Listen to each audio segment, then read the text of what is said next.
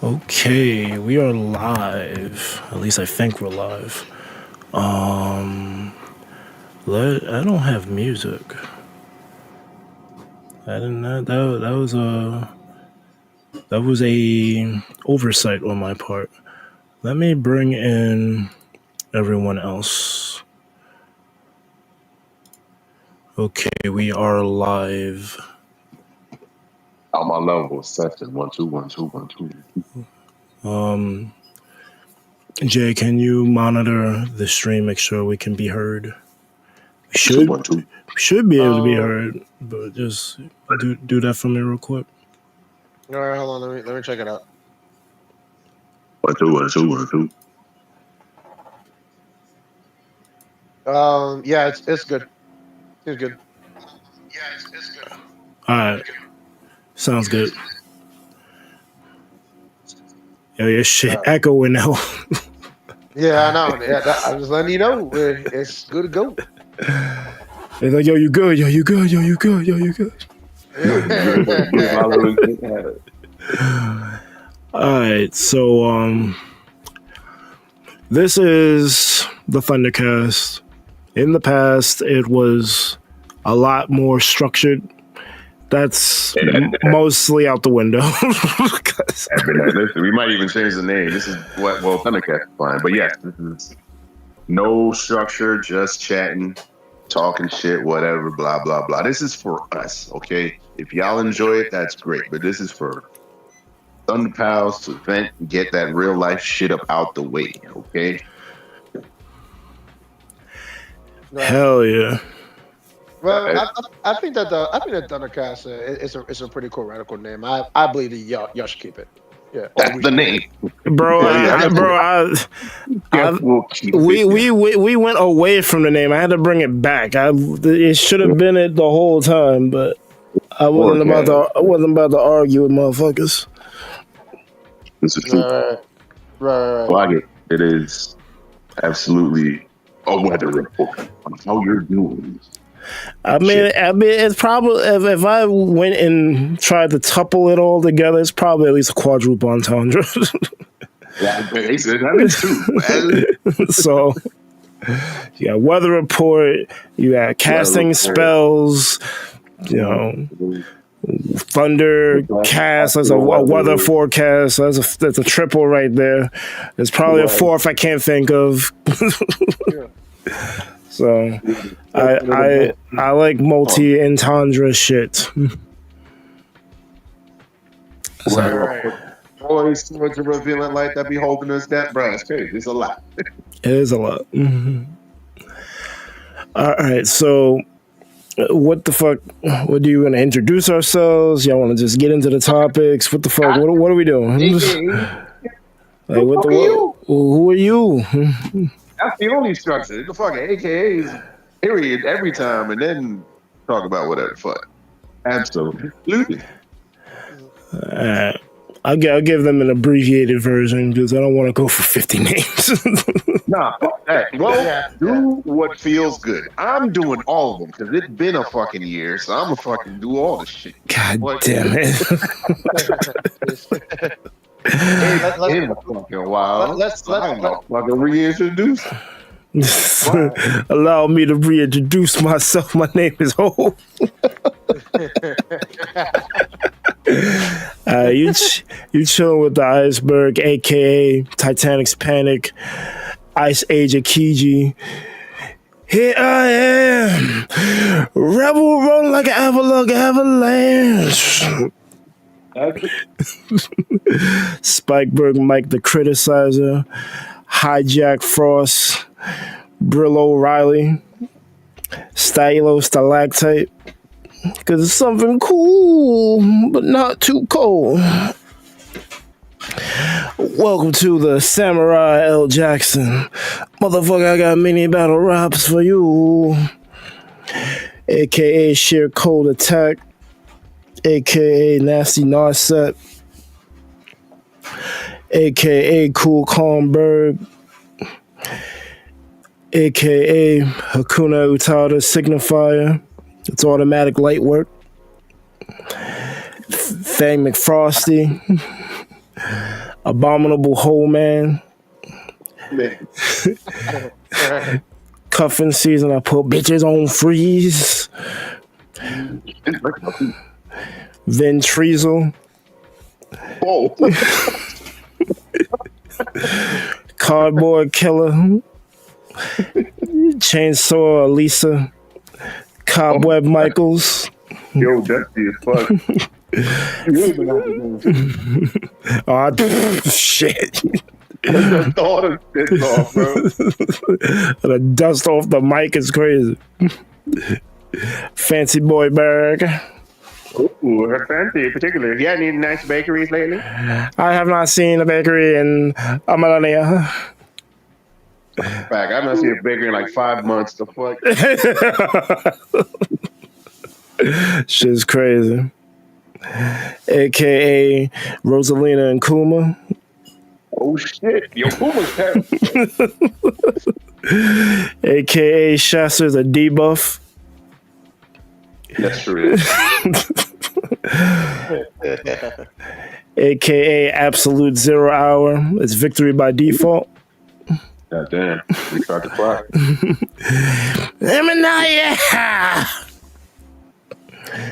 AKA Chorus of Ninjas. Curious George Clinton. Wait, Chorus of Ninja, so it's like mad silent? What the fuck? You know what Chorus of Ninjas is. When it's a bunch of dudes for no reason. Like, why are there so many people singing? Get out of here. Oh. Like, when songs overdo their background vocals. I called them a Chorus of Ninjas for years. Like it. I'm the king of the swingers, whoa, jungle VIP.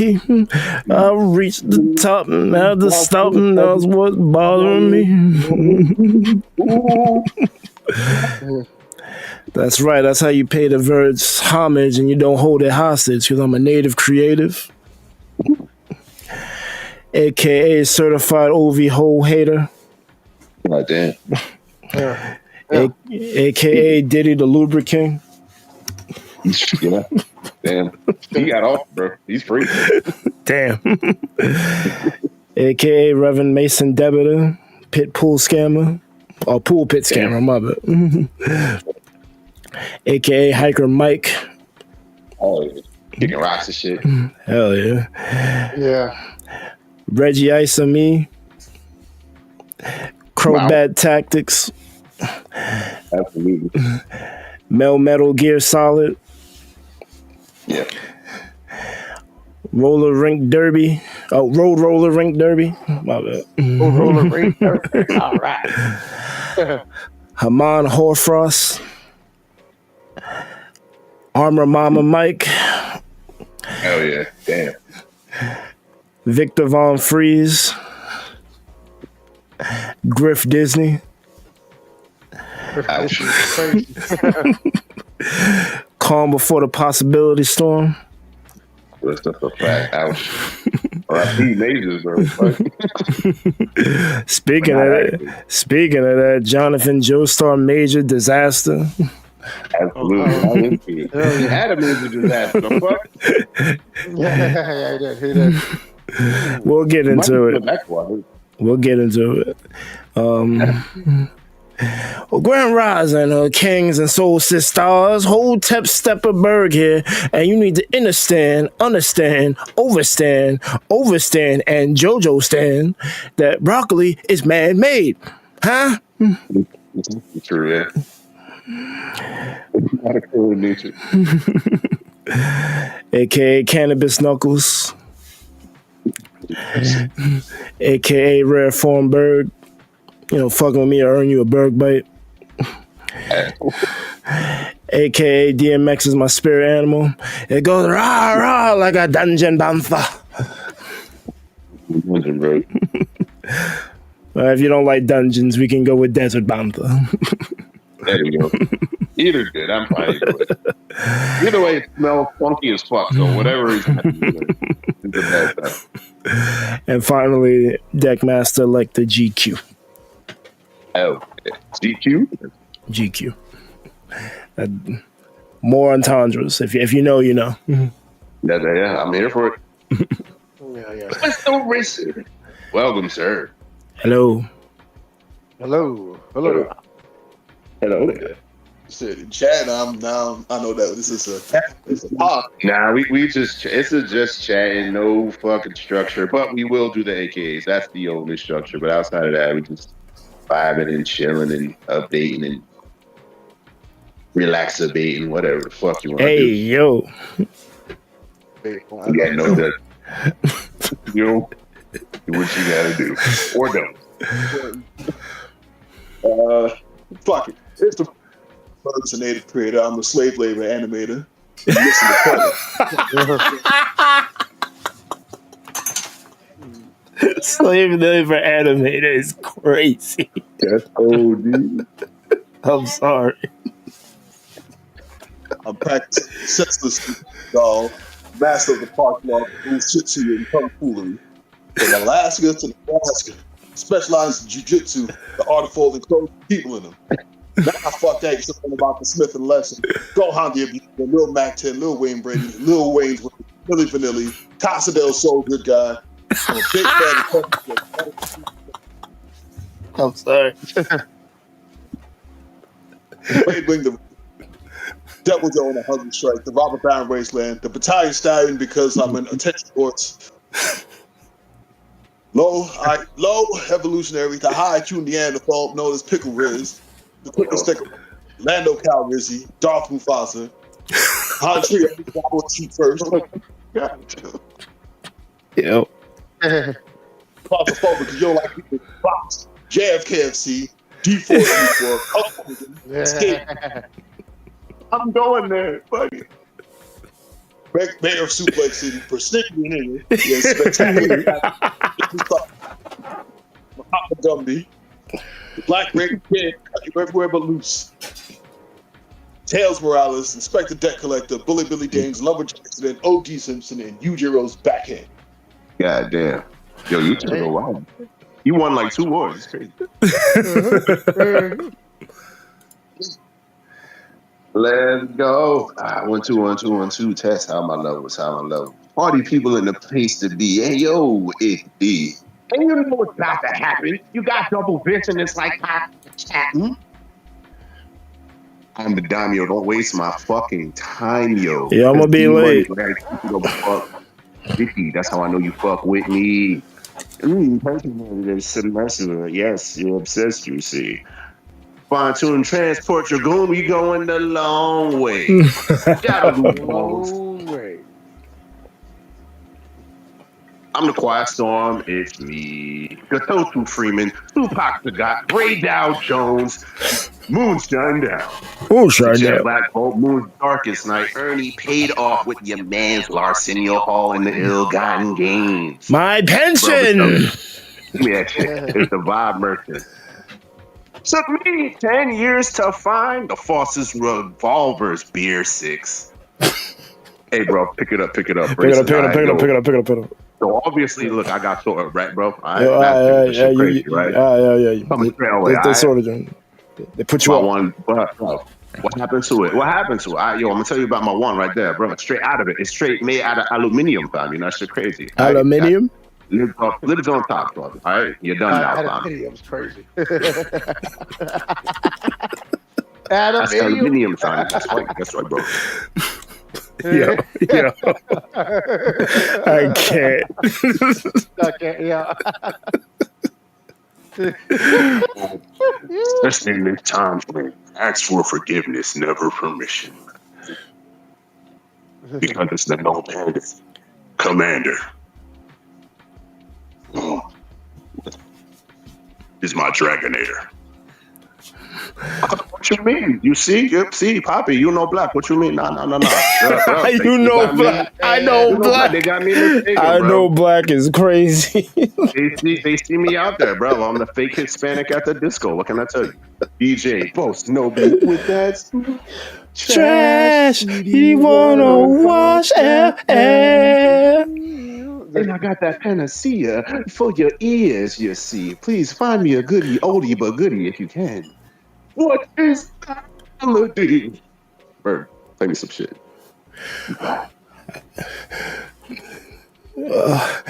We should never gave him home his money. Go back home, go back home. We should never gave him home his money. Go back home, money, go back home. Everybody get out! At first I did love you. I just want to blaze.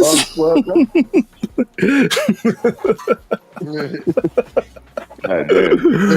I appreciate you, man. Let's turn that shit off and look both ways before you cross my mind next time.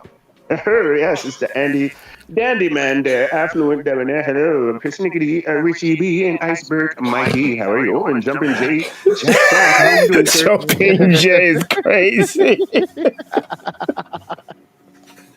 I hope everything is splendiferous and indubitably. Indubitably. Yeah. Oh, man. Well, top of the hat to you guys as well. I hope everything is splendid. Oh, yes. And it's Shaman's Flex Daddy D with the complex brews and the remedies, bro. I haven't played a card game in like a fucking year. This is crazy. Last year I was like fucking Flex. Yeah, I dropped everything. Like, yo, what is that? Bro, I have not made a deck. It's like Marvel Snap. I don't know if that counts, but close enough. Yo, I dropped everything, bro. I can't deal with none of it. Yeah. Either way, if you need a new deck, I got you. All right? Just hit him with the bird. Conjure up some shit. Because remember, I am the shaman. So hit him up with the shooby Make that deck. It's full signature. Come at him. You already know what it is. It's the Il Rizzo Negro, boy. You know, I got that vocal percussion on a whole nother level coming from my mind, all right? With a series of Joe references. Bet we gonna hit this bitch with a scary monster. Shorty felt like a real Spice Girl. About to give her a golden experience, if you know what I mean. Got that D4C dropping all of the wonders of you. And the mental health hotline. Yes, if you need some help, press 1 repeatedly. If you're codependent, press number 2 and have someone do it for you. If you have multiple personalities, press 3, 4, 5, and 6. And if you are paranoid, yes, we know what you are. We know what you're doing. We are coming to get you. Fuck! You up, Jay? All right, what's up, everybody? It's the J Master, aka Jay Goodman. Why'd you say it like that? Hold on. Give me that was one, yeah. I'm with it. It just can't call me off good. Appreciate you.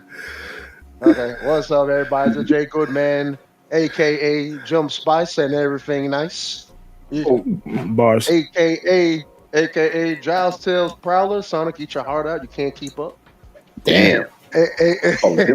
AKA J Meister Endo Revolution.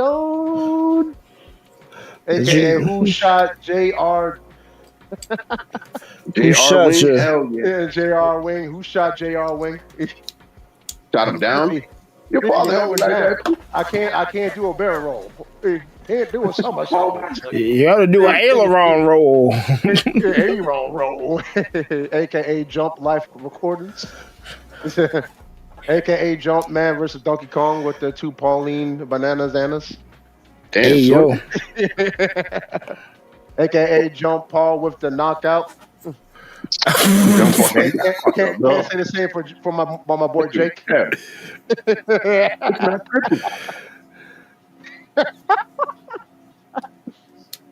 AKA No J Strings Attack with the Becky.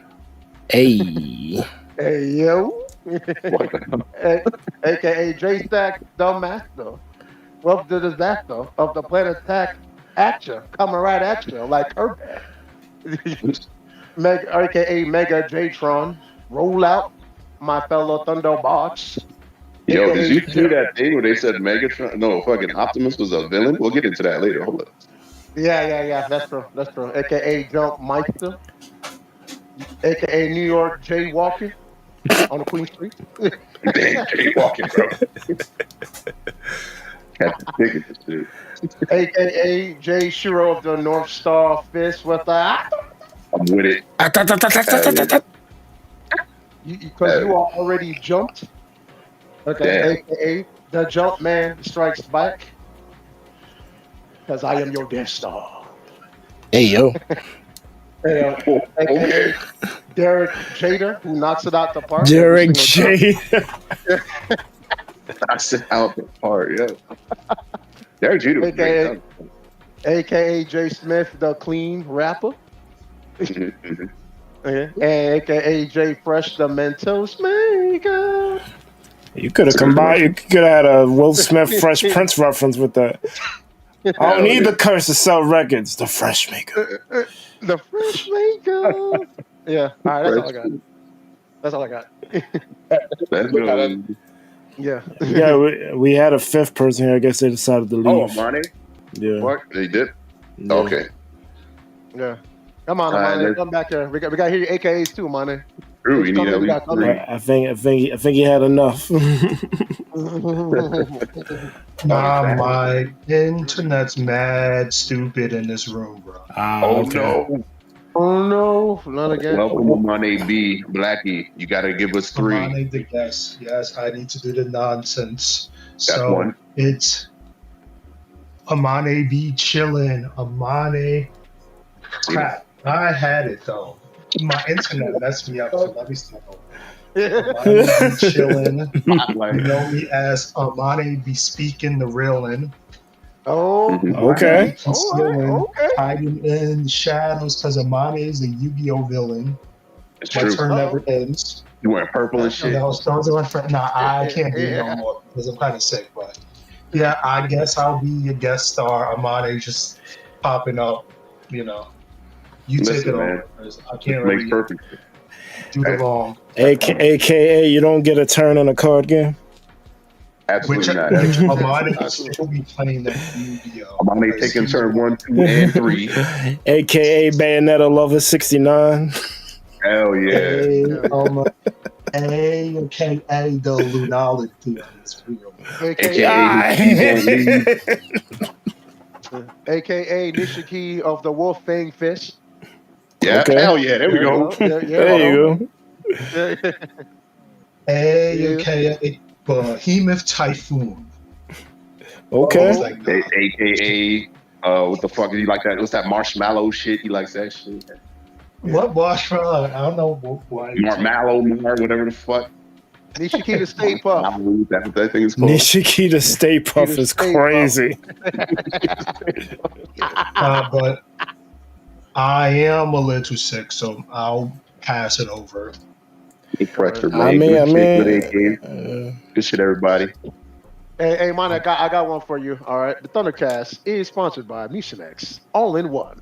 Take your medicine today with the all new all in one. Really? Cap. This motherfucker don't get out of here, bro. Ain't getting no Mucinex bag. Get that free Advo out, man. They is adding them. These ad rolls is fucking. I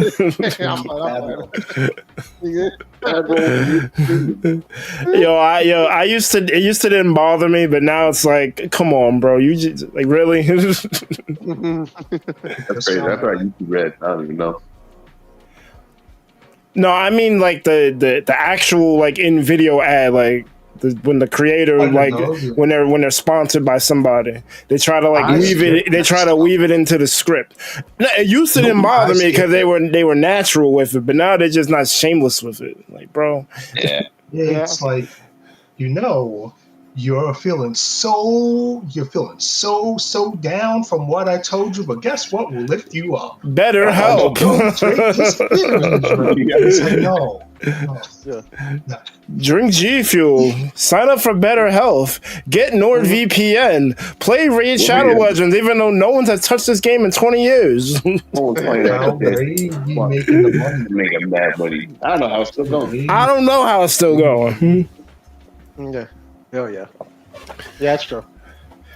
But yeah. So there's a multitude of shit that happened between the last time we had a cast. So whatever the hell y'all want to talk about. I'm like a different person. This is crazy.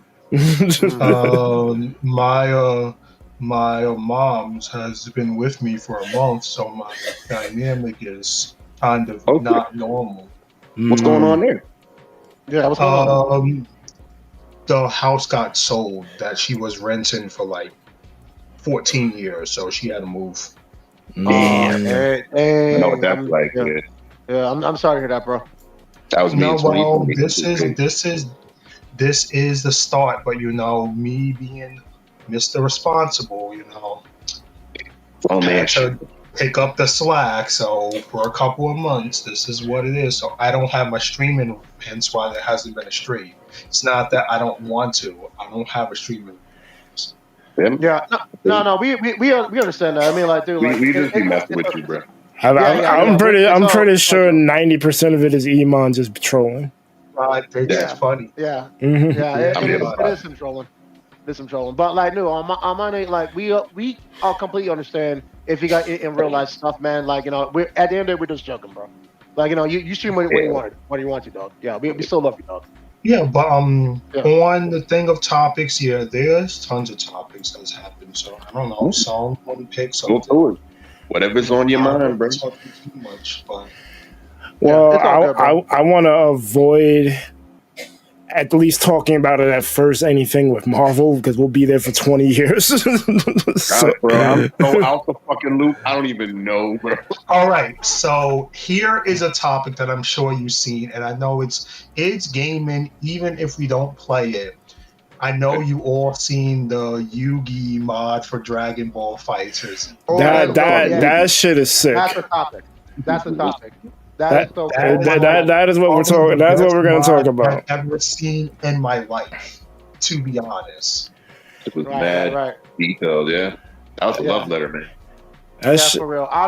Honestly, it's this is another great example of what happens when the fan base steps up and actually makes something much better. And it's an epic win for both the fans who love series like this, and also just a testimony to show you what you can do to actually craft like an actual great game. And I think that the staff of Jump Force should take note of that, because there's no reason why you had to go. You're not getting another Jump Force. Pack it in. It's not happening. I actually was about to tie in the fact that this ties into other things in gaming where the fans know what they want, but the companies always try to push something that don't make no sense. Always. And then they go, the franchise failed. And it's like, no, it didn't. You said you wanted to give us that Mega Man in Street Fighter. It's still real Mega Man. I'm sure you guys will remember that. Mega Man. I know D probably knows about that. And Jay. Yeah, I do know about Mega Man Street Fighter. Yeah. That was epic. That was actually pretty cool. Yeah, they said broken. What the fuck? Yeah. I don't know why they don't just do another Marvel versus Capcom. You mean the rights is all fucked up, and also these characters. They need to stop this fucking 4 characters a year bullshit. Like, bro, just add more characters. That way you can fucking mix up the meta. They want to make everything some grandiose fucking, oh my god, my fucking Sea Viper. This is the fucking, the heavens have cracked because... Chill. I actually like Sea Viper, but yes, it took way too long for her to come out. Exactly, like, bro. They want to make every fucking reveal some grandiose bullshit. I'm like, bro, just release like 6 characters at a time. Stop wasting it. But that's how they feel. Well, 6 characters at a time sounds kind of crazy. That's what they used to do. At least 3? I was gonna say at least 3. At least, but bro, it's like fucking 1 every quarter. I'm like, bro, people falling asleep over here. But did you guys see that Deadpool's in Marvel? Yeah. Oh, Rivals? Yeah. Yeah, it's so stupid. He's breaks like 3 characters. He's like every role. It's hilarious. He breaks all the rules. He levels up. Like he's playing an RPG. It's so stupid. It's so dumb. Berg, I do have some bad news for you. What's up? I don't know if you heard. Harada left Tekken because he couldn't take the bullshit. I saw that. No.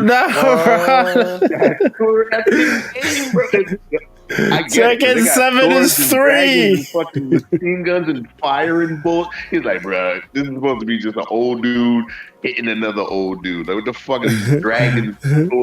What? Tekken 7 get will no longer be 3 no more. Come on. It's not. It's not. No, it's not Tekken. I'm like, what is combos and dumb shit? Like, it's always been stupid, but it hasn't. It's been contained stupid. Because like, yeah, you can have a fucking kangaroo and a stupid ass dragon, like raptor or whatever, in a fucking box of wood. Yeah, you can box of wood, but when you got fucking a dragon attacking the castle in the background, what the fuck's happening? Right. They saw Laser death cannon, like they studied Final Fantasy too much. it was terrible. Fuck all It was that. not a good. It was bad. And I'm like, bro, we're far beyond fucking Bruce just kneeing you and catching the elbow for some random fucking The mission. Bro. face. Fine. You heard?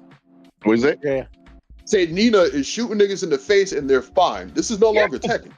This is what the move said. I'm like, what? Goons, And then the Victor guy would be cool, but why the fuck you got a laser sword? Why, bro? Everything about it is cool except the stupid fucking sword. Like, what is that in there for? Anna has a bazooka. Like, why is a bazooka her base moveset? Tekken is going through its Mortal Kombat phase right now. Mortal Kombat mode. You understand? At least they're not swinging for Tekken is some guy in a fucking beater and another guy in a fucking martial arts fucking suit fighting in the streets. Perfectly fine. Right now, Tekken is doing Fast and the Furious shit. Like, dragging that safe in the street, it was done with that series. So I think in this one, like as soon as the teleporting came, that was a wrap. Yeah, the teleporting sword and shit. Yeah, and then we got the fucking. This bitch got like magic animal powers and Hakuna Matata. She just be an African girl fighting from Africa. No, we got to give her a fucking projection lemur and a fucking stick spear that has lightsaber powers. Fuck even happened. Right. But Harada though. Harada, he's like, oh, this. Harada, he's like, yo, I have no more control of this shit. Hopefully he makes like a maybe he'll hop on like Virtual Fighter or some shit, or just make a game that's just a bunch of street niggas fighting. Nah, get him out of here. I remember like watching Tekken 4 and Tekken 6. I'm like, oh, just people fighting. It's just simple. Get Harada out of here. He did too much. He did. Right. Tekken 7 is 3. Tekken 7 was a throw. That's right. The start of the fucking decline. What do you mean it's free? Like it's free Wi-Fi signals? Like what do you mean? You don't know rollback. I'm just trying to understand what you're saying. No, it's free. Ellen, a professional. I'm telling this professional he's an idiot. Like, you're an idiot. It's free. What does that even mean? I don't know.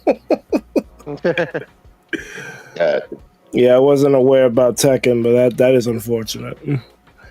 This is new news to me too, because I actually thought that Tekken was trending in the right direction. I don't really think like the franchise is dead. I mean, it's definitely better than like another famous fighting game that we used to love and play. Okay.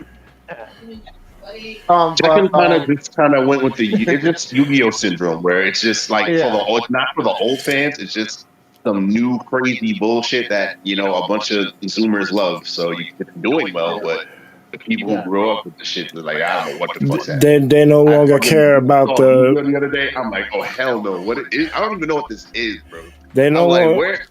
I don't know where to start. They no longer opening move is like 7 plays. Like I don't.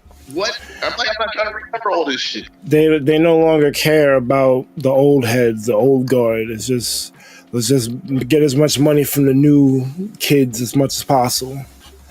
Keep it going, and then they'll tell their friends, and they'll keep it's beyond, far beyond.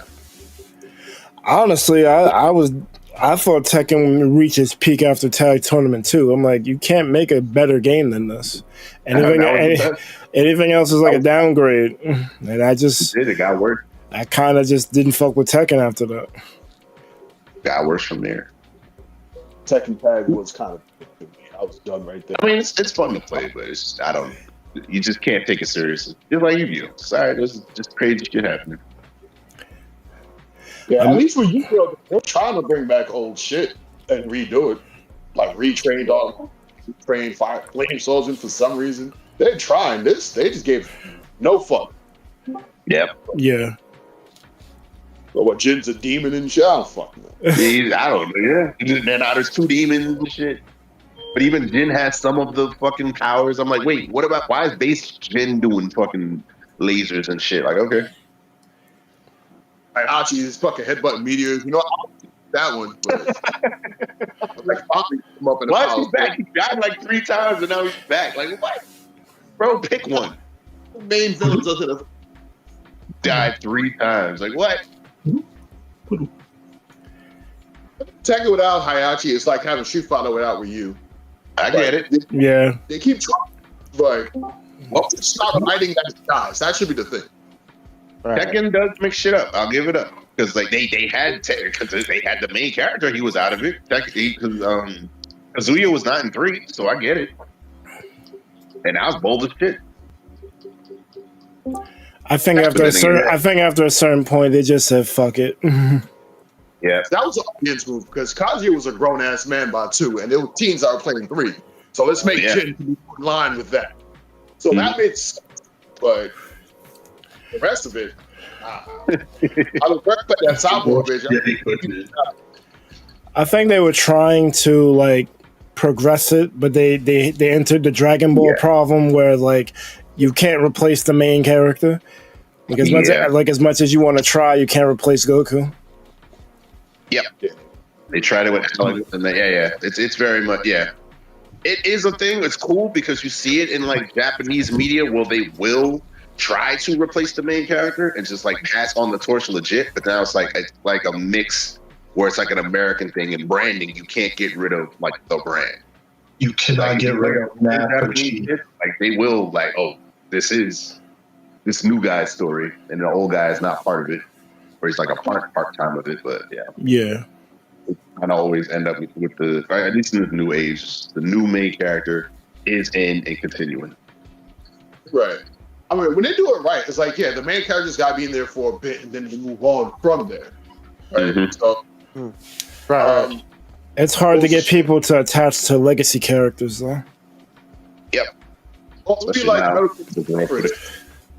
demo in the beginning was all Snake.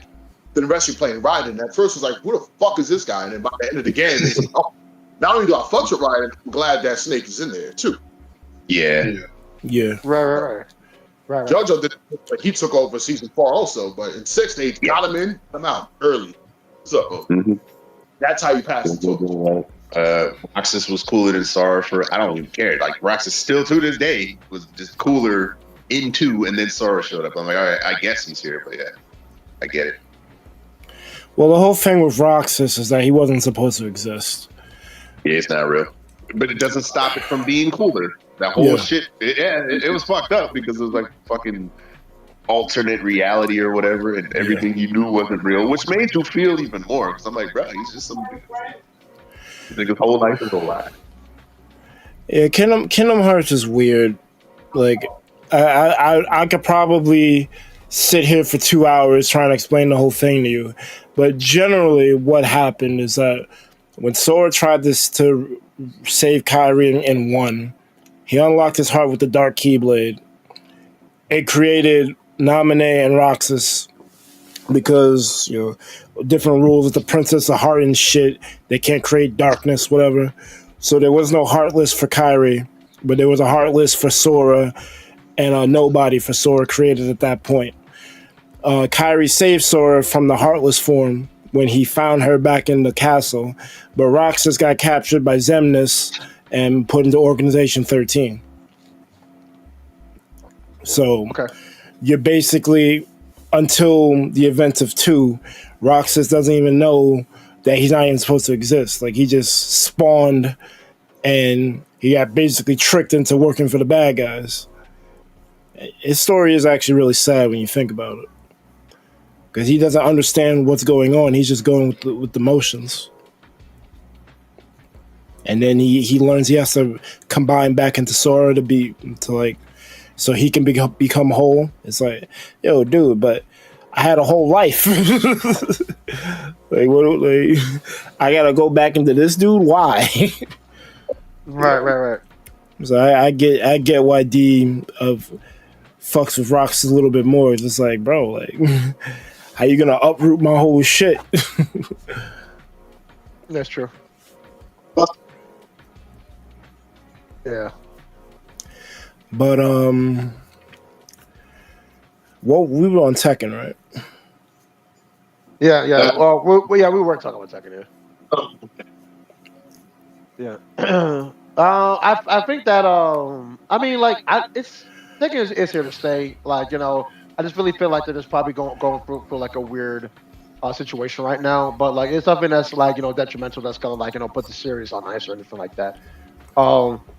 So we just have to wait and see, because like every single like major IP does have like its season where it has like either like a down moment or just a very controversial moment. But like it's still it still resonates a whole lot, and it's still going to be in the upper stratosphere with fighting games as a whole, and it's definitely here to stay. So like I think that whatever's going on with Tekken at this point, it's just like a weird moment. Because remember, guys, like IPs like this, it all depends on it. The reason why it succeeds is because both the fans who love and support it, and two, the people who are in power in check with the IPs to make sure that it stays in force. Sometimes you have weird situations with how to manage said IP. But this is not like a big slap against Tekken. Like Tekken is still going to be like one of the greatest fighting games of all time. It's still going to be here for us. Yeah. Well, like I said, it's going through its Mortal Kombat phase. Because Mortal Kombat, after Trilogy, I think the next game was Deadly Alliance, and they introduced weapons and the different styles, stances that you could change, and it didn't feel like Mortal Kombat because they tried something. They tried something different. So I think Tekken is now going through that, where they're trying something different to try to invigorate the franchise, try to throw new blood into it. I don't know if it's working. It sounds like it's not, but I don't think Tekken's going anywhere. Yeah, it's okay to try something new. Like, you know what I mean? So like they're just experimenting a lot of things. What can work? What can implement the experience and to make a much better if it is better. You know what I'm saying? It's just like all right, let's try this. Let's try this to see if it works. Let's try that to see if it works. It's like that type of dynamic. Yeah. Yeah. But is that all we got for Tekken? Yeah, I'm cool. Oh, yeah. So I don't know. Did anyone here watch the last season of Stranger Things? Yes, I did. It was fantastic. But I don't know if I should spoil it. I think everyone here, aside from Berg, should definitely check it out. Season 5 is banger. I've seen it. Yeah, no. I'm saying everyone. I know you've seen it. I'm saying I'm talking about like for like Rhy'zrd and D. We highly recommend you check out Stranger Things as a whole. If you haven't seen that series yet, definitely with season 5, because it ends pretty epically. Even though some people said it was like a controversial ending, but it still slaps. It definitely delivered for me, I would say. Yeah, that's a question. Was that ending anywhere close to like the Breaking Bad's ending? I didn't see Breaking Bad. Was Breaking Bad's ending bad or good? Yeah. Gotcha. I think that's the best TV show I've ever seen in my life. Oh, okay. Goddamn. I am late by like years, and I finally got on it. And I'm like, what the fuck is this madness? Yep. It's actually God's shit. That's the only show I've seen that's been God tier. Valid. Really? Is it? That's Yeah. How many I'm a seasons is big Rick fan, and but I haven't sat and watched it fully enough. It got a spinoff too, like Better Call Saul. Yeah, or Better some Call shit. Saul. Yeah. I heard that was also crazy, but nah, yo, yeah, I was sleeping the fuck on that show, and then yeah, but nah, that's why I'm asking about that Stranger Things. Like, if it's up there, then I'll give it a shot. But it's gotta be on. I can't answer because I didn't see Breaking Bad. But for you to give that show such praise is kind of crazy because you don't talk about many shows. So when you say that shit was godlike, I believe it. I'm not sure exactly how to feel about the ending for Stranger Things because, like, it didn't leave anything dangling, but at the same time, it's like it feels like there should be another episode to this, and I don't think there is. No, that was it. That was it. What she got on New Year's Day? Yeah, that was the ending. Yeah, I watched it all basically in 3 days, like a week after the fact, because I knew it came back, but I didn't know it finished. So I just watched it pretty much all in one go, and like I've seen 1 through 4 beforehand, so I didn't need to go back to watch anything. And I'm watching it, and the shit is making sense, but at the same time, it's just like. This chick 11 went through so much shit. You can't give her a happy ending, bro. You gave everyone else a happy ending. Damn, what happened? Kid in the lab? So, spoilers for Stranger Things season 5. Yeah. If y'all want to hear spoilers, all right. So after everyone defeats Vecna, they got a problem that they've been hinting at from the beginning of the season. Just because they beat Vecna doesn't mean that the lab isn't going to still want to experiment on 11. Because the whole reason why those kids have powers is because Vecna / Henry had special powers within his blood because he absorbed the Mind Flayer. And that's what allowed for the psychic powers. 11 was the only kid from the program that was able to copy the I guess I will use lineage factor. I guess we're calling them mutants at this point to be able to use the psychic powers. They're definitely mutants. I mean, especially 11. 11 is a 11's basically Jean Grey in this bitch. He's definitely Jean Grey. So that's a perfect analogy. So they find 11's friend. I forgot her name. She's this Indian chick. Not Holly. No, it's Collie. With a K. Collie. Holly, that's the girl. You told him. Thank you. Collie. So they find Collie, and Collie drops that bombshell on them, and they kind of like kick the can down the road. But now once they beat Vecna and they're returning back to the real world from the upside down, well, from what the fuck, the abyss, then the upside down, then to then back to the real world. Right. They got to deal with the lab. So they pull up, and it's basically an all-out war. There's guns, motherfuckers is getting shot. Oh no! But So basically 11 made the decision that she's gonna stay in the upside down. So this way, there's no more experiments. There's no more kids getting harmed. She's basically becoming a martyr in a sense. Oh, sacrifice! I see. But I really don't. This is the one thing I don't like about what they did, because it doesn't make any sense. Kylie got shot. Nice. And apparently she was bleeding out instead of dying immediately. The way they cut it up, it seemed like she died pretty much right there. But for some reason, they have it that she's still alive, and she made an illusion, because that's her power set, of 11 staying within the Upside Down. And, oh yeah, I skipped over one part. There was this blob of dark matter that is keeping everything intact. The way that you're actually able to travel between the real world and Upside Down is a wormhole that 11 made, the bridge, well, they call it a wormhole, that 11 made when she banished Henry to the Abyss.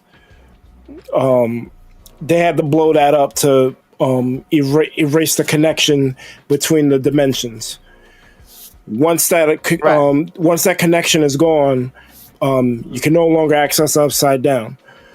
And right. And he was also, remember, they're also trying to merge the worlds together. Well, that's what the Mind Flayer wanted to do. But they stopped that. So she stays behind. The ship blows up. You see her basically getting eradicated. But then at the end of the shit, which is like the back end of the last episode, is basically like a what are they doing now type shit, epilogue type shit. And they have Will, I think it's Mike, narrate where everyone is going, like from the initial D&D party. And they say 11 went to some remote village somewhere and is living her life under, like, you know, like if you're under fucking police, like undercover shit. What's that shit? What's that shit when the FBI hides you?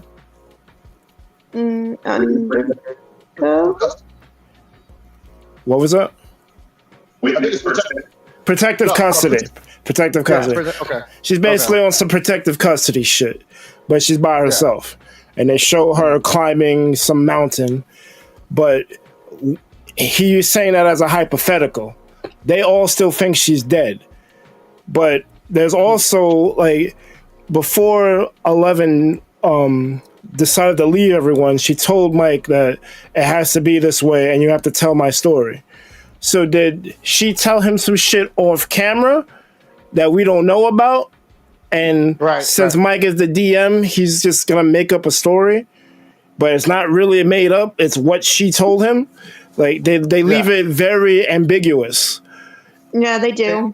Yeah, they do. Damn, this is Soprano shit. Oh, God.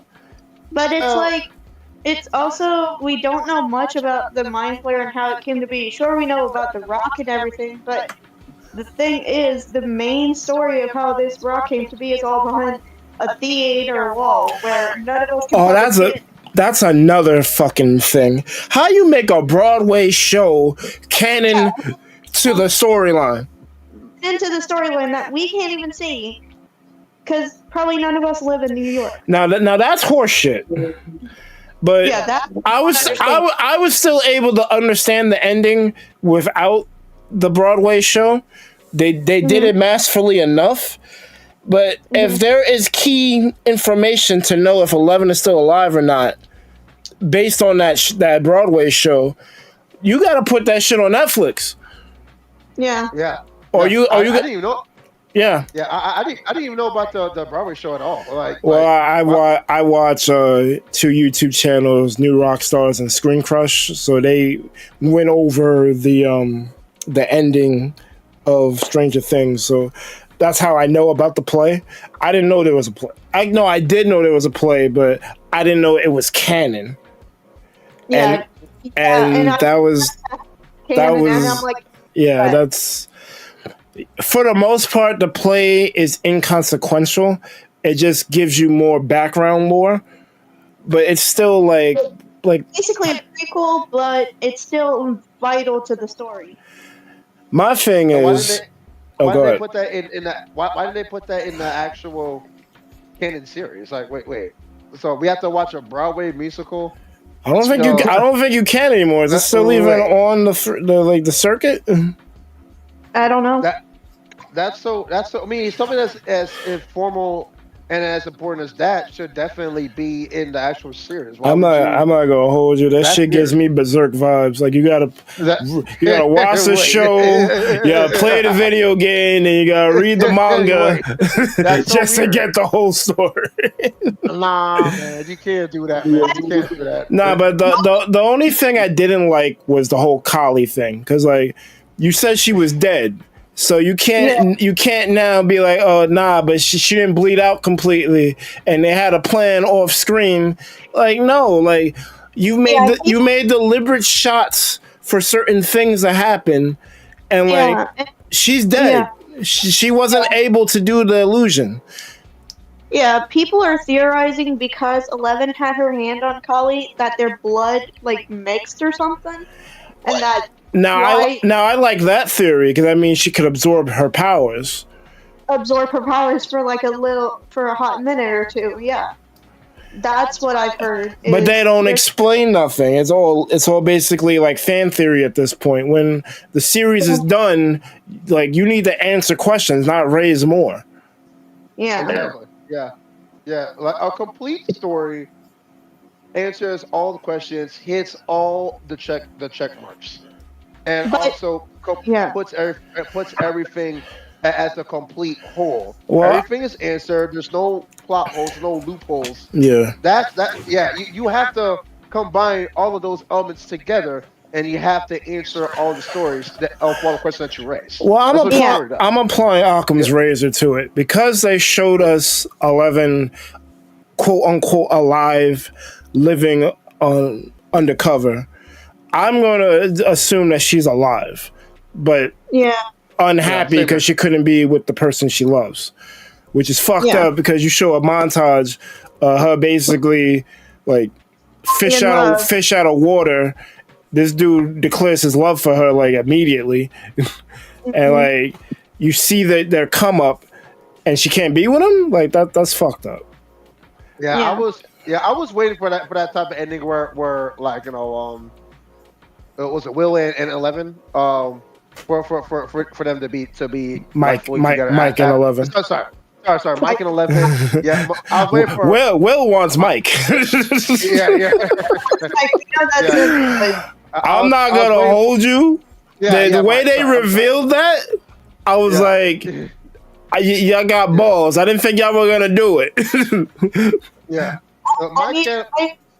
I actually heard from the actor himself that it actually helped that his character was gay because he's gay in real life. So he wouldn't have. So he wasn't acting. He wasn't acting. Oh, but hey, listen. No, it told him when the Duffer said that Will's going to be gay, it made him come out the closet and be more proud of himself.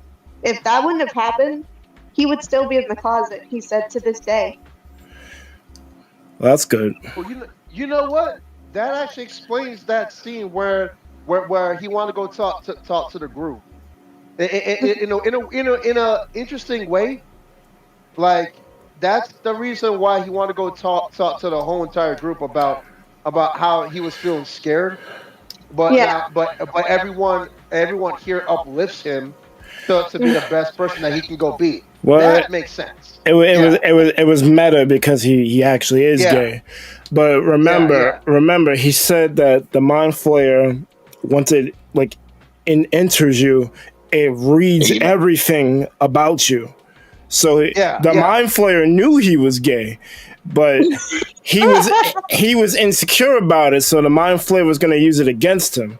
That's why he talked to everyone, because he needed to be reassured that his family would still fuck with him and not lynch him. That's true. That's true. But well, that's also true. But I'm also saying this because it still has like a deep underlying message. Yeah. Well, it's meta. It's meta as fuck. So I'll tell you this. I'm gonna tell you two things. Yeah. One is that the Duffers didn't even finish episode 8 before they had to film it while writing. So they didn't know where the story was gonna go. Well, Okay. usually something gets made 3 times. They write it, they film it, and then they edit it and post. So Yeah. Writing and filming at the same time. But 2 is that the doctors told notice that Will does not feel pain when he is in by the hive mind. As far as we know, as long as he was close to the hive mind, he would feel the pain. The Duffers confirmed that because he tackled his insecurities of being gay and all that, that he did not feel the pain because when Mind Flayer wasn't like controlling him anymore. that part feels like a cop out. Meta, baby. Because that part feels like a cop out because he was feeling the pain the entire time. Now all of a sudden, I know I'm gay and I'm proud. So now he doesn't feel the pain anymore. And bullshit. He was connected to the Mind Flayer. I don't know, however you want to telepathically, whatever. He was still connected to it. So when that shit was on fire, he was feeling that shit too. Now you could say he had a willpower because he saw his friends dying and he just fought through the shit. I could believe that. That's anime as fuck. But don't tell me he didn't feel the shit no more because he was confident in himself. I don't believe it. I don't like Commander, baby. But yeah, the only real issue I had was Kali still being alive or not to create the illusion. Everything else checked out. It makes sense. It's Stranger Things. Like it's basically like some Saturday morning anime, but with real humans. So it's like you gotta have some suspension of disbelief. But that shit with the bleeding out, like, come on, man. Do better. Yeah. It's a little bit weird. Like I said before, there's a whole lot of questions and answers for this one. But yeah, I mean, if you still ask me though, I still think that it still it at least like checks all the boxes of all the main stuff. Like I'm still satisfied for the ending. Like it was still. It wasn't like shitty. Yeah. It wasn't no Game of Thrones type shit. Yeah, but I wouldn't even say it's like a Sopranos type of ordeal. I wouldn't even say that. I think it's much better than all of that. It's still a satisfying ride, and I like the montage, especially with the Vecna fight. That was fucking epic. Oh boy, I'll watch that over and over and over again. It was so fun. Yeah. And I did watch the behind the scenes documentary. The Duffers did confirm that they were very careful when using the F word. Why? You're at the end. No, listen. They wanted it to be a special moment and an iconic moment. Ooh. And they wanted Winona Ryder to do it. So when she did that and decapitated Vecna / Henry / whoever, that's when they realized that's when we put in the word. I mean, yeah, you fucked with the wrong family. Okay, I actually found the reason. Duffer Brothers on why Will Byers didn't feel anything when the Mind Flayer and Vecna were attacked. Well, we aren't showing him when the Mind Flayer is being attacked. We just wanted to focus on the final battle with our heroes. When Vecna is getting decapitated, at that point the Mind Flayer is dead, and so at that point it severed the connection between him and Vecna. No, that part makes sense. I'm talking about when he's on fire, because these people are tossing Molotovs at him. Someone got a flamethrower, like he's feeling all this. Like, you're not telling me he's not. Yeah, not affected. There's no effect. Forget the main chick is shooting at him. Like, nah, we're not doing that. Well, I just found this. Duffer Brothers revealed that they considered a redemption arc for Henry Creel before deciding he would remain loyal to the Mind Flayer. That I knew about, and I'm glad they didn't give him a redemption. We don't. Not every villain needs to be redeemed. Yeah, That's true. That's true. Yeah, that's absolutely true. That's a goddamn. That fucking Demon Slayer villain, Akazu, he ain't need no redemption. He was fine as he was. Exactly. Yeah. Oh, you saw the movie? I didn't see the movie. Oh my God. But that's fine.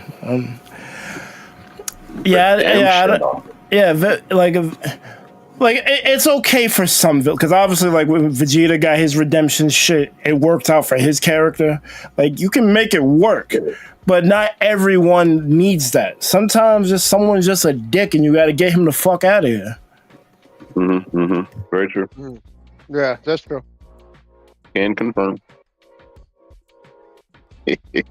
Yeah, I mean, Vecna definitely deserved what was coming to him, and it was so epic when the mother like had the final blow.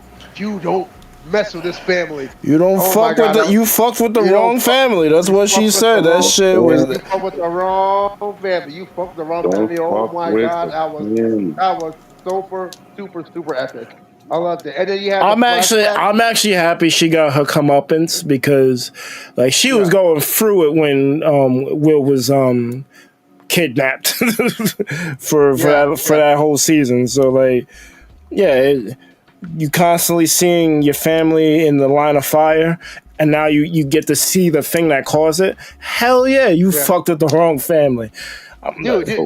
She should have spit on him after that. It was honestly cinema. That was a very cinematic moment. You had the flashback that showed everyone hurt who was hurt about Vecna and everything that he's done, and like all of the falls that the family dealt with. Like, dude, like that is an epic win, dog. Yeah, that was awesome. I loved every second of it. I loved it too, man. For sure. Vin Diesel still there. Yeah, honestly, like if I were to make one change, I would make it episode 9. I would put all that epilogue shit in 9 and extend the fighting against Vecna more because it felt it was enough, but it felt kind of backlog with all the epilogue stuff. That could have been another episode.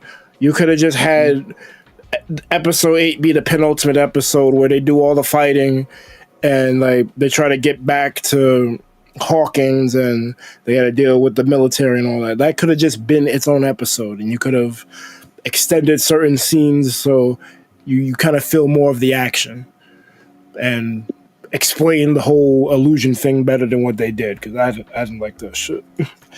But other than that, that shit was great. I don't know if it's as good as Breaking Bad. I'm gonna have to watch Breaking Bad now and I'll get back to you. But I definitely enjoyed it, and I'm glad I watched the show because I don't watch a lot of shows or movies. Like I was recommended to watch Stranger Things, and at first I was like, what the fuck? A bunch of kids doing bullshit. I don't like D&D. But it's kind of a hard, but you know, it's solid. Yeah, it's solid. They did their thing with the show. And honestly, my favorite part of my favorite parts of the show is actually when they come together and make a plan and they execute that shit because it feels like a group getting together and like, we gotta lock in. This guy's fucking everybody up. What are we gonna do? And they get to it, and that shit is great. But we can talk about a different thing now because I just wanted to get my. What Stranger Things is epic, guys. Watch the show. Season 5 is out. The series is done, so you can. Yeah. You guys can watch the whole entire Stranger Things series. It is epic. Definitely worth the wild ride. Check it out now. It's awesome. Yeah. Watch Stranger Things today, guys. So you watch that. Yeah. I mean, want to add one more thing before we move on to a different topic? Okay. The First Duffers. of all, we'll continue. But where your AKAs at? Hold up, we need 3. What you talking about? Oh yeah. First of all, You definitely need to introduce yourself. Oh, Beacon of Lexi is here, y'all. 10 minutes. Let's go. It's fun. Drop your AKs. Yeah. Stranger Things fanatic. Okay. That's your main. That's your main one. Okay. It's done. all right. You got to talk about the strawberry shortblade. Let's go. Yeah. Strawberry for real. shortblade, yes. Let's go. Let's step out from Marty. Hey, man, it's what it is. It's canon, Rick. Pokemon Elite. Pokemon There you go. Elite. Talk about the dragon. There you go. Who is she like the dragon mommy, right? It's crazy. Yeah. Did I do 3? She's got a Lottie Asa dragons. I do have a Bars. lot. Did I do Let's my go. I did 3. Strawberry Shortblade, Stranger Things Yes. Fanatic, and Elite 4. Lottie Asa dragons, yes. Yes. All All right. All right, continue. Continue. Approved. It was confirmed by the Duffer Brothers that there will be a spinoff with this rock that we saw, but they don't know where they want to go with it yet. Interesting. Yeah. I'll probably watch it, but like they know what we really want. Like you can't end a show like that the way that they did, and then be like, yeah, we're gonna talk about this other thing. Like, bro, like what? It says the spinoff will connect it and will answer some of those lingering questions that were not answered fully in the finale, but it is very much its own story and its own mythology. Okay. Now, is it true that this is going to take place like in a different era? Like, I know we're coming from the 1980s. Is it going to be like in the past? Is it going to be like in the 90s this time? That's the next question. It says, Matt says no. They want to keep some of it secret. They're still working on it, and they're excited to announce more details when Netflix will allow them to. Gotcha. When Netflix will allow them to. That's wild, yeah. Like, you can't announce it yet. Talk shit. We need more subscribers to the platform first. Yeah. Give us the money. That's kind of interesting. So I guess Netflix is kind of keeping the Duffer Brothers on a leash in a sense. Yeah. Well, I mean, it's their cash cow. Stranger Things probably kept more people subscribed to Netflix than anything. It's been number one for a while. It's been number one, like for sure. Like it was still number one, like even over the Sean Combs The Reckoning documentary. That shit been number one. Yeah. So yeah. I mean, yeah. Yeah, I mean, and even now, my mom was asking, "What is this? Go back to 2016 trend?" And I'm like, "It's stuff you do that was way back in 2016, like when Stranger Things was first made." Good. Oh, okay. Yeah, that was 10 years ago. Crazy. Because it's been 10 years. Oh, Yeah. You know what's crazy? You know what's crazy? When you look at all the characters, they don't look like little kids at all. no. Yeah. Not anymore. That shit is wild. Like looking at like season 1 cast to season 5 cast. Yeah, considering even that one of the actors, Millie Bobby Brown, has a child of her own now. It's crazy. Yeah, that's true. It's definitely true. It just hit me in the face so hard. You know what's 10 crazy? years, baby. You know what's crazy? Drake was trying to get at that. Yeah, I was about to say that. It happened, though. What the fuck? It really did happen. And she wasn't legal at the time. It was crazy. But then again, that's a Drake move, so you know. That is a Drake move. Why is BBO Drizzy? He's catching all the L's, man. That's so freaking. I mean, bad. he never recovered. It's been a rap. It been a rap. Oh my god, man. Think about this, F. Whole self. Fuck this whole shit up. So Yeah. That shit is too funny. Like, going after fucking Millie, like, bro, like you could get any chick you want. Why are you going after underage women, bro? It's weird, bro. Like that's just weird. You do weird shit. It's weird. I don't get it. Like, like there's no reason why, and this is not us trying to get off topic or anything like that, but it just brings in like a big question. Dude, you have the money, you have the power, you have the influence, like and like you reach to the game. I know that we have some Drake haters here right now, but Me? you reach to the pinnacle of success in the rap game, and also as a success as a movie star with Degrassi and also other prominent movie roles. Why are you messing with these young chicks, dog? It just don't make no damn sense, bro. Hey, you're weirdo. Like, it don't. It doesn't make any sense. Yeah, You do weird it's shit. crazy. Isn't he a dad? First of all, isn't he a dad? You're not my Allegedly, yeah. you're not my dad. That's You're true. a father. Yeah, like, dude, you're a father. Like, this is what you want to go discipline your kid with, dude. Like, are you gonna pass this type of torch to your son? Yep. Come on now. Come on Hell now. yeah, he's like, yo, Yeah, fuckery like- all day. yeah, he's asking his son to introduce him, son. Like, Yeah. This is so crazy, man. It's bad. It's bad. It's bad. Yeah, you know what? You know the thing about it too is because like you guys showed me, you guys revealed to me that he literally been colonizing the whole rap game this whole entire time. He's been taking. We didn't show you. Kendrick showed you. He's been taking lyrics. He's been stealing flows. He's been taking culture and spinning it as his own thing. Dude, that's a P Diddy move, man. Hell yeah. Come on, man. Like, dog. Like, I can't give you props for that. I can't give you props for that, dog. I hated him for years once I realized he was stealing lyrics. It only got worse from there. Yeah. A poser. That's literally what it is.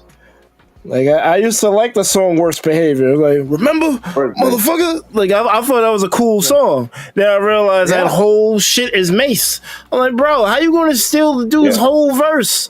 Like, you pay homage. You say the whole thing. Like, you take a line or two, or you interpolate, or you get the guy on, and you do a song together. Like, you just gonna claim the whole thing as your own? Like... Yeah, that's crazy. Like, dog, I mean, I thought that was I thought that was a classic song under his belt this whole entire time, dog. Nope. Yeah. And then you go down the rabbit hole, you realize a lot of his shit ain't his shit. Yeah. His first album was basically half the Weeknd's album. How you steal someone's album, he bro? He stole all the Weeknd shit. It's crazy, yeah. Like, what? Yeah. He took the whole Didn't he? he kind of set it up that way, too. He set it up to put, like, himself in power, just so, that's how influence do.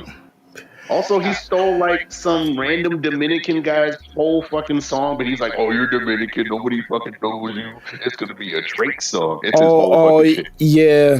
I think like that, man. Yeah, he's a bitch. That's man. He's like, I'm gonna take your shit. Nobody heard of it, so it's officially mine. Yeah. Mm-hmm.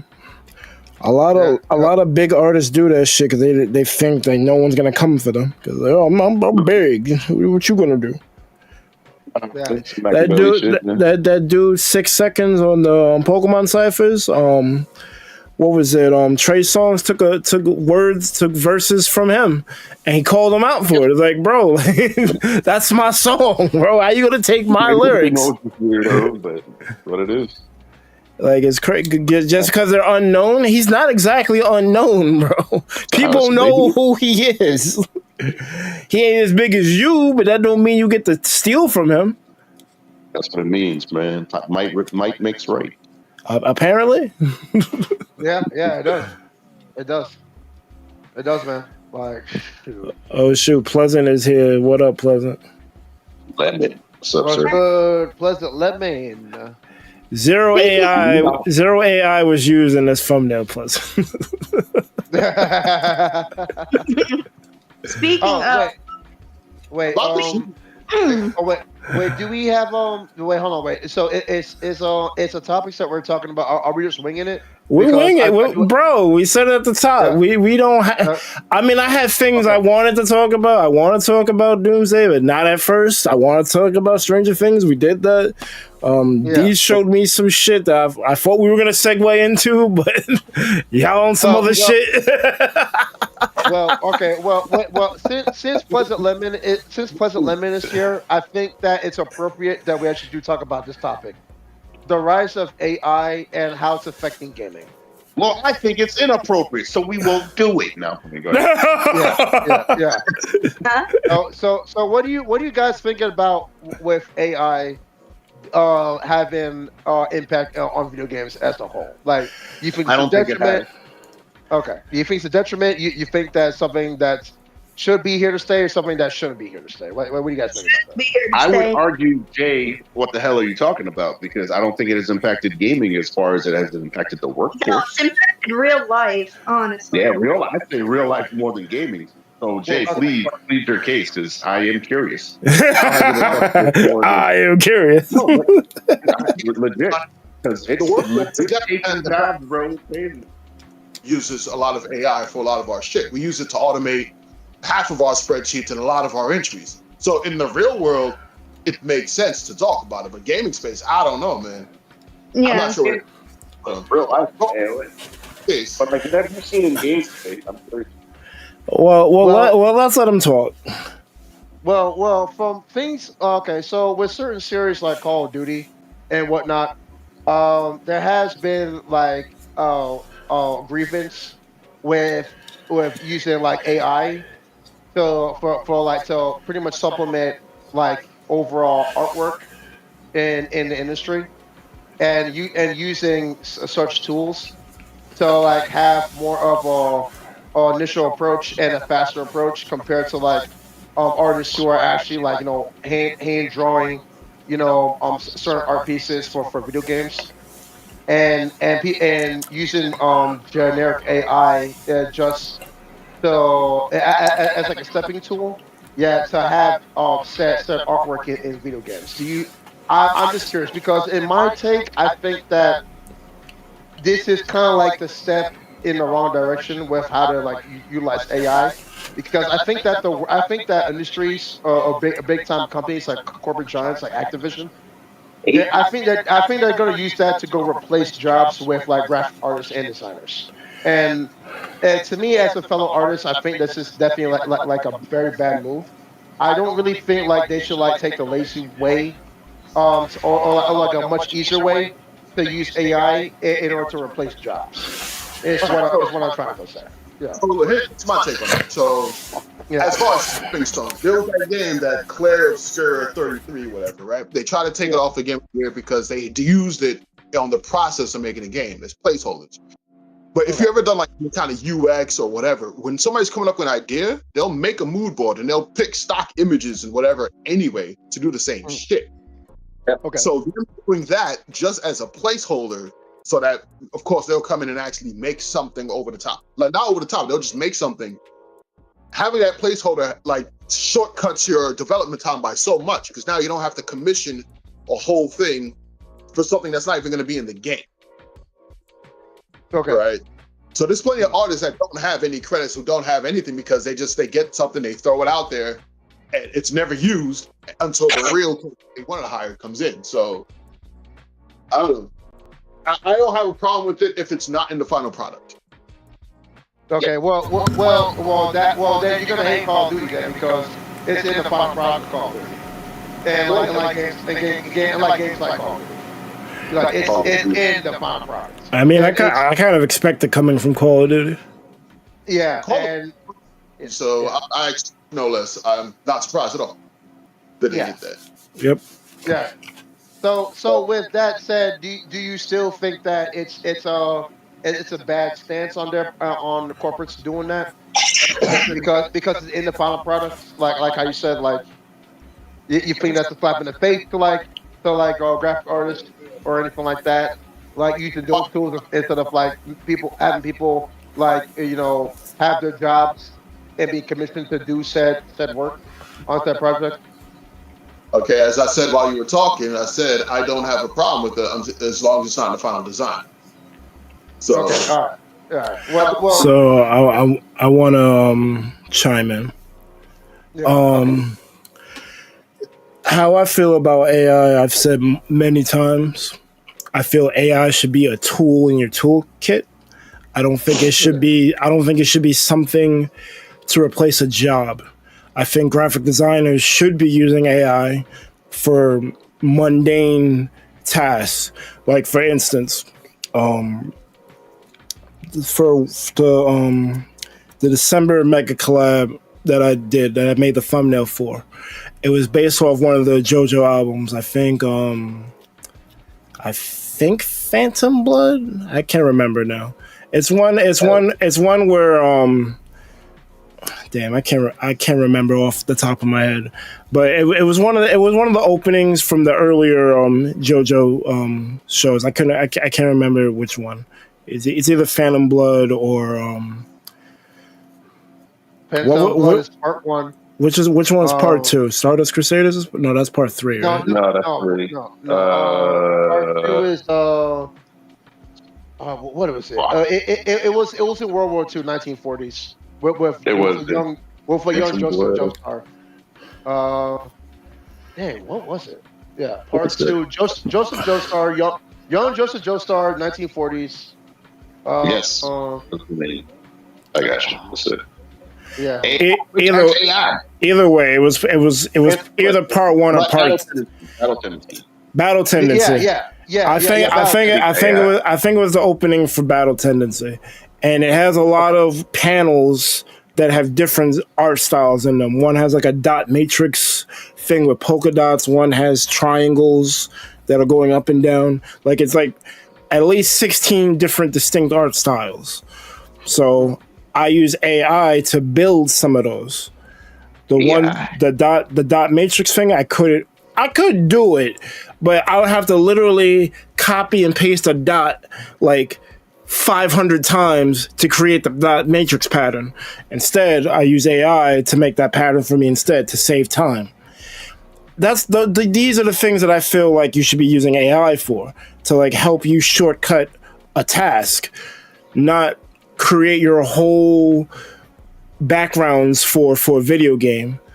Like, well, I mean, they already got brushes for that. Like, you don't even need AI for that. Like, in Photoshop, you want the dot matrix, you get a brush that does that, and yeah. So that's more or less already solved. Yeah, but that's the point I'm trying to make. Like, for things that like you don't know how to do in Photoshop, or would just be easier with a keystroke instead of you swiping the screen with your mouse. Like, just small it's like small things that you can use to make the workflow process quicker. The problem I have is like when they instead of just like hiring a graphic artist to do something, they feel like they know how to do it better. I'll just type in this, that, and the third, and it'll get the same thing. It's not the same thing. There's a reason why you get a graphic artist to do something. They've done the thing that you're trying to do a lot more than you, and they're professional, so they can get it done in 2 seconds when you need 2 hours. That's like kind of the whole point. So if you're if you're just trying to like save on your overhead because you don't want to hire somebody, yeah, you'll probably get the result, but it won't be as good because you don't really know what you're doing. You think you know what you're doing, but you don't. And the best AI can do right now is still not better than what a human can do. They're getting there. It's kind of crazy because you definitely see these AI videos of like someone talking and emoting, and they can move an avatar on a different screen. It's like I can like talk with my hands, and you see my hands go up, and I'm blinking, and you can see another character acting the same way I'm acting. It's like it's some VTuber shit, and it's actually kind of scary. And then you got the notorious Will Smith eating spaghetti. Like, that's the spaghetti. Every couple of years, it looks more and more legit. It's getting better and better. Hell yeah.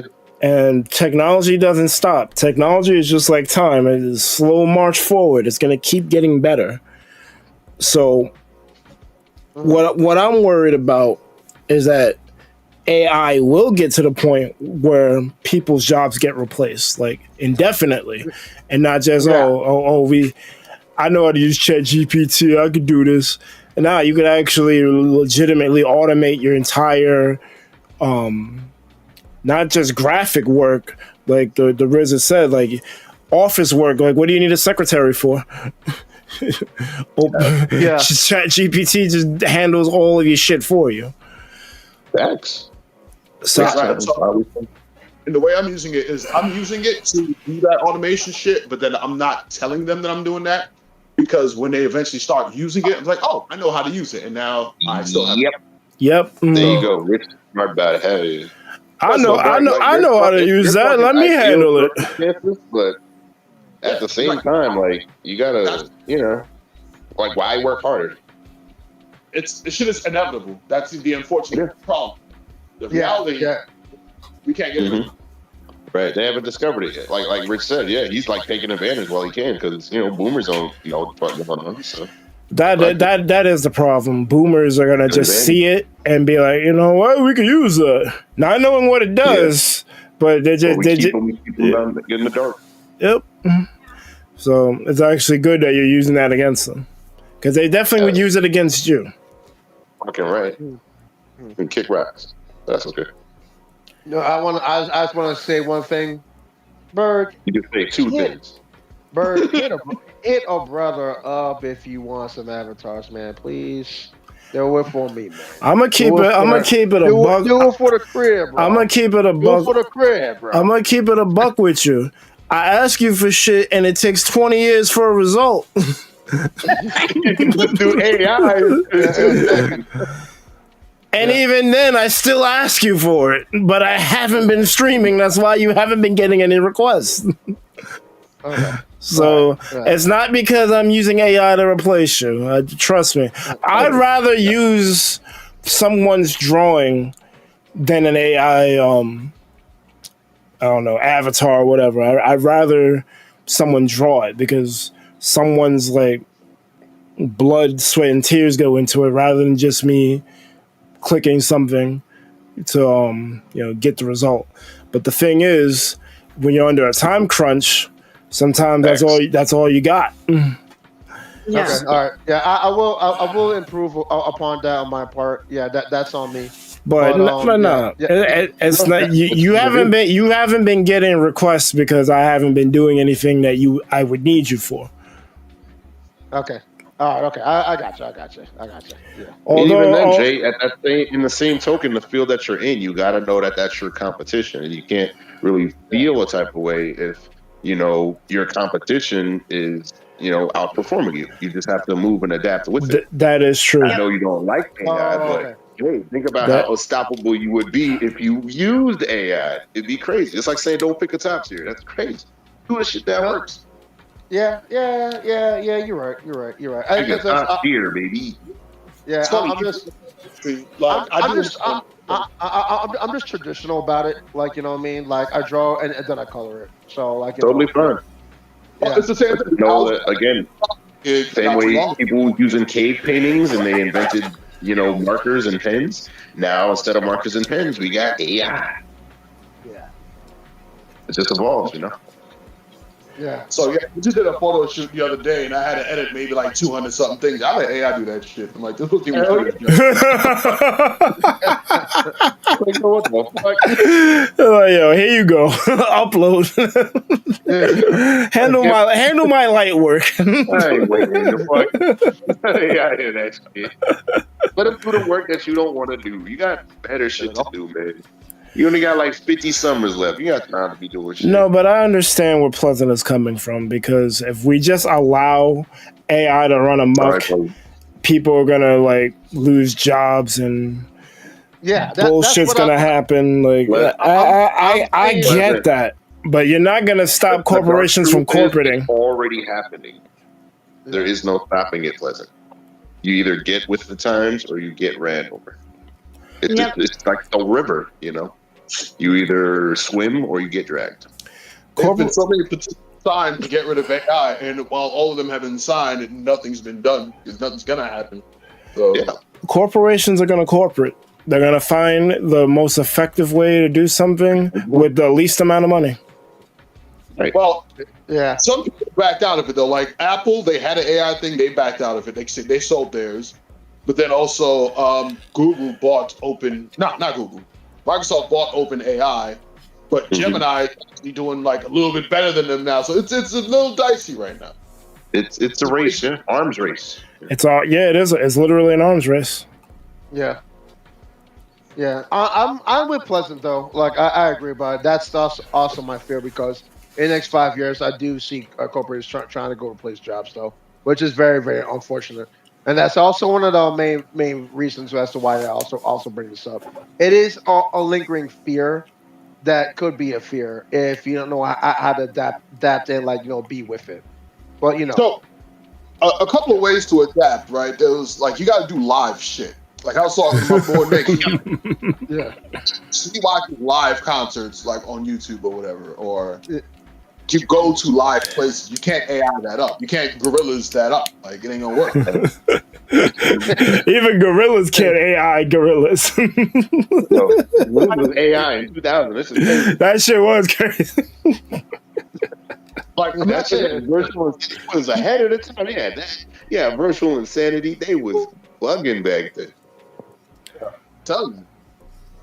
So like I said, Jay, there's no moral high ground. Like it's literally you do what you can, and you not using a tool does not stop somebody else from using the tool. It's over, Eddie. I have the high ground. Like I said, pick a top tier. But I got you. But I'm gonna still do what I do though. Like you do, and that's fine too, man. That's all I can ask. I want you to be the truest jumping Jay, John Goodman fucking possible. Okay. Yeah. Okay. Yeah. That's what's important. All right. Just know that there's probably a better way you can do something, but that's okay. There's always a better way to do something. Always a better way. Yeah, I got you. But to say to your credit, Berg, I will approve upon that with the time sensitive stuff. I am going to move on much faster, especially with this year. I'm going to make sure that I fit things. Well, the only way you can get faster is by practicing, which is what you should be doing anyway. So I'm not all that concerned about it. I'm just leveling with you because you're telling me you telling me to use you. I have used you, and I will continue to use you, but I gotta keep a buck of buck. Right there, bro. AI is right there. And imagine if you use AI, Jay, that should be even faster. That'd be crazy. Because the reason why this podcast is probably back is because D saw I did a just chatting stream. It was a last minute idea on my part. I didn't talk to nobody about it. It was like, it's Christmas. I usually do some type of Christmas special. Let me just do the shit. Fuck, I need a thumbnail.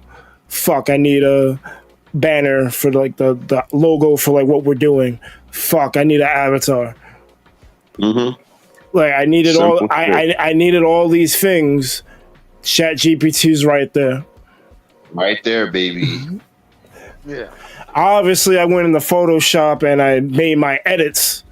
I didn't just take the shit raw, but there was one thing that I didn't notice when I uploaded the thumbnail because I was rushing to go live because normally making thumbnails takes a long time for me.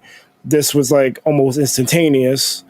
So I overlooked a little artifact that was next to Sora in the thumbnail. Pleasant picked it out immediately. What the fuck is this? So AI. I had to explain to him that, yo, this isn't the process going forward. It's not. I needed something quick. I needed something quick and dirty so I could go live. No, it's not. Quick and dirty. Oh, okay. Well, that's fine. Well, the main problem, because and this is not shade on you, Jay, because you're newer to the squad than a bit of epicness. I used to use him for everything, and his turnaround time was ridiculous. I don't know how he did this shit so quickly, but he did. I got you. But he did, and I was able to yo, I need this. Like the thumbnail that I'm using for this episode of the podcast, all that is a bit of epicness art. Yeah. Like I used the. Well, I was gonna do something with the different content creators. I was gonna do like a welcome splash screen, some shit that Lightgazer was doing. Even he dropped it because it was too complicated. But I repurposed some of the art that Epic gave me for the podcast because it was just sitting on my hard drive, not doing nothing. So that's where we have the whole Sonic inspired banner and shit. And then I put, but yeah, like it just I don't know. This is like a madman. Like he's just a man possessed. Epic would just do the thing that I asked for. Like I don't even think. I think he colored before he did lines. Maybe that's what it was. Because he would literally just hand me something like within an hour or two of me asking for it. Maybe sometimes it would take a day if like I asked him at the wrong time of day. But like he was like insane with it. I got used to it, and now that he's not here no more, he went to college. I'm asking other people for art. I forget. There's someone else that was doing art for me that I can't remember. But I was asking that person. I was asking you, Jay, and I wasn't getting the turnaround that I was used to. So I would just be like, where that art? Where that art? Yeah. I got that. I got you.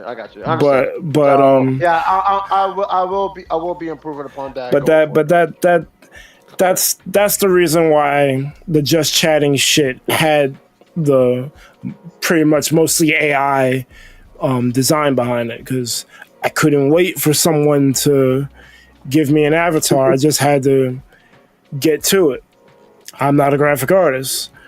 I can dabble in Photoshop. I've definitely made my share of thumbnails over the years, but I wouldn't consider myself a graphic artist. Right, he's a Chat GPT artist. No, not necessarily. Yes, you are, and that's okay. Maybe recently, but not in the past. Like I've definitely made some of those. I'm current, some of those Mario Maker thumbnails was me like literally like flipping things and like cropping and using all these different tools. Like I've remade the Section 80 album in a Mario style for one of the Mario Maker thumbnails. That was all me. There was no AI. I aligned everything up. So I can do it, and I have done it. But if there's an easier way, I'm gonna use it. I don't want to be sitting behind a computer for 4 hours making a thumbnail that could be done in half the time. You got shit to do, exactly. So the moral of the story is AI is the new epicness, and that's okay. Yeah. You try to get Pleasant to unsubscribe. I'm being rich. Listen, my role moving forward in this lifetime is to not tell. Listen, I can only speak the truth, and I can only be 100%. That's it. You know. Weren't you doing that before? Yeah, but there was always a caveat, because I would hold shit back, and I'm not doing that no more. That's the difference. I'd be like fucking saving face and doing all the other bullshit. Fuck all that. All right? Tell you what it is. Fuck that. How it is. And you got it. You know, it is what it is. You know. So what you're telling me? So what you're telling me is you don't give a fuck. Absolutely. This is how I feel, but that's okay. Like I said, ladies and gentlemen, listen to Rich. Rich was, Rich should have told me for years, don't give a fuck. But now, it's happening. I have cut all the ties. So it's just me right now. So I give a fuck, all right? Crash, burn, whatever. Yeah. Which brings me to realizing that Pokemon is turning 30 this year. Yes, it is. It's Dang, you old. I know I am. Shut up. Not the point. yo, you old, yo. You getting there, bro. Yeah, it's getting real, bro. Not the point I'm wanting to address. Pokemon came out when I was 6. That's wild. No, 8. Yeah, when I was 8. I remember that. I remember. What was that, like 5th grade? God damn. I used to draw all the Pokemons. Yeah, the main point is what are we expecting for the Pokemon Day presentation? I'm expecting very minimal shit because they can get away with murder and still make billions. Yep. Again, like AI, why do hard shit? Just keep it simple. Yeah. Well, I would imagine that they're gonna reveal Gen 10. Gen 10, yeah. Yeah, whatever that new battle, whatever shit is, that too. What is it? Z Oh, or yeah. what? Not Z. But No, that's a whole game. Pokemon Champions. That one, yeah, that's. But we knew that. We know that it's coming, but we don't know what it entails. That's what they need to talk about. It's basically Showdown. Hopefully, it's just Showdown, but everywhere. But yeah, it sounds like it should be Showdown, but is it gonna be Showdown? Probably not, because you know how they do. Exactly. That's what I need to know. I need to know if it's actually gonna be. I could put in my spread, get them on, and go to battle. Because like the barrier to entry for a lot of, not even just because like my problem that I was hoping Champions would solve is that the Elite Four collapse shit I do, the barrier of entry is that people don't have a team or they don't want to make a team. If Champions can just be like, yo, I want these 6 months, this is what I want them to do, these are the items I want them to hold, make it. If it can do that, if it can be an official version of Pokemon Showdown, that's just like that's a win for everybody. Like honestly, the Pokemon Company should have been made an official version of Showdown. I don't know what drugs they're doing over there. Busy not making Stadium 2. That's the problem. Well, that's not. Stadium 3? There's no need for them to make a stadium. Yeah, because well, that's what Champions is. Yeah. Not even that. The the reason why they made Stadium, other than to like cash in because it's Pokemon, is I have a battle simulator for 3D. I'm not saying I'm not trying to downplay your love for it. I'm just saying that they made it for that purpose. Once the 100%. Games had 3D and a battle simulator of their own, what's the point in making another stadium? And then they tried to make a stadium. They made that whack ass Pokemon Battle Revolution. No one liked it. No one liked it, so they said, "Well, I guess." The expense of them doing the bare minimum, though. That's exactly. I guess no. Well, we know they fucked up, but they viewed it as people don't want this anymore. Mm-hmm. What do to make it less bare bones? Aside from the environments and the stages, like I guess to the battle system, that would be the first thing they should fix, right? Have y'all seen that Claire 33 Expedition, whatever? I've seen some gameplay of it. I've seen some of it, yeah. So if you look at the turn-based thing, they have a dodge and they have a block mechanic, but in addition, the camera angles and what the enemies do, it's like it's always cinematic, even though it's not long attached enough. Yeah. When you have some wagging their tail and that's a mega punch, that's a problem. Right? Yeah. Versus them actually doing that. So I mean, that would be a little less bare bones if people would give a fuck if they did that. Well, this is Game Freak we're talking about. They don't give a fuck. They don't. But like Rich said, imagine if every Pokemon battle was like that, or every battle was interesting. Then that would be huge. That'd be great. Well, that exists. It's called CA. Yeah, it's called CA. Yeah. Well, yeah, because ZA does have like a new battle system. But I don't think the mainline games are gonna get that. I think the mainline games are still going to be turn-based, I move, you move shit. Two Richards right there. If it's gonna be turn based, look at that game that won all the shit. Yeah, I've seen it in action. 33. Yeah, that shit won like every reward. It was crazy. Pretty much. Yeah. Do that. I get it. No problem there. It's probably a guarantee that we will get news about Champions because it's been officially a year since it was announced. It was announced on Pokemon Day last year, and now Pokemon Day is upon us in about a month. So. Oh, is it a month? Damn. Pleasant is saying that new Pokemon Stadium game, no, there's no way it's the official showdown. Why give people the Pokemon when you can just make people buy the games with the Pokemon? Yeah. That's true. They can also probably... I'm also wanting Pokemon Gale of Darkness on the GameCube. Yeah. Good luck. You still got fucking Melee on the fucking console, whatever. We promised these bunches of games that we haven't even gotten. And it's like, where's my Gale of Darkness? Where is this? Where's that? Any GameCube game, like what the fuck is even happening, bro? Well, where did I get out? No, they got Soul Calibur 2 now. Let's not do that. Well, right. to be slightly fair to Nintendo, if they release everything on there, you're gonna get tired of it after a week and unsubscribe from the platform. If they slow drip the game releases, it kind of makes you want to stay in touch with what they're doing. Like, oh, what game did they release this time?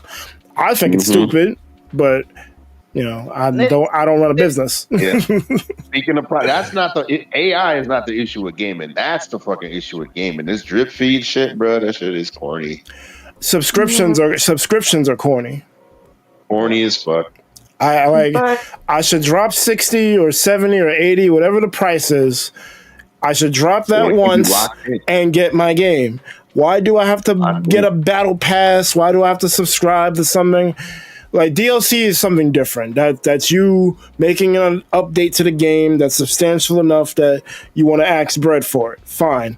But why do I have to constantly pay you for, I don't know, just to play this shit online? Like why? Like it shit don't make sense to me. Like I never like subscription models. Live service games. Live service that is for you. That's everything. That's for you. Yeah. That's it. 2XKO. My problem with 2XKO, you get no fucking characters. And I'm like, really? League had like 150 and we got like 6? I'm like, the fuck's that? I'm not gonna hold you. I was hyped for 2XKO maybe 2-3 years ago. I no longer give a fuck. It's out and no one gives, bro. I didn't even know it was out. I was about to say it can release tomorrow, and I would not buy it because I don't give a fuck. Guess what? It's free, and people still it's just free because it's not out. They refuse to fucking release the shit. I'm like, what are y'all doing? Yeah, that shit is free. They got 6 characters. I'm like, what are we? They should have. This is the Kingdom Hearts problem. They should have never talked about it until they were pretty much like done with it. Like there's certain game development sections where like you have like a alpha, beta, then you go gold, and then you do the final bug testing. When they went gold is when they should have talked about it, because you're just in the bug fixing phase and you're prepping it for release. That's when they should have talked about it. They talked about it when they just finished having a board meeting in the elevator. We should make this game. Yeah, we should make this game. Like 2 screenshots. So we wait. So we're waiting for them to make the game, but they were hyping it up as if it was coming soon. They had like 12 betas, bro. Like, why are so many fucking betas? Get me out of here. Yeah, and that's another thing about betas. I don't like that. Bro. I don't like that timed beta shit. Like, put the shit out for like a month, And if you miss it, you miss it. But during that month, you can play the game for however long as you want. No fucking, you're limited to like 18 try. Like, what the fuck? Bro, they used to release demo discs in magazines and I could play the demo for as long as I want. Why, when it comes time for a beta, it's like one random weekend in February and the times is like in the middle of the night? Like, go fuck yourself. I'm not playing your game, bro. I remember that arms test punch shit was like at mad random times. Like, how the fuck am I supposed to play this shit? Yeah. Like, I mean, it was Same bullshit. it was the same with Sonic Racing Crossworlds. It's like it had different open areas of testing for testing the game before it came out. Same with Kirby Air Riders. It's like you're expecting everybody to be up at this time of day or this time of night to play a game that you expect us to play it like nonstop. Like, they're crazy. Motherfuckers got lives. Motherfuckers be tired. Be tired. Like, I'm honestly surprised I'm awake now. Right. About to go get a coffee. Bro, I put on a new pack. It's crazy. I'm trying to tell you. But joking aside, it's just like, it's insane. It's like you give us all these open beta testing things and you expect to do it during the hours of the night when we're supposed to be sleeping. Exactly. And it's they expect you to have no life. And then fuck your life, play this game. And then they're not even put into consideration that not everyone has a regular Monday to Friday 9 to 5. Some people work overnight. Like you can't just be doing that. Like I said, have it open for a month. You can get all the data you need because people have been playing it for a month. They can tell you, like, you can have an end of beta survey that'll be more useful to you because some people played it for a whole month and you get so much data on your game instead of just this random weekend where 3 people played the shit. Right. Like, Right. And then the game comes out like 9 fucking years later. Like, really? it still got bugs. Yeah. You got to do a day 1 patch. Yeah. Some bullshit. So it's like, what was the point? I think they just do that shit to build up hype. They don't really care. They don't really care about the data for the game or not. They just like, get hype for the game. We got a beta. Come play it. Keep talking about it. Get hype. The fuck? I can't believe you're not hype. Are you? Keep talking about it. Give me your fucking hype. Why aren't you talking about it? Please more hype. Okay, next thing is Switch 2 Edition game. What? We talked about that already. Like other shit. What do you want to know? Like, how do I feel about it? It's basically DLC. Yeah, it's DLC. I don't have a problem with DLC. People are, I gotta pay $10 more for a game, bro. If you spent $500 for a Switch, well, was it $450? If you spent, because obviously tax and shit. This is supposed to be $500 with the Mario Kart, and I think $450 without it. If you spent $500 for the shit, or $550, whatever after tax, and you're mad about $10 more because you had the game already, but they're offering you a graphical upgrade just for $10. I mean, like, I don't know what to tell you, bro. Like, you act like they're asking you for another $100. It's $10. Skip a trip to Starbucks or something. I don't know what to tell you. Better. Animal Crossing just came out with their update, and it's only $5. $5. Yeah, but Animal Crossing isn't the most graphically intensive. What updating graphics? It's Animal Crossing. Well, they didn't just update the graphics; they gave you a whole new story and stuff like that. Well, that's interesting, but my Animal Crossing days have crossed. I don't think I'm going back to that game. Man, so he checked out. He said, "Fuck this.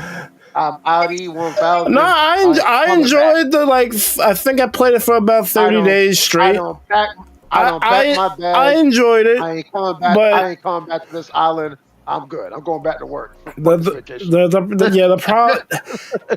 main problem I have with Animal Crossing is getting the money, because unless you like try to look into that stock market shit, it's like pulling teeth. And then every day you see in the Nook store something that you could use for your island, but you can't buy it because you don't have the bread. So it's just like, after a certain point, I got disillusioned with the shit. I'm like, this was cool during COVID.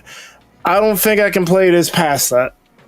That's fair, but I will tell you the upgrade did include that you are now the owner of a hotel on the island. Oh, that's cool. Mm-hmm. You can decorate rooms for at least 8 villagers and a VIP room. Yeah, why the fuck do they limit you to 10 villagers? No. I don't know. But now you can have more because of the hotel. But they only stay for 1 day. So essentially it's still 10 villagers. Still 10, but you can replace those said villagers with some Zelda and Splatoon characters.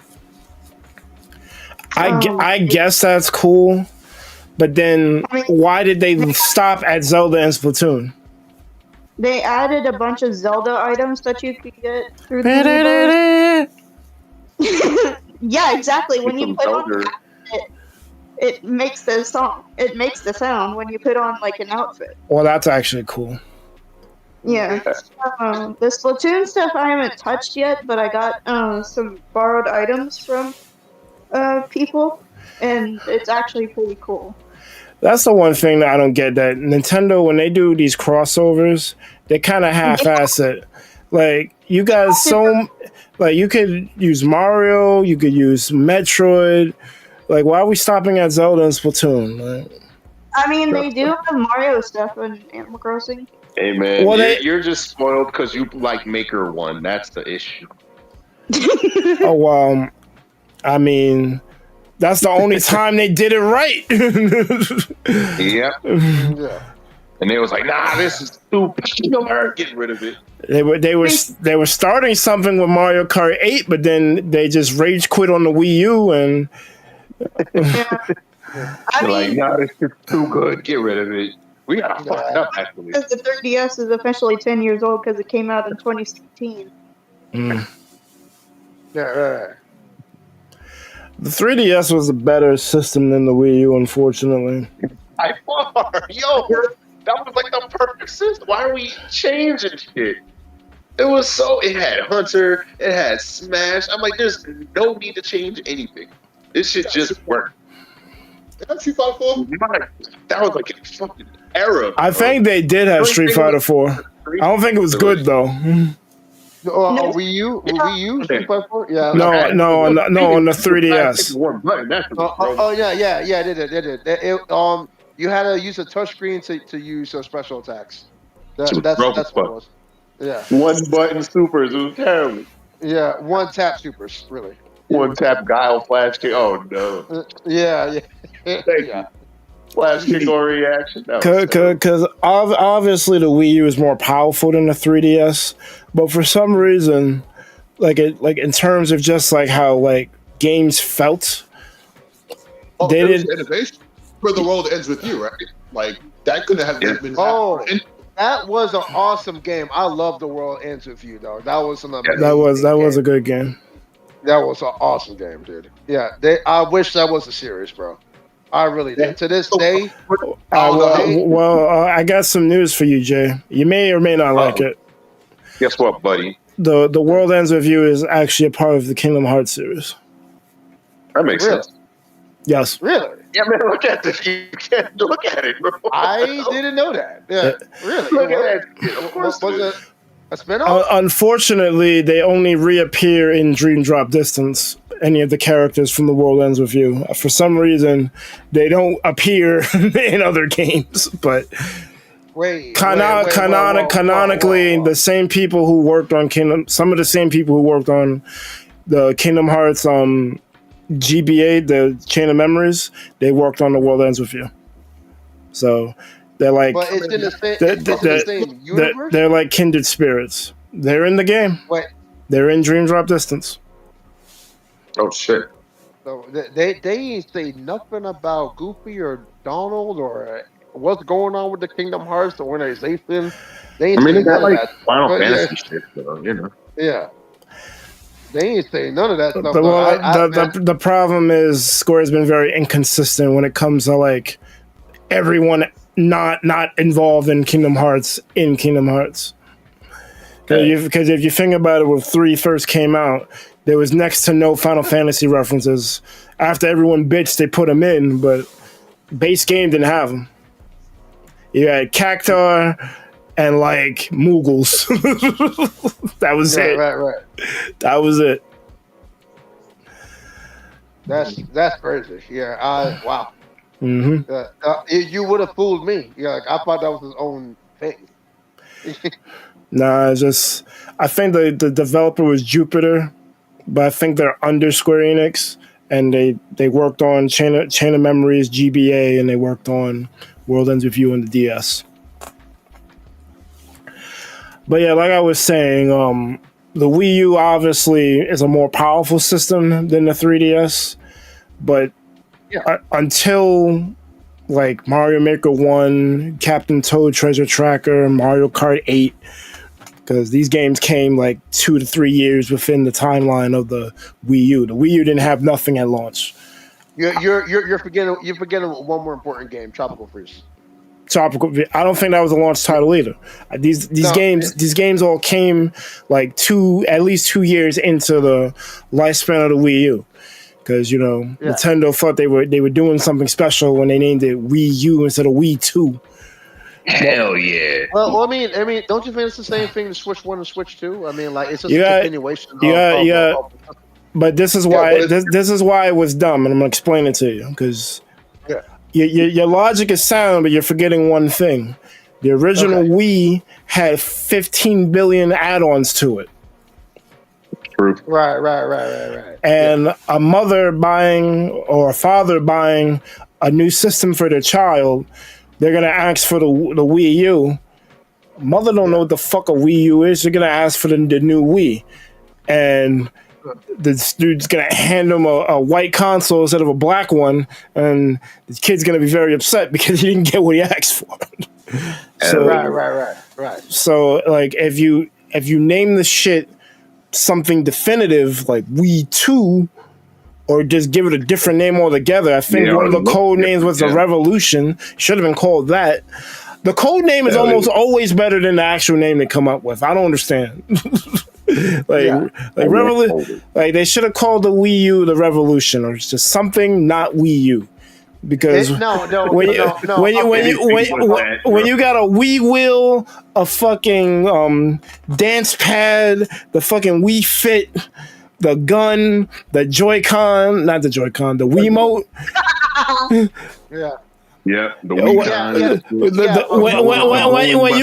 When you got like a drawer filled with fucking accessories that you're not using, and now a Wii U comes out, you're not thinking that it's a new system. You're thinking it's another accessory that's going to collect dust. It was a poor marketing choice. Yeah, but like remember the name Nintendo Revolution, that was just a code name. It should have been that. That's what I'm trying to tell you. Because Wii U was not it. They were trying to be punny instead of calling it Wii 2 or Wii U. We would like to play. Like I get it because I like rap, but a suburban mom in freaking Minnesota is gonna see that and not give a fuck. You're like, what the fuck is that? Fuck out of here. True. That's the point. And then Nintendo Honestly, didn't do themselves any favors by not putting out any good games at the beginning of it. Honestly, like since we're on a topic right here, I think that am I the only one who thinks that the code names for pre-release consoles is a much better name than the actual Motherfucker, console? I just said that. Yeah. Yes, the Dolphin was a better name than Wii. Yes. I was not paying attention. Revolution was better than Wii U. Yes, I agree with you. Whatever they had for the Switch, well, I don't know. Switch was kind of cool because it's like you're switching to the next generations. I kind of like that one. Switch 2 could have been different. Switch 2 could have been different. They didn't have, just yeah. They didn't have the Xbox. Oh, go ahead. No, go ahead. Oh no, that was the end of my statement. Oh, okay. No, because like the Switch 2, like it's good that they went with 2 because if you weren't paying attention, you could probably mistake the Switch 2 for the Switch 1. So the fact that they named it 2 and put a big 2 on it, this is what it is. It's the next one. It kind of helps you differentiate. Although to be fair to the Wii U, the original Wii is white and the Wii U is black, and it has a gamepad that comes with it. So it's like this should have been enough to differentiate, but clearly it wasn't because it didn't sell well. Because, like I said, people thought it was an accessory. But what are you gonna do? Consoles all the time, so that wouldn't be enough. Yeah, because like us in this call, like we obviously know, we know our consoles. Like we know when we see something get announced, we know what it is. But I don't think we're like a fraction of the user base or the people who are going to buy the system. The majority of people who are going to buy the system are people who aren't gamers. So you need to be able to sell it to where it's like, this is something new. Please buy our shit. like when you think about the Nintendo Entertainment System and the Super Nintendo, there's a clear difference. Like the consoles look different, the name is different. It's still the Nintendo Entertainment System, but this time it's Super, and the cartridges go top down instead of in the shit like a VCR. I'm aging myself by saying VCR, but that's essentially what the NES felt like to me, at least. I was putting a cartridge in a VCR. So no, I'm right there with you. I did the same thing in my childhood.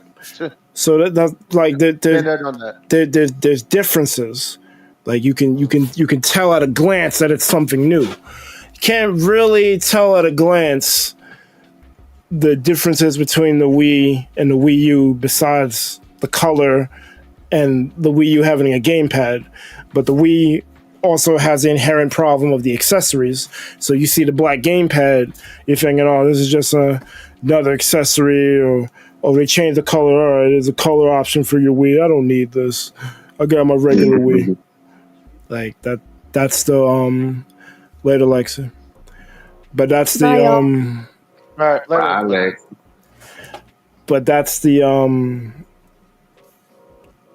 rub. Mm-hmm. Like, how do you differentiate it? I think just the name alone would have helped separate the Wii madness, because it's not titled Wii, so it's not. You don't think it's an accessory; it's something new. Like all these accessories in your drawer were like the Wii something, the Wii Fit pad, or the Wii wheel, or whatever. So the fact that you made fun already, but basically a 2 would have been fine. Yeah, I mean, because look at it's been PlayStation 1 through 5, so yeah, exactly. Yeah. They had the cleanest progression. Each PlayStation looks radically different from the last one. Yeah, it's true. It's definitely true. I don't know why Nintendo didn't steal that from their playbook. It's like simple. Even Xbox, all the Xboxes look different. Weird though. They go 360. Then there's one. They got to work on their names because I ain't gonna hold you.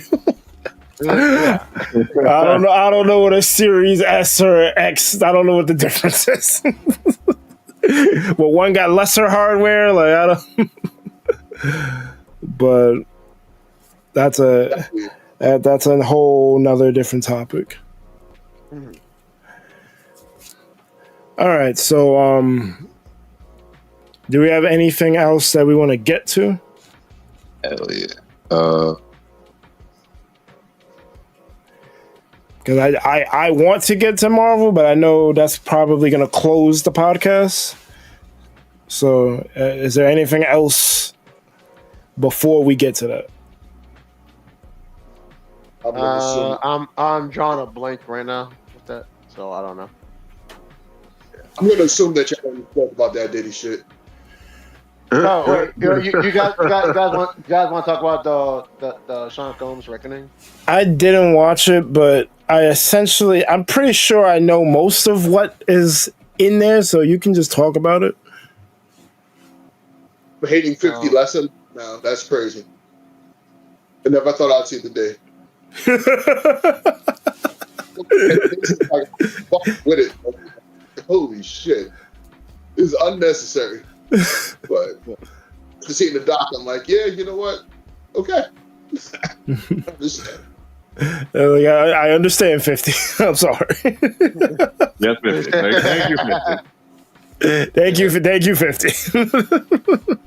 Honestly, it was needed to shoot. Like it was a well ride for me. Like I had no idea that, like, you know, like he allegedly, quote unquote, caused the death of both the two biggest legends in hip hop. I mean, like, yeah, like, oh my god, yeah. He's more than a monster, dog. He's more. Yeah, he's just. He's a menace. He's a menace to society. He's like a real life kingpin. Yeah. That's the best way to put it. Oh my gosh, man. Yeah, but the thing about it though is, like, you did all these things, you didn't even pay real true homage to all the people that's on your label for Bad Boy Entertainment. You didn't pay them correctly. You didn't give them props, and you were also a monster to all these female artists. Yeah, man.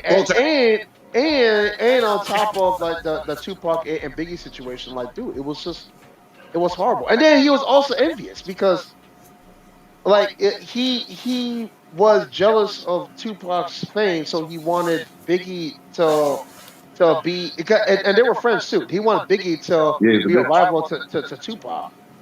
But, you know, like, they were like one of the best of friends. So, like, you know, it's just so, like, dude, like, he's evil. You know what's really crazy?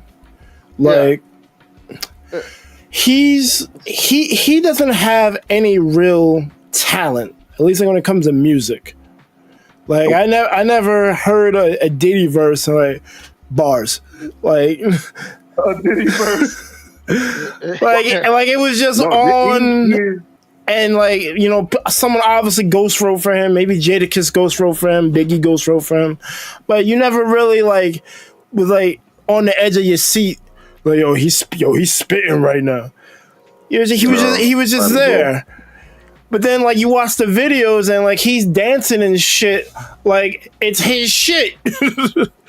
All the Mace videos, all the Biggie videos, like, he's the main attraction when he can't do a fraction of what the person he's siphoning off of can do.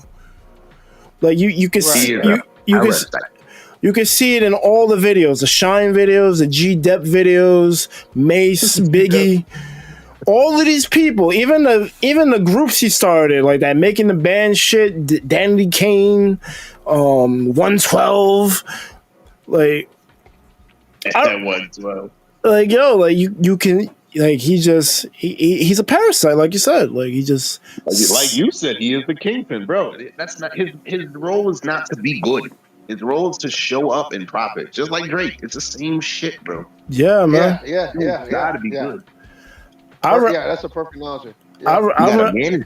I remember there was a story that Jadakiss wanted to get off Bad Boy, and he basically had to threaten Diddy so he could get off the label. Like he's gonna drop fuck you up, bro. Like he said he's gonna drop some shit on him, like a safe or a piano or something. I'm like, bro, he got off the label. Like he was not playing. Like if you're so good, why is everyone like clawing to get away from you? He's a bitch. You had Jennifer Lopez as your girlfriend, and she left. That's crazy. I mean, that's another. J-Lo kind of she's an opportunist, which is fine. Yeah, oh no, definitely. But at the same time, she had to go. Yeah. Everyone that he surrounds himself around, eventually, is like, all right, I'm gonna head up. Yeah. Yeah.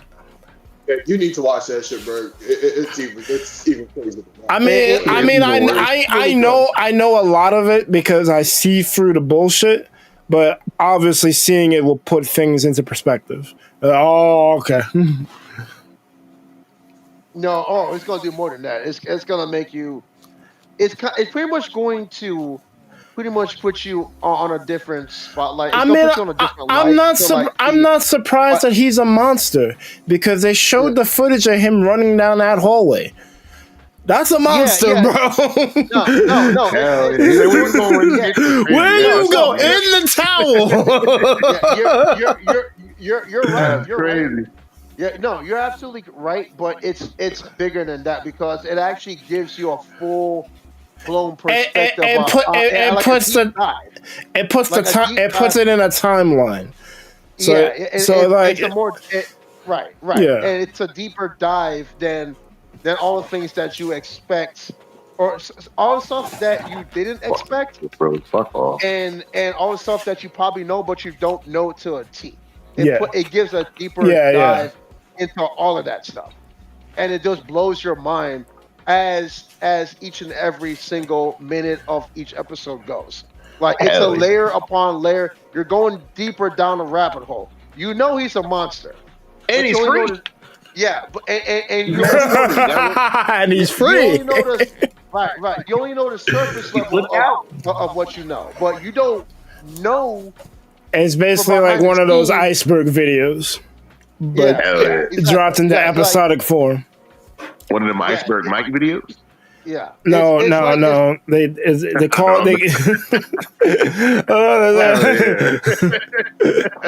It's all. Here's the thing, Berg. Like it's as if a bad boy artist is talking to you directly about how it actually was and what was actually going on. A much deeper rabbit hole than what you see from the surface level tabloids about what Puff Daddy is.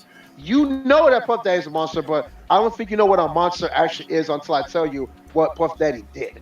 That's what Sean Combs' reckoning is. I know he had stocks in Johnson & Johnson with all that baby oil. If he did not, son. Yeah, that's true. No, I'll get to it. I'll get to it. Yeah, my Netflix account was actually disabled up until like 2 weeks ago when I caught up with Stranger Things. So I couldn't have seen it until like basically now. So I'll get to it. Okay. Yeah, it's definitely worth it, dog. Trust me. Yeah, I think that it's a topic we're talking about on the next Thundercast. For sure. Yeah, we can talk about it now. I know what he did.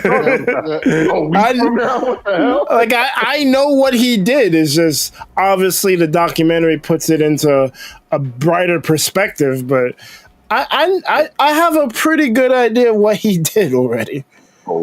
Oh, he knows. Like this dude frame shine just so he could get off.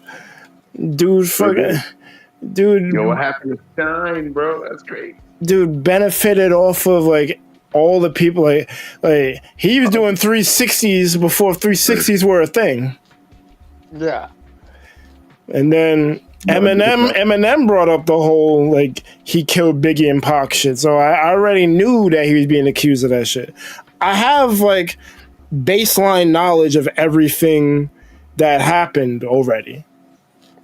So watching that is just gonna like fill in the gaps pretty much for me. So that's what I'm saying. That's what I'm saying. You could talk about it now. Like you don't have to wait. As a matter of fact, if I do get spoiled, it's whatever. But I'm pretty sure there's nothing that you're gonna say that I don't already have an idea about already. Yeah. I would rather just you watch it and then like probably This fucking guy. All right. Yeah.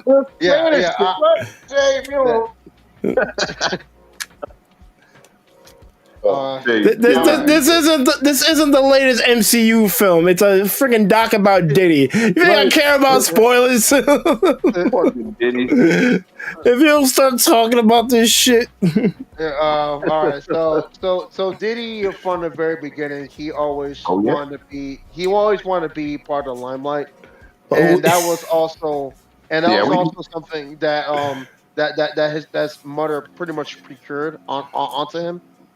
So like be like to be like his own unique king, and to be somebody that other people can go you better be a king, baby.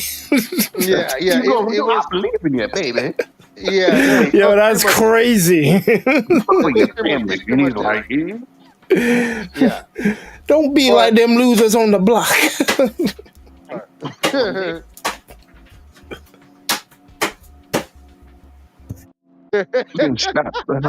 Don't be talking about Diddy. Oh no.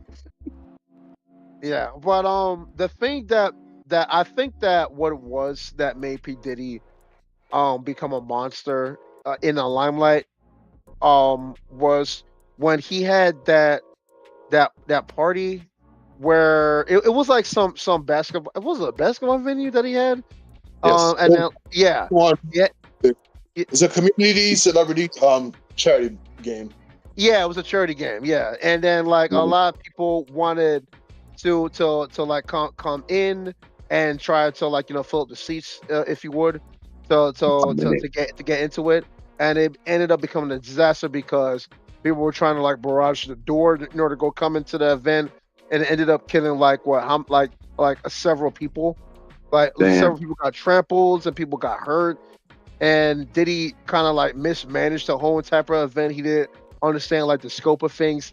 It fell on his lap. Yeah. Damn. Yeah.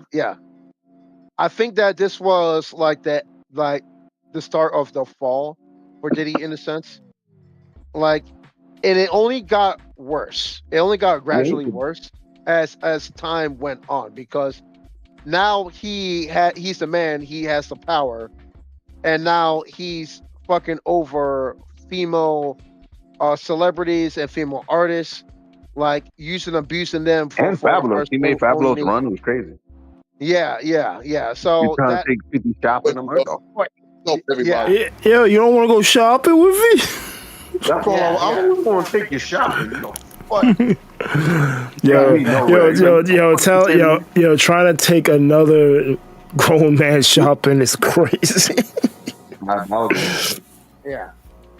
That's what they say. Nasty work. Yeah, that's definitely nasty work. That's some nasty work. How they say. So, as this was going on, he messed up a whole bunch of female artists, promised them like the success, a lavish life, and the money. And this started off with, I think, Coy Dickerson. I think that's what her name was, if I recall correctly. It started with that trend, and then he never learned his lesson ever since then.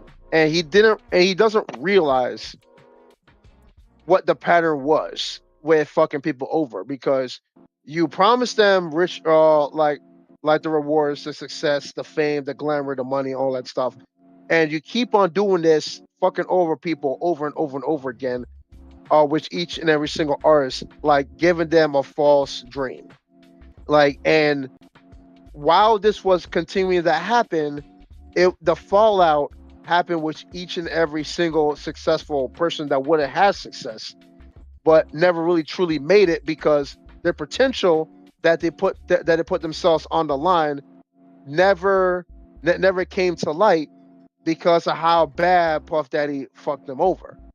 And this was an ongoing trend with a lot of his own particular artists.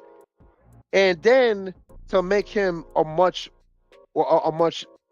bigger bad guy in the spectrum, he had an ego with how he ran things, so which caused devastation and danger as time went by. So that's why you saw with the Biggie and the Tupac situation, he put them in harm's light, but at the same time trying to big up Bad Boys. He had that alter ego. He wanted to be better than Suge Knight. He wanted to be better than Death Row.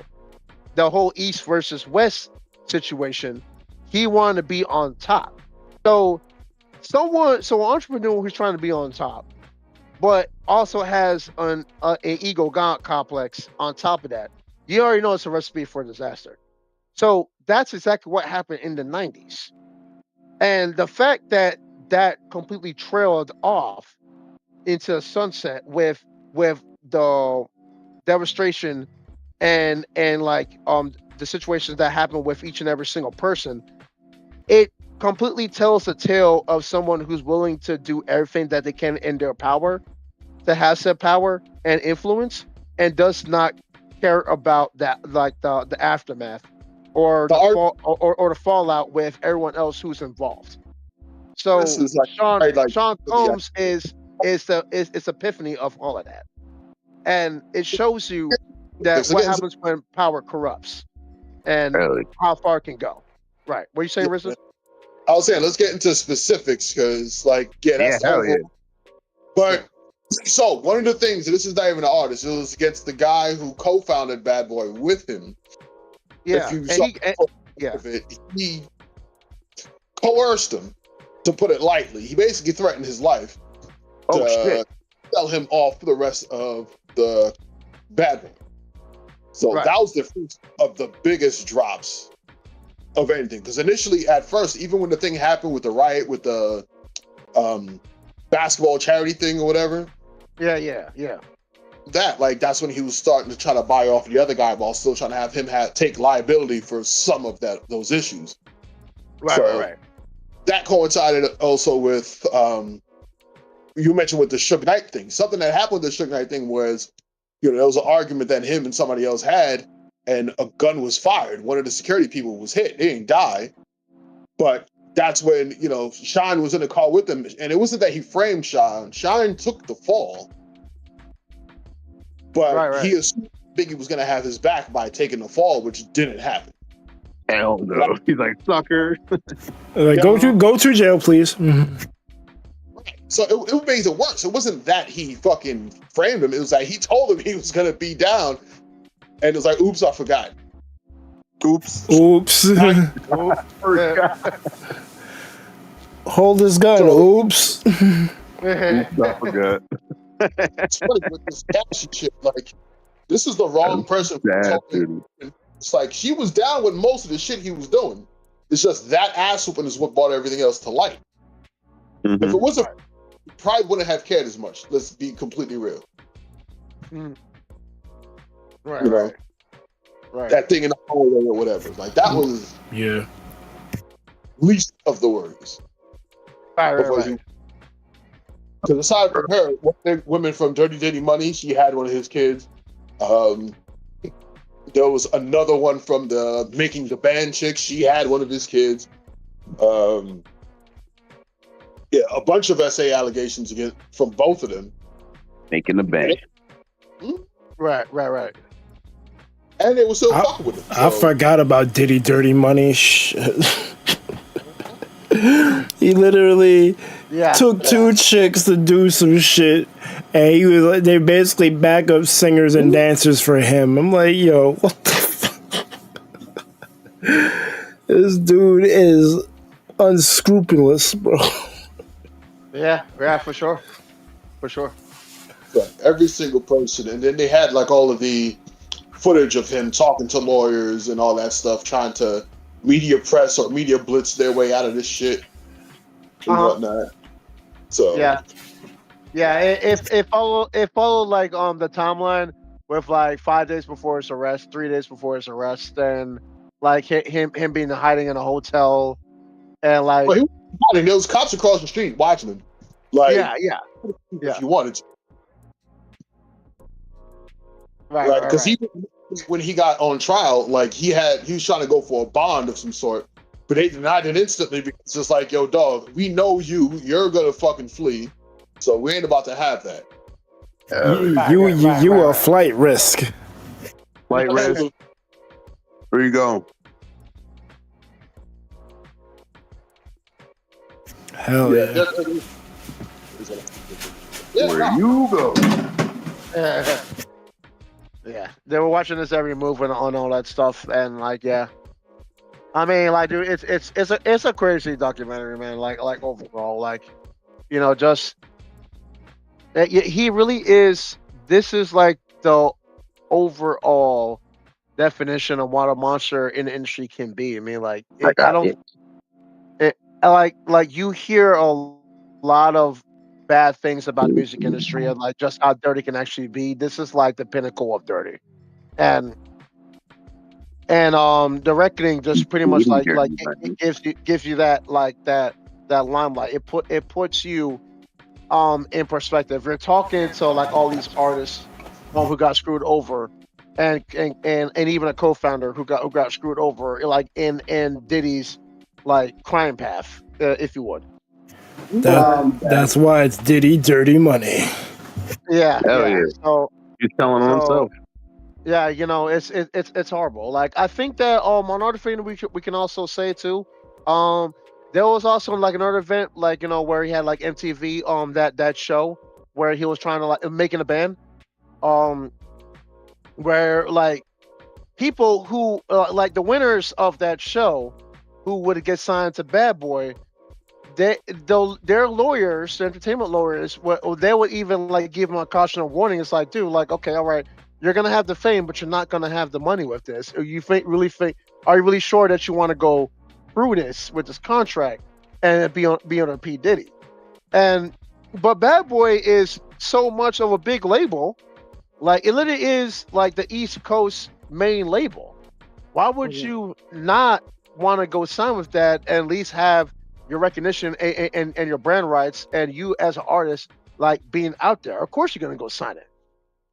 But people just didn't get, like, they didn't really understand like the terms of it. Like they should listen to their lawyers a whole lot more, instead of just like going about like, okay, all right, well, let me just ride out this fame, okay, and I know for a fact I'm still going to get my bag in any particular way. You know what I'm saying? So fuck all that. Like I'm here. This is my moment. It's my time to shine. I'm not gonna go say no to Bad Boys. And then lo and behold, people get fucked over. No, this is the problem with that. It's not like they even get fucked over like completely. It's like it's so. I understand a little bit of legalese, right? So if you read legalese, it's so fucking wrong. So let's go back to Cass, right? She's the one that did that song "Me and You," right? So that's the song that she had that was popping or whatever. Do you understand what kind of deal she had with them? She had to produce, or they had to do 10 albums. She couldn't go to another company until she fulfilled 10 fucking albums. On top of that, got delayed about 7 or 8 times. It took like 7 years for her first one to come out. That's crazy. That's crazy. Yeah. He's deliberately like keeping her there perpetually. Keeping her hostage. Yeah. Be like, yeah, we're gonna put your album out. When, motherfucker? In the year of 3000. And this is most of the people, so. And the thing with Biggie, like, and the issue with Biggie he was thinking about another label because a lot of time he wasn't getting a lot of his money either, despite the fact that he was their biggest draw. Yo, you know what's crazy? All his videos look like, well, not all of them, but a good deal of them, especially the Hypnotized video, look like some Hollywood production shit. And it's like you think that he's like popping and got the bag and he's chilling. He's not chilling. Yeah, he's not chilling at all. He's not chilling at all. Right. Get your rapper started. Oh, no. Not even that he blew it. They didn't give it to him. Did he fuck them? If it's in terms of the money, he might have tried the other way too. But I know in terms of money, he didn't get all of it.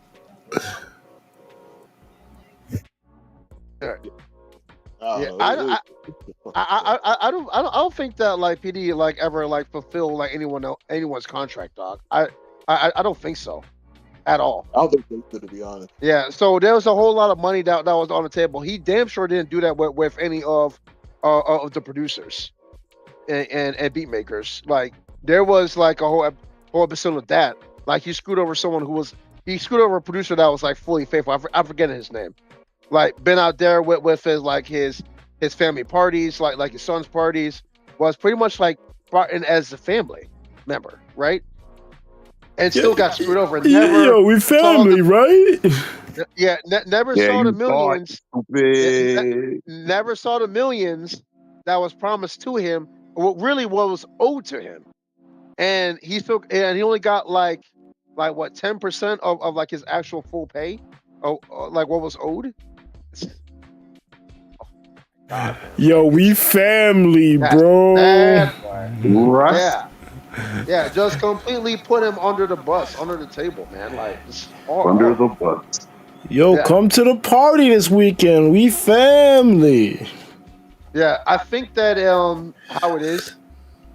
I think that the Fame and like the freak out parties was pretty much like a supplement or like somewhat of a quote unquote payoff to him. The freakouts were extortion, bro. He can blackmail people. I caught you. I got you doing this shit at the freakout. One of the power plays for the rich and famous is atrocity. So if you do something egregious and they film it, then they have leverage over you in case you want to snitch, do some other bullshit. That's the tale as old as time. Then a freak out is like, oh shit. And that's why he filmed all the shit. He's like, look who's here. Oh, all right, you want to talk out of pocket? You don't want to do this deal? You don't want to go shopping? I bet. Watch this. You don't want to go shopping? Yo, getting threatened for not wanting to go shopping is crazy. That is, bro. That's how it is. Sorry. Yeah. It's fucking wild. It's like, it's fucking wild. It's an atrocity. You know, that's how Jared from Subway got, right? Exactly. Well, wait. Damn. That's how he got. What happened? Wait, what happened? Fucking little kid, dog. Yeah. Atrocity. You gotta probably film the shit, yeah. Word? You want to screw me? Hey, watch this. I'm like, nigga, are you serious? On some bullshit. It's not really about the most heinous thing you can do, but you're gonna be stupid about it? Come on, dog. Damn. Yeah. But, That's like nasty work. Nasty works. Yeah. Oh man. Yeah. All right, so we marvel. We marvel. I haven't seen none of the trailers, so I ain't see shit, bro. I don't know nothing about Marvel right now. All right, so the Doomsday trailers. There's 4 of them that have been released so far. One of them is basically Captain America in that timeline he went back to with Peggy. They don't show Peggy; they just show him. He's riding a motorcycle up to like a farm, and then they show him inside the house. It looked like he's putting away the Captain America uniform, and then they show him holding a baby boy. At least we think it's a boy because he's wearing blue. Oh, okay. Wait, who's doing this? Captain America, Steve Rogers. Oh, okay. He's got a baby. That's right. So he laid the pipe on Peggy and got a baby. Let's go. Let's go. That's the first trailer. Well, hold on, wait, Berg. You also have to say that Chris Evans is back, right? Chris Evans is back. Yeah. So yeah, we thought he was gone. We thought he was gone for good. He wasn't gone for good. These motherfuckers gotta sign NDAs and shit. Anyone who tells you they're not gonna be in Doomsday, you can't take that at face value because they probably, whether they're in or not, they can't say it because otherwise Disney would be up their ass with more litigation than Diddy. Hell yeah. Yeah. Like they're not. You can't believe. The only thing you can believe is your own eyes when you go into that movie theater in December and watch the film. Until then, I don't believe shit no one is saying. I'm not gonna be in Doomsday. Everyone is in Doomsday. What do you mean you're not gonna be in Doomsday? That's what we saw the share live stream. It was like 50 people in this movie. You're not in it? Yeah, I'll believe it when I see it. He's not in it. But that was the first trailer. The second trailer was I'm trying to remember the order. Oh, Thor. He's basically in a forest. He looks like how he looked from Ragnarok with the short hair. But he's praying to Odin because apparently Love, his daughter that he adopted from Love and Thunder, went missing. And she was holding Stormbreaker at the end of that movie. And she's currently not in this trailer. And Thor is holding Stormbreaker. So the assumption is that she was either killed or captured. And or both. Well, maybe. Or both.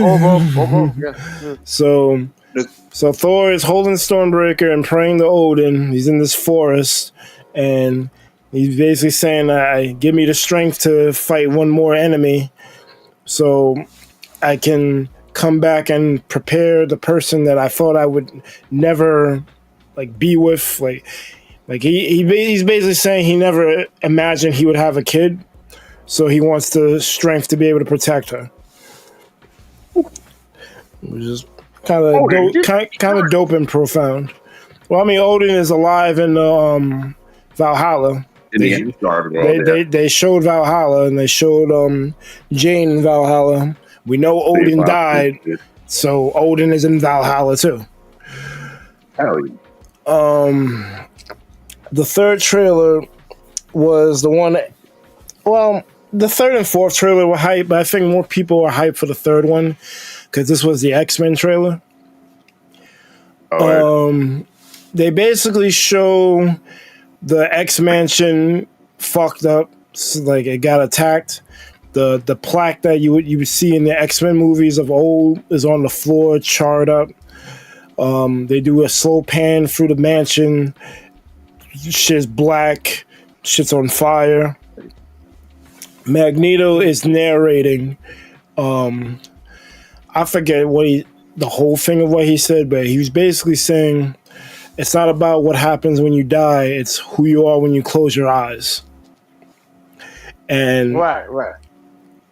When they after I guess 30 seconds of panning through the mansion, they show Xavier's wheelchair, and then they show him wearing the old school blue X-Men shit. His wheelchair is not yellow.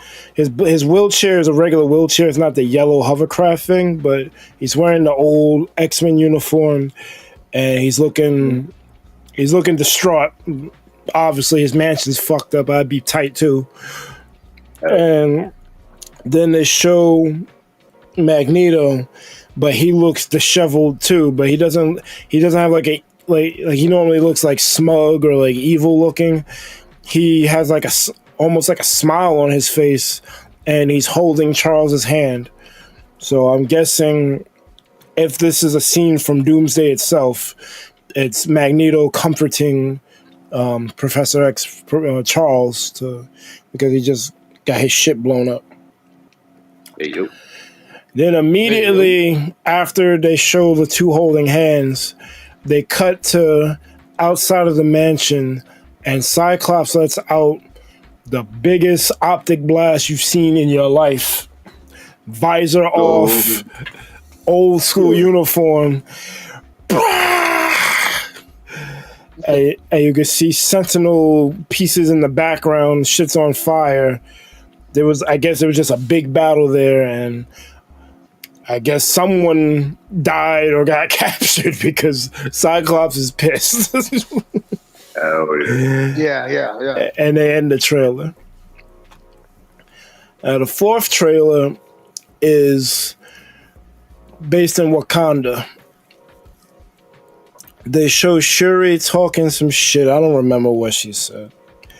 But She's the Black Panther.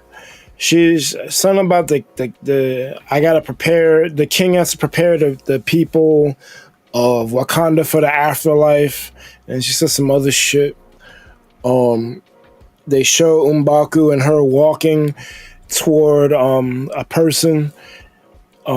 They reveal that person to be the Thing, Ben Grimm. He shakes hands with M'Baku. They show parts of Telecon. They look like they're in a desert, but the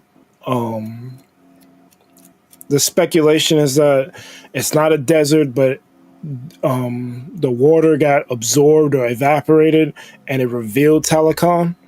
So that's why it looks deserty, because they're looking at the bottom of the ocean. Shit is unclear right now, but you see the ruins of Telecon that you saw from Wakanda Forever. And you see Namor with his Cuckoo Khan shit on that headdress. And, yeah. Right. And I forget how the shit ends. They just show a lot of people. Obviously the big thing is that the Fantastic Four went to Wakanda instead of going to like New York to the what would be Stark Tower or the Baxter Building. We're not sure, but instead of going there, they went to Wakanda. They're having their little meetup and shit. So that's the big deal with that shit.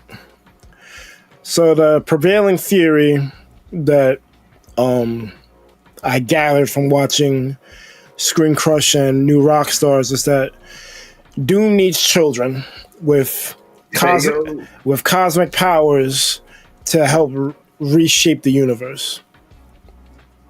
Okay, so he's on the Secret Wars shit. Okay. Yeah. Valid. And the reason why Cyclops and Thor were like the way they were is because they lost a child. Oh, he took the kid. Damn. So that we're assuming that Doom took love, and Doom took someone special to Cyclops. Probably Rachel Summers or Hope Summers. We're not sure. Hope could be Hope.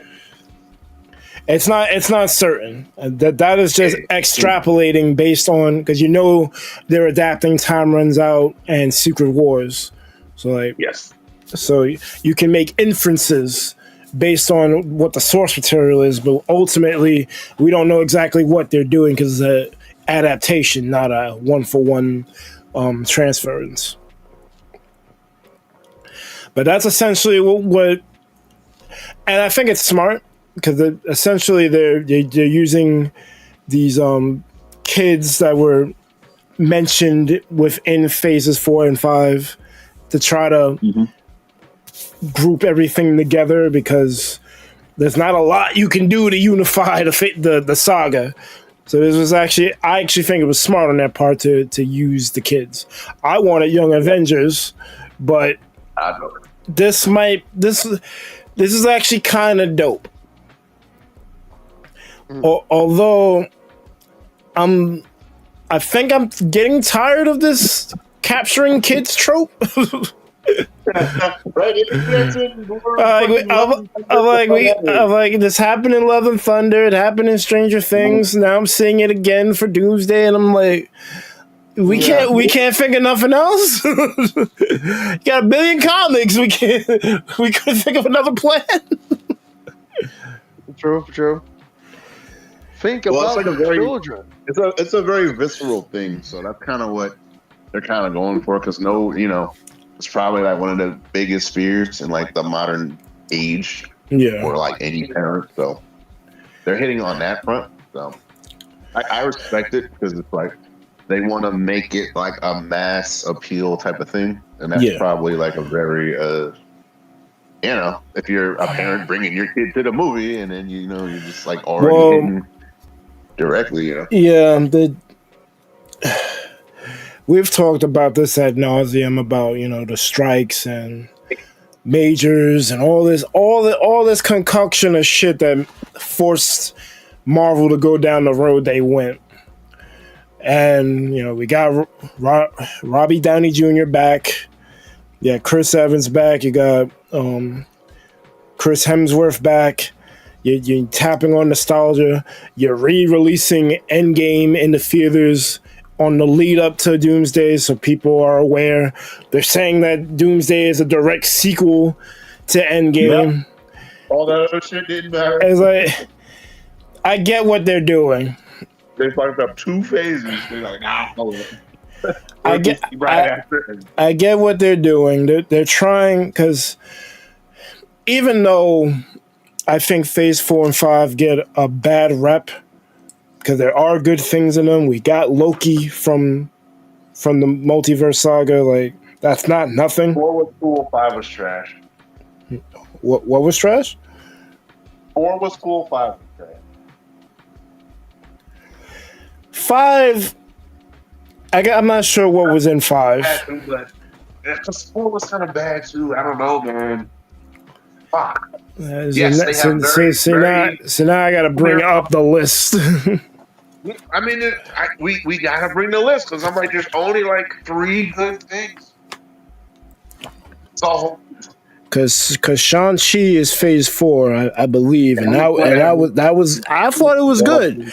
The back end of the movie, the back end of it was trash because of the fucking dragon shit.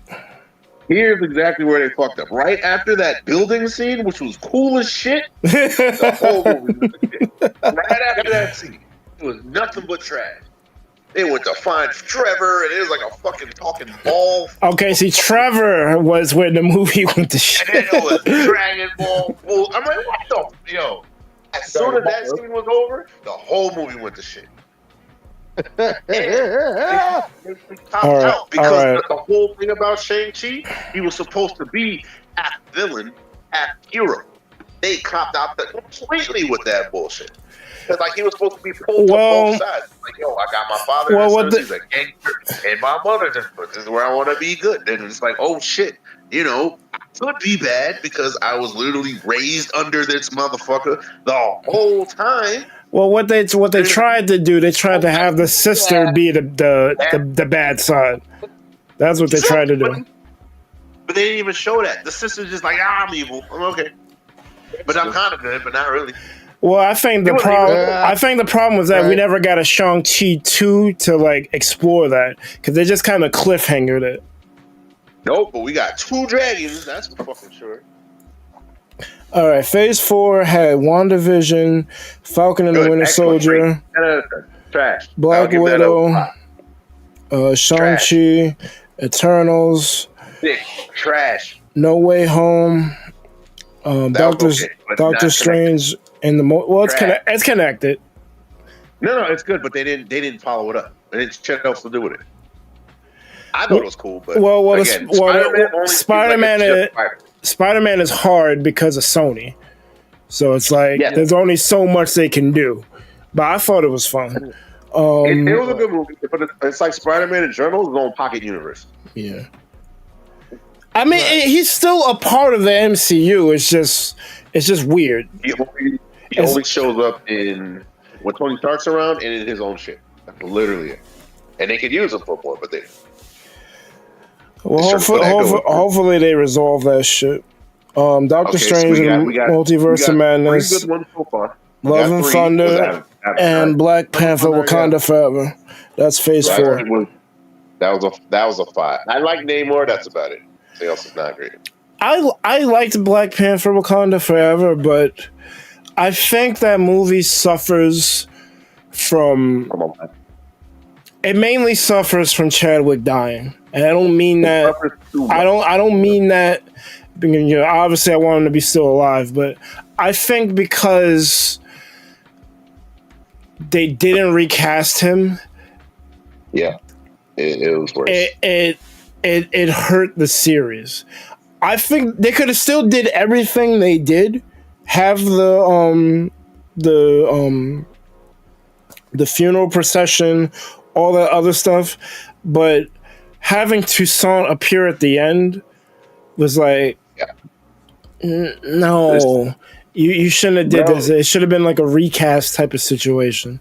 Like another person becomes too much commander, and that's the problem. I'm like, I don't want to see that. Like, it's too much because like and it's like they want you to eat it up, and I'm just like, bro, stop doing this weird shit. Just recast them and just keep it moving. Because now you're placing lives on top of other lives and shit. Because look what the fuck happened. They recast fucking Thunderbolt Ross. That guy died. William Hurt died, and he didn't get a tribute. He was the guy for years. Okay, that's Harrison Ford. Didn't even matter. Recast. But guess what? We got Harrison Ford, and he's fighting fucking Captain Falcon. I'm like, why is it a fist fight? That shit was stupid as fuck. That's true. So we got 3 out of like 11. So it's already a bad record. What else we got in Phase 4?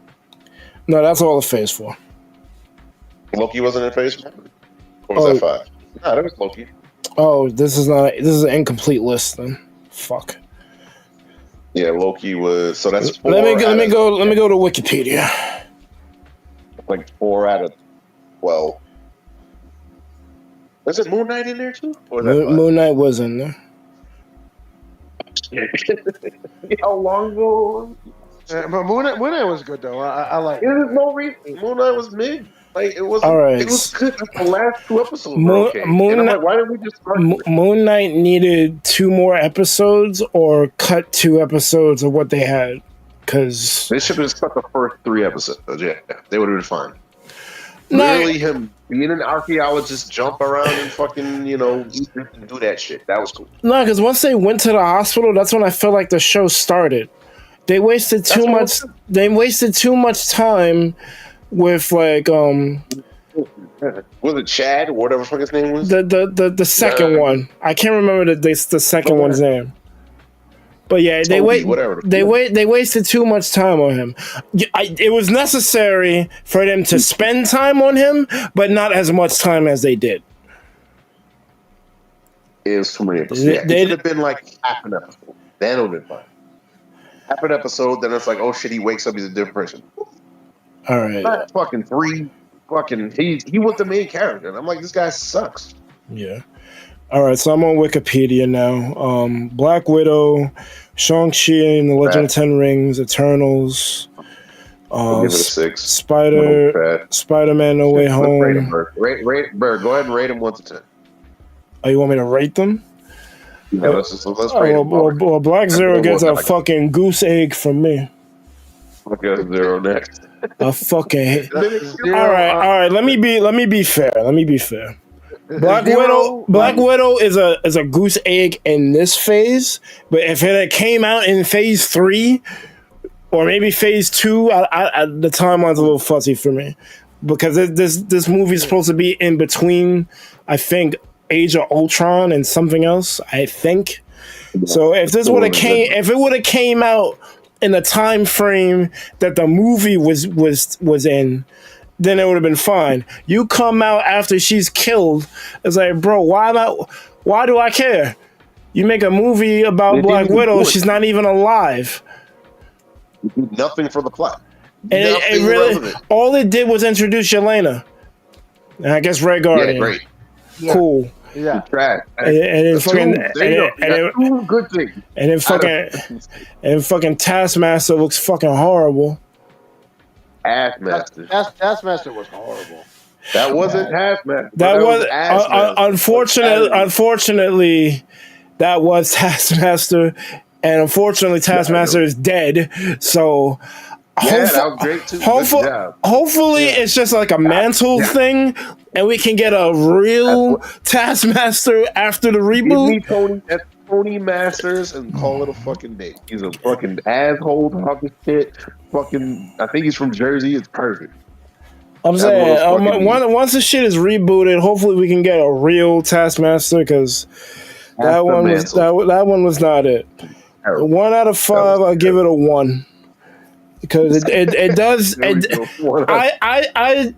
didn't like Yelena at first, but after Thunderbolt, she kind of warmed up to me. So I'll retroactively give Black Widow a 1 instead of a goose egg. You know, it kind of deserves it.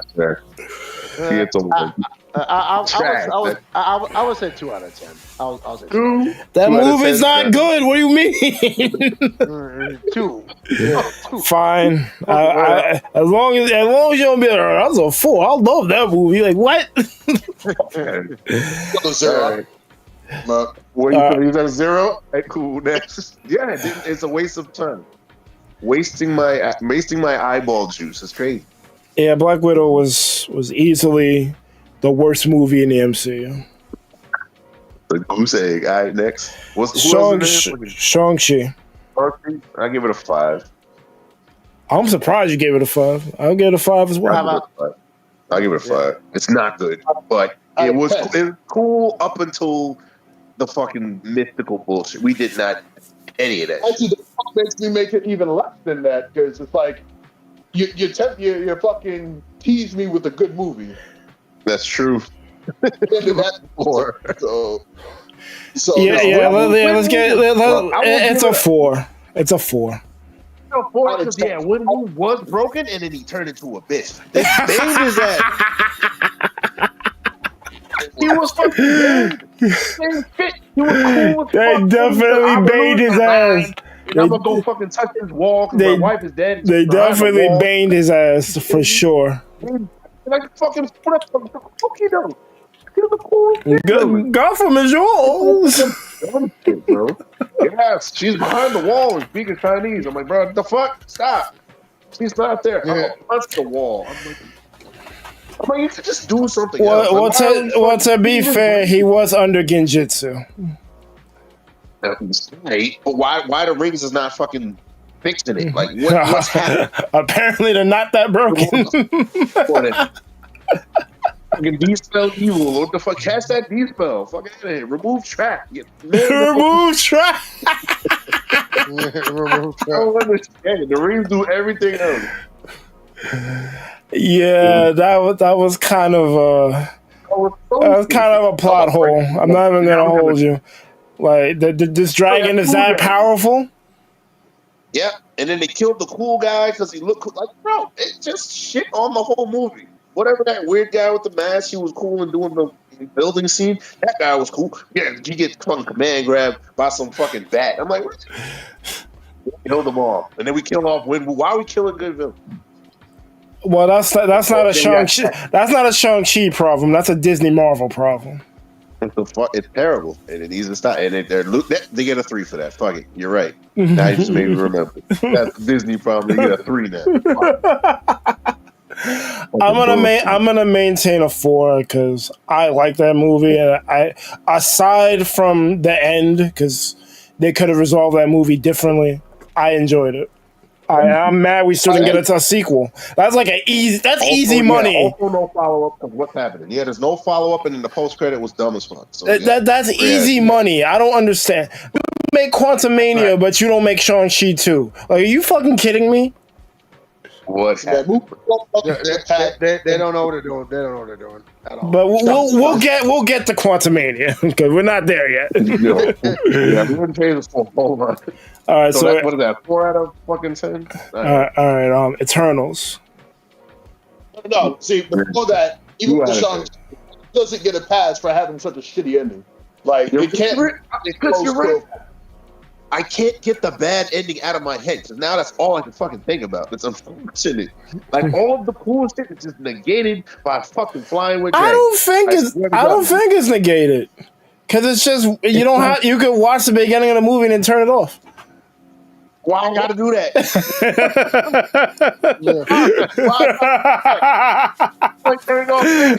The minute you see the forest, turn the movie off. Hell no. The minute you see Trevor, turn the movie off. Yeah.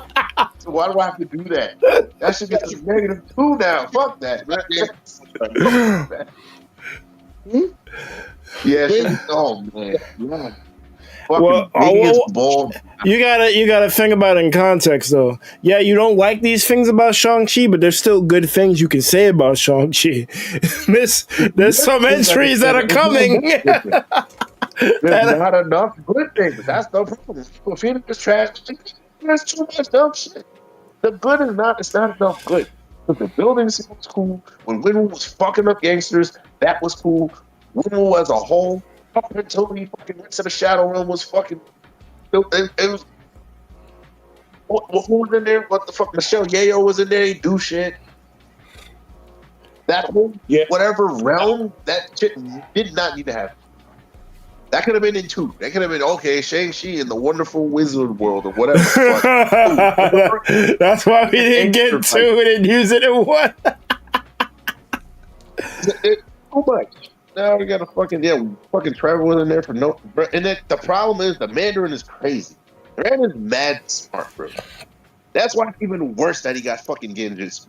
Like he has mad fucking like he's kind of like Chinese Ray Wu if you really think about it.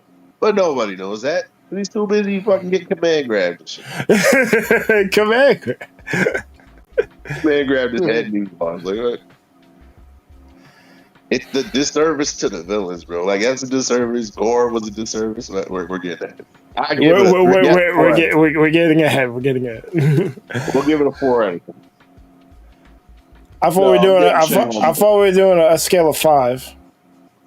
I thought it was 1. I thought it was out of 10.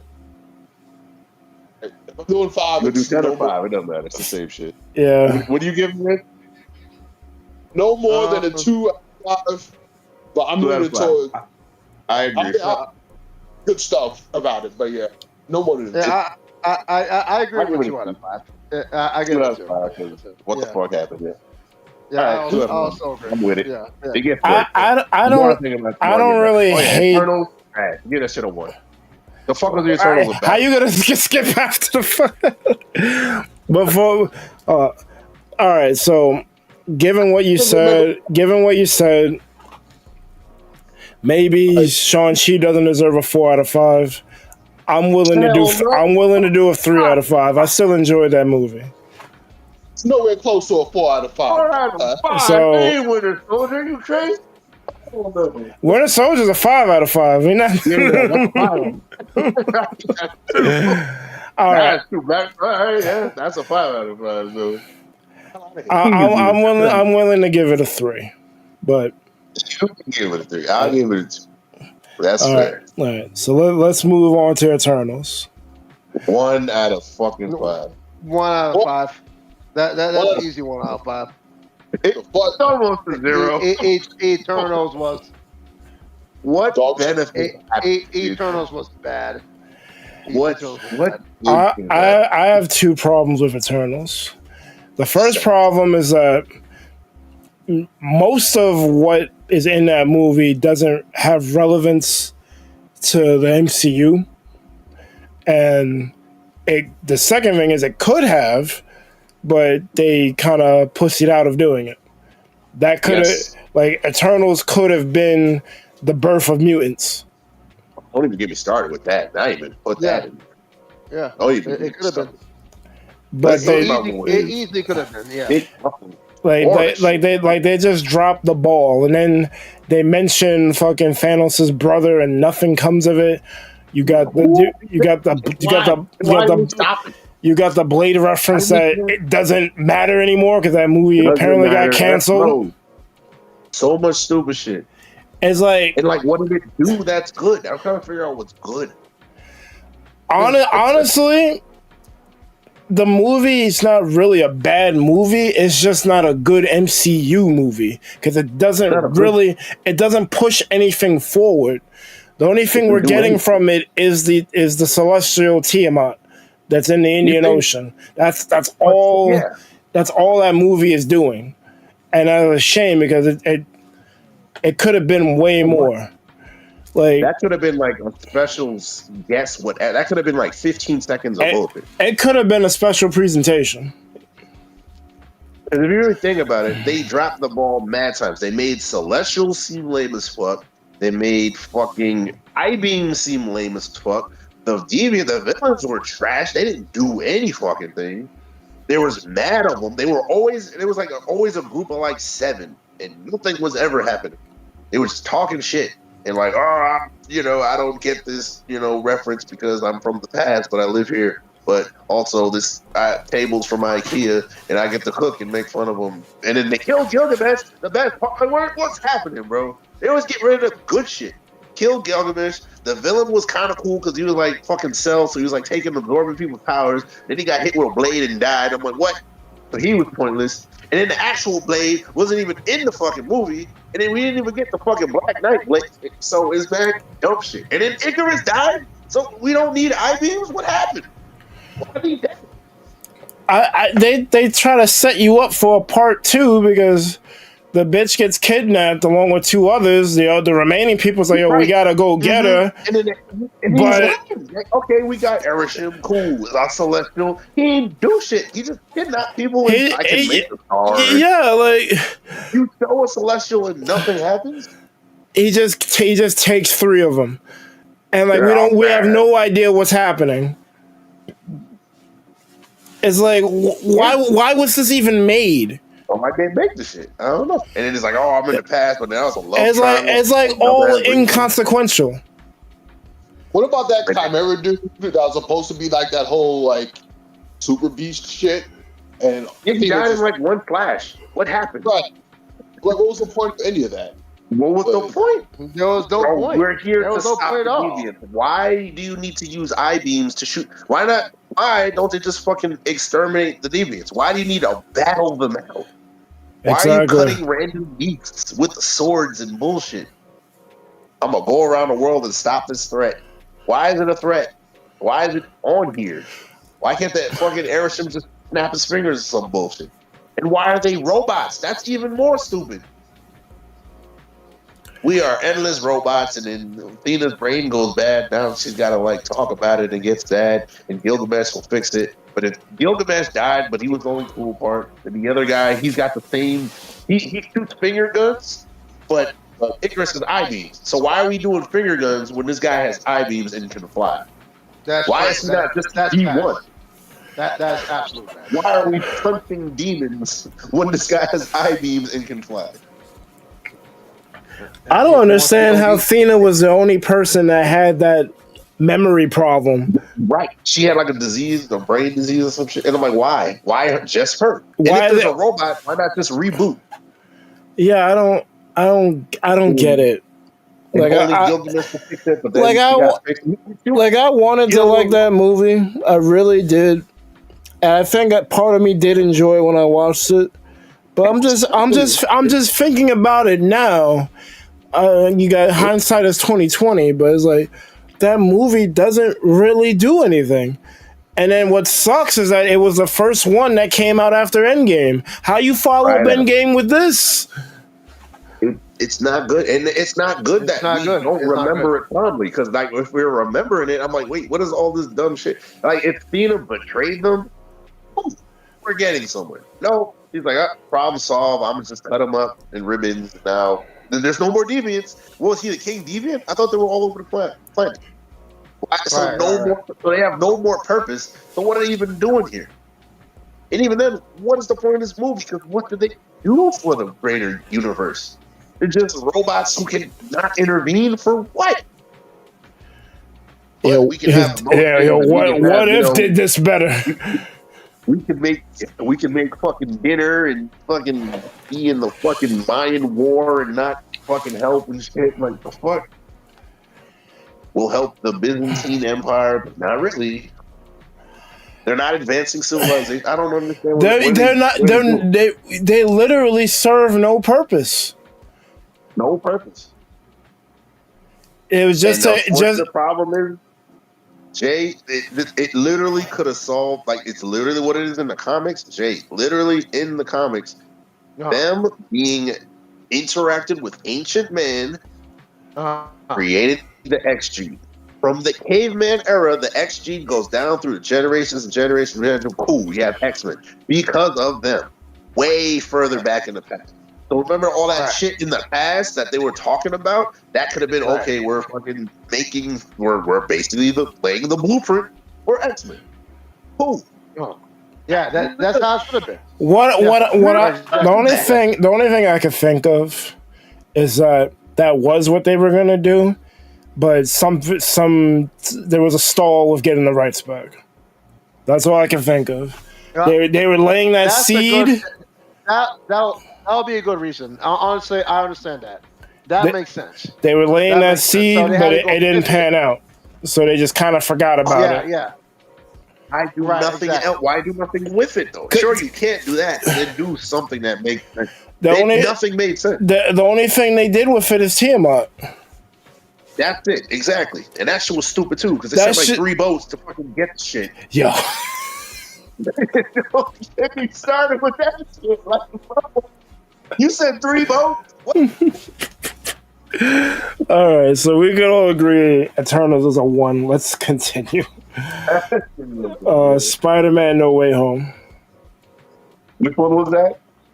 The one with the 3 Spider-Man. That's the one with 3 of them? No, the one was. No, it was Toby, Andrew, and whatever the fuck. I can't remember the third guy's name. Like, the current Spider-Man. For some reason, his name escapes me. It was cool. Tom. And then they killed Aunt May. It was pretty good. Give it up. Especially at the time, I'm like, yo, this is great. I think it's a solid 4. I could say that. I enjoyed that movie. I enjoyed when they updated some of the villains too. Like fucking Green Goblin was a terror. He powered out things. Like, yeah, let's go. What the fuck? He powerbomb Electro or some shit? It was crazy. Oh, Spider-Man. Oh, shit. He powerballed Spider-Man through the floor. This is after, like, and then he sent the fucking grenade to kill Aunt May. Like, yeah. Finish the breath. Terrible. That's what you want to see. Really finish their breath. Yeah, they usually don't in Marvel films. I give them a 4. And they ain't killing either. So. All right, so we can give them a 4. So yeah, that's a 4. Doctor Strange and the Multiverse of Madness. That was a good movie. It was not good. I'll give it to you. You go ahead. It was a 3 at the time, according to especially the hours. I give it 2. It was dropped. They dropped the fucking ball for it. My problem with this movie is the name. It's called the Multiverse of Madness. So when you say Multiverse of Madness, I'm expecting like you going through mad different multiverses. Like you just like this is like some Doctor Who shit almost. Like you just like you out here just exploring shit, and you come across some bullshit. The sequence they show lasts about 10 seconds. They go through like I don't know, like maybe 7 or 8 multiverses, and then end up in one for the remainder of the movie for the most part. Like they didn't explore nothing. It's like they just speed ran the title, and then like try to like shove in certain things. All right, we gotta make sure. Yeah, check this box. It's like, bro, like. Also capturing children and stupid shit. Like you literally have a character, America Chavez, that can travel the multiverse, but you nerf her because it doesn't make sense. Like You should be using her as a plot device to travel the multiverse instead of this whole accidental shit. And then making Wanda a bad guy again after being redeemed. Like, did you watch WandaVision? No, they didn't, which also fucked it up because WandaVision was great. So it's like we're fucking not using what's. I'm just like. Like, there were good things in this movie, like seeing Strange manipulate his dead body and like dream walking and like the. I gotta admit, Wanda is coming through the broken glass and the water to seep in. That was kind of dope. Mm-hmm. Like, you can't keep me out. that part was kind of cool, but it's just like, for all the cool things you did in that movie, you do one dumb thing that just almost negates the shit.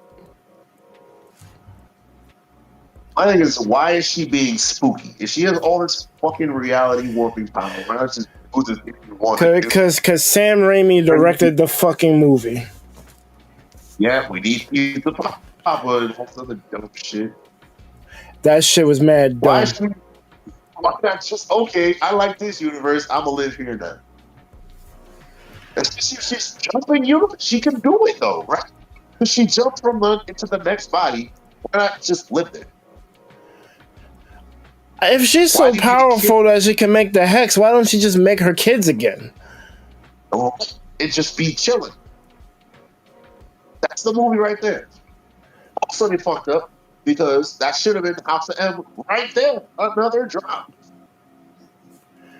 House of M the shit. And then, okay, we need Doctor Strange because he's fucking super powerful. You gotta convince her that the shit's not real, blah, blah, blah. Okay, mind break. Now, that's an actual mind break. She's like, oh, my kid's not real, but I'm not, chasing them, and I gotta find these not real ones, but they're sad, and I'm sad, and Vision's not here either, so I gotta fucking kidnap America Chavez for what? Yeah, the plot doesn't make sense. Why do you need her to travel the multiverse when you've been doing it with the Darkhold?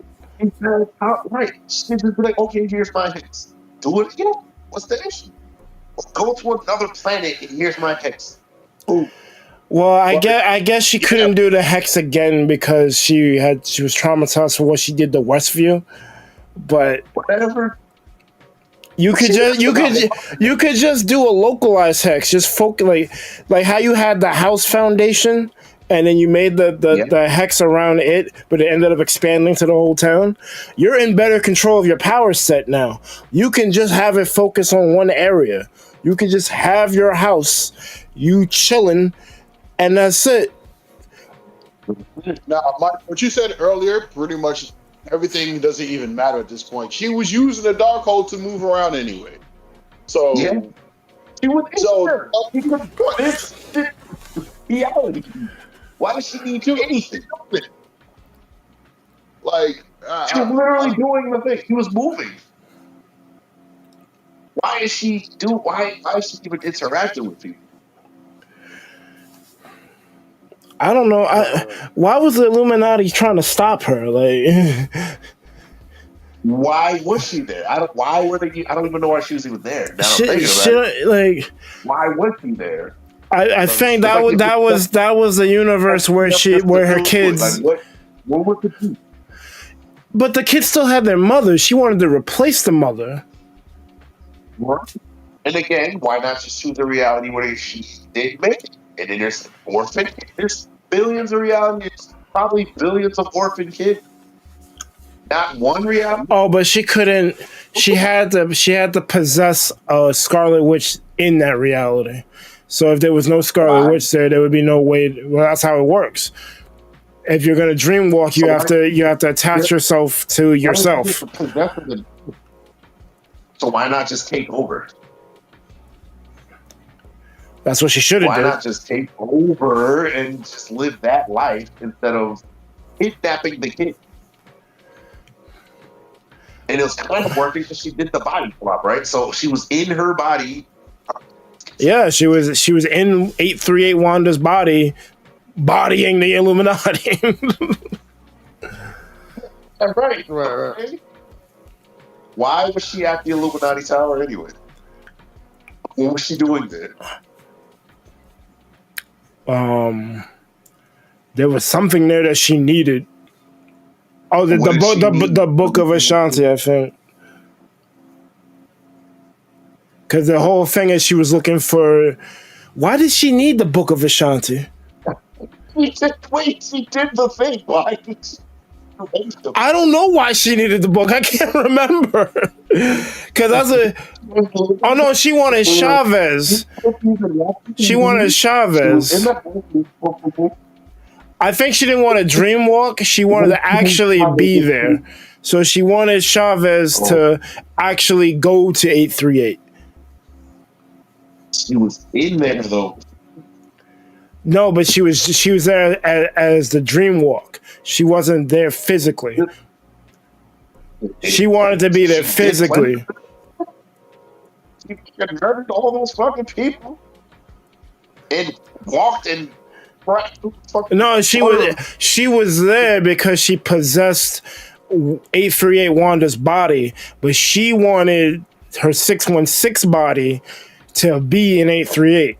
That's why she needed Chavez. She wanted to actually be there. Somebody was so awful stupid. And Strange was stopping her from getting Chavez. That's why she was chasing them. And they're like, this is mercy. Like, what do you mean? So apparently she could have did way more than send this consumer guru after to go after them. Apparently that was mercy. Why is she doing all this shit, bro? Especially if you can jump in someone else's body. First anywhere ever. Just fucking do another Wanda. What the fuck? Do a Wanda that's like not mentally capable. What's that? We're trying to make sense of a movie that wasn't that good. I'm giving it a 2.5 out of 5. There's things there. There's things there that help set up. There's things there that help set up incursions and whatnot, but it's too convoluted. The same old shit that he already knew how to fix. Oh, and there was a better movie in that movie that we didn't get to see. 838 going against Thanos. Yeah. Don't talk about it. Show me. How did they do it? Yeah, he got like a sword in his chest and shit. Because that aftermath was crazy.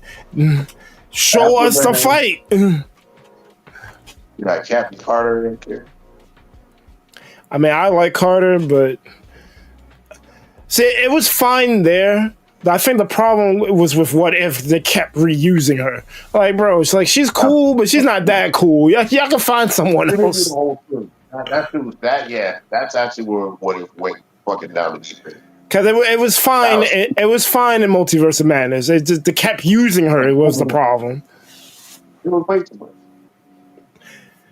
All right. Fucking reverted from the Supreme, who was actually cool as shit. All right. Again. All right. We didn't even get out of Phase 4 yet, so let's continue. Thor: Love and Thunder. That's an easy goose egg. That's an easy. I can't even redeem this one. At least with Black Widow, like there was like cool characters introduced that ended up doing something for the MCU. This movie, aside from Love, which I didn't care that much for as a character anyway, this movie doesn't do shit. Fucking 1 out of 5. Not good. It actually undermines Thor. Please. It undermines. Everyone is undermined. Jane is undermined. Thor is undermined. Gore's undermined. Yeah. Like you could have did cool shit with Opulent City that you didn't do. Why show this City of Gods and Gore doesn't pull up to fuck it up? I was born out there. How's Gore not pulling up? There. How? He should have attacked the fuck. They would have had a whole battle. It would have been terrible. Gore didn't show up. You showing Chris Hemsworth naked like that's supposed to do something. Yeah, I see his ass and shit. Like, fucking, like bad gods up there. The Panther goddess on the Panther. I'm like, bro. Like, bro, there was so much missed potential for this movie. Yeah, 2 celestials, and they just fucking walking, just watching the show. How is Gore the God Butcher when he only killed one god? He killed like one guy. Oh yeah, he killed the guy. He killed the one guy in the beginning. That's it. That's true. He didn't kill no one else. He's Gore the child kidnapper. That's what he is. He ain't Gore the God Butcher. The fuck? Like, yo, there's so much because the sword is the all black, which is a piece of no. You could have connected that. You could have connected. Fuck. From Moon Knight, you could have connected. Oh, you could have connected the Honda guys. You could have connected all this shit. And we got fucking more of the Angels in there for some reason. Shit. What's the party doing there? I don't, bro. You finally show an entity of the universe in eternity, and I don't care. Yeah, it's showing nothing happened. It was like fuck. Oh yeah, the guy. It was a teddy bear had like lightning powers, dumb shit. It had powers. Okay. I'm gonna give these kids the power of the God of Thunder temporarily. Like what? Like fuck out of here, bro. This shit look like some daycare shit. Bunch of kids cosplaying as Asgardians fighting Gore and winning somehow.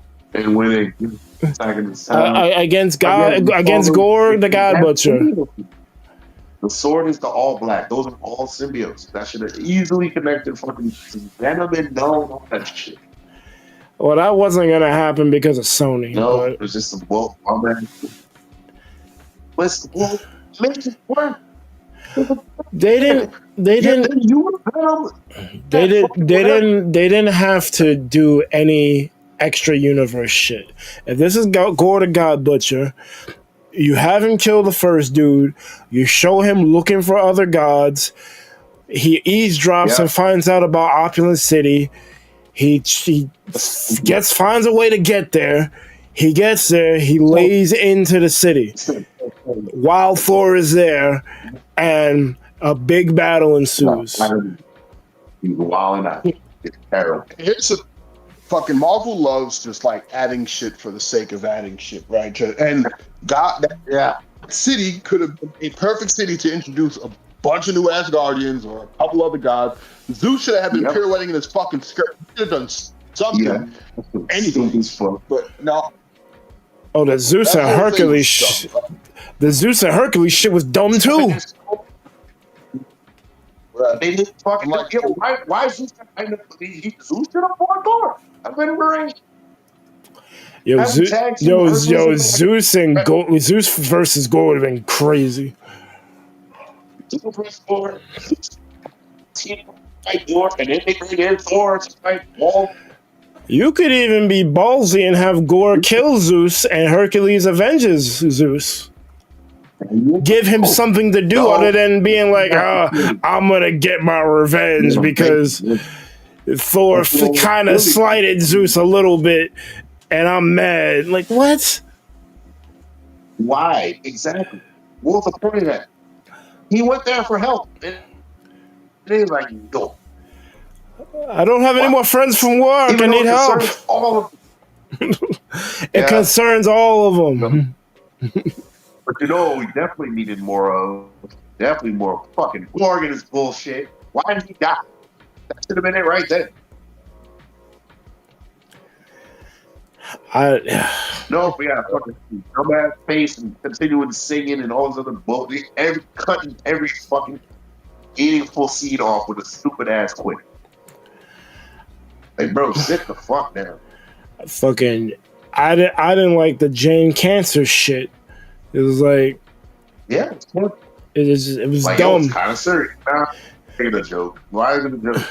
And then the fucking the hammers, the fucking Mjolnir being jealous and shit. Like, what are we doing, bro? Fucking Stormbreaker's moving in slow, like it's looking back at Thor. Like, you fucking kidding me, bro? Well, her having cancer is the story, so that's not going to change. No, I don't know. Like, that's how it was in she has cancer, I get it, but the way they portrayed it in Love and Thunder just was like, you couldn't do this better? Like, cancer is a serious fucking thing here, and we're making jokes about it? Yeah. That's crazy. That's super crazy. But yeah, that's All a right, one. That's a 1 out of 5 for me. What's the next? Black Panther, Wakanda Forever. I give it a 2. I give it a 3. My gripe isn't even the same as most. My gripe is with her is like there was no arc in which she preparing to be Black Panther. They kind of just thrusted it on her for obvious reasons, but it still doesn't work. I mean, it works, but there was no build up to it. Because like we know her as the tech girl. Now she's the Panther. She's a slave. It's like she it's a different archetype. Like, and there's comic precedent for her becoming Panther, but there's build up to it. There was no build up for her to become Panther.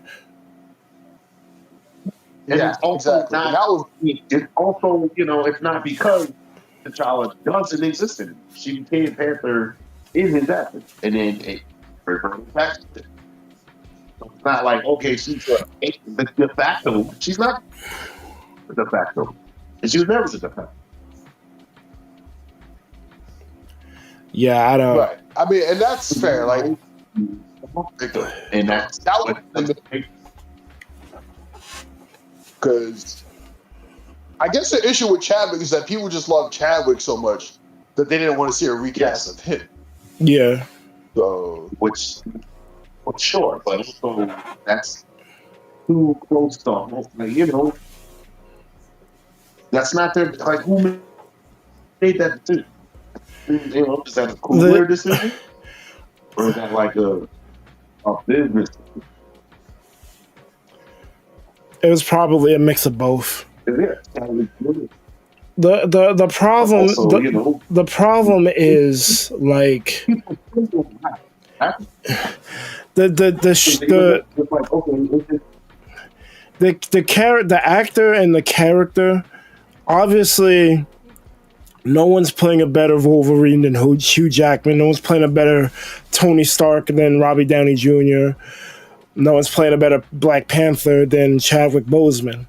But these actors aren't immortal. Eventually, they're going to get too old to do the role or die.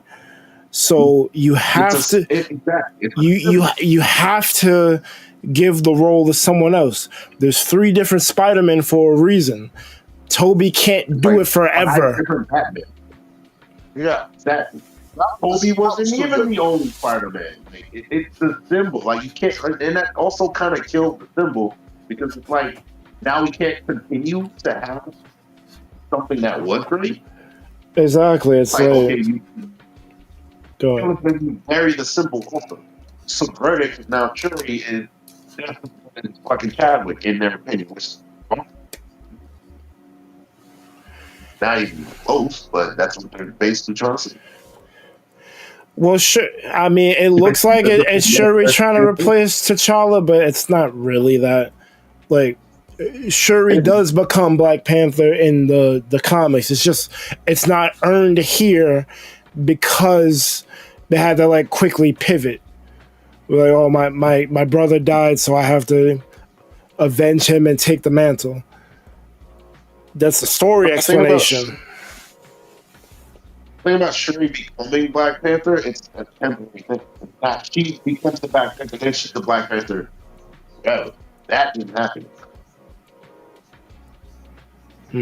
Sorry, couldn't catch you. What was that?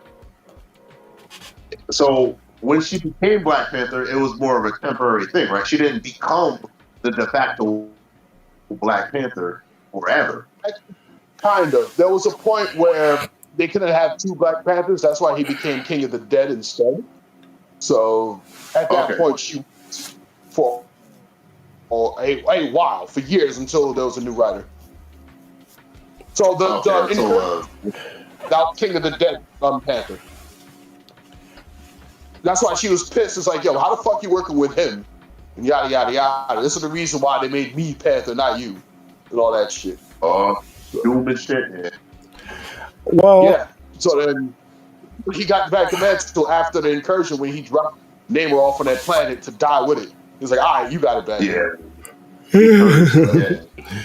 Well, Shuri is only temporarily Panther now. She's waiting for Toussaint to grow up.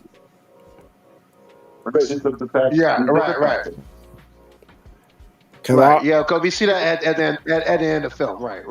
Toussaint is going to be the Black Panther. She's only holding the mantle in the meantime because they need a king and they need a Black Panther.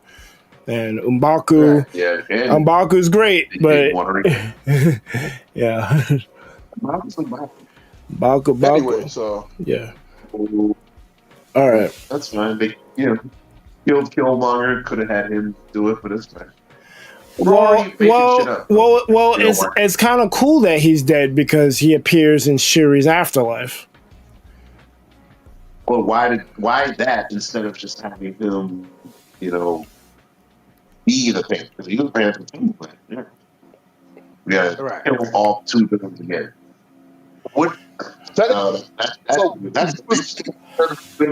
use vibranium to revive him or some shit, and then understand that the villains that's the hero they need in this situation. His name was wild now. See, here's the thing: if they knew about Chadwick being sick, they probably would have done that, right? Because book-wise, Killmonger was, I think he was Panther for the span of like 4 days and shit. And not even on an official capacity. But if he would have told, remember, he knew that he was sick for years. So if he would have told somebody, they're like, I bet we could do that. And then Mike B. Jordan, he'll sell tickets everywhere. So exactly. Yeah, they ain't playing. That is true. He was sick and didn't tell nobody. So they could have, the match could have been passed off way cleaner if he knew. At some point. No, we could do about that. Right. Also, this the story we got, because it feels incomplete. Yeah, there's probably not much we can do about that. Just hope that the next Black Panther is going to be good. Yeah, I think it's gonna do what it does. What do you do with movie Black Panther? What does that next movie look like in 5? This one, right. Stop thinking of Black Panther villains a lot of their villains ain't that great. He doesn't have. Namor was like the peak. That's really right. Well, they're probably gonna hinge a lot of the third movie on Namor and the relationship with Wakanda and Talokan. There's a story there. Because Namor is using Wakanda as a chip. They just don't know it. So that could come into a head in the next movie. I guess after Doomsday, you'll probably be people. Well, I mean, go ahead. I was about to say, aside from the Shuri not getting build up, they took a lot of time out of that potential build up with the fucking Ironheart bullshit. That whole thing didn't need to be in the movie at all. Yeah. We did not. Are not more kidnapping kids? What the fuck? Where are you coming? Why does she need to go to Wakanda? I don't understand why she got Metroided. You let her have the suit, but then you say you can't leave here with the suit. What you mean? Fucking Sam Wilson has a vibranium suit. Why can't she have a vibranium Iron Man suit? Yeah, yeah. I don't get it. What was the point? So what I heard in that movie. I heard the show was trash. We can't even like. The show is not trash. It's not that bad. Why was she bad for Tony Stark? That's crazy. She was what? Bashing Tony Stark? No. You gotta stop listening to grifters, bro. I didn't watch it, and I had no intention to watch it. The show's not bad. It's just it feels like basically what I said. They Metroided her. Like why are you taking the suit back? Why is she spending time making another suit again? Why is MIT sending her, expelling her? You're doing shit that just it feels like you're trying to make up a plot point for her when she's already been developed in Wakanda Forever. Like we don't need you to. Because you basically like when T'Challa was introduced in Civil War, we got his backstory already. You didn't really need to spend time like telling you about him. You know about him already from that movie. When it came time for the Black Panther movie, you could focus on other things. But they did the reverse here. They introduced her and then undid their introduction. Rich, you know what? Why she was the MacGuffin, Rich. That's what it was. Remember, she was basically like the plot point of all the things to happen. Yeah. They could have just wrote a better movie. We need her because she's a scientist, and then like they wanted to not have her assassinated or whatever, and Wakanda got in the middle of it. And they didn't have to. And then what's the name? Queen Ramonda died because she was there too. Like if she wasn't there, most of that shit would happen. In fact, none of that shit would happen. The movie. Yeah, exactly. Like none of it needed that. Because then there's been two interesting things that are kind of happening separate of it. And she was kind of in the middle. Yeah.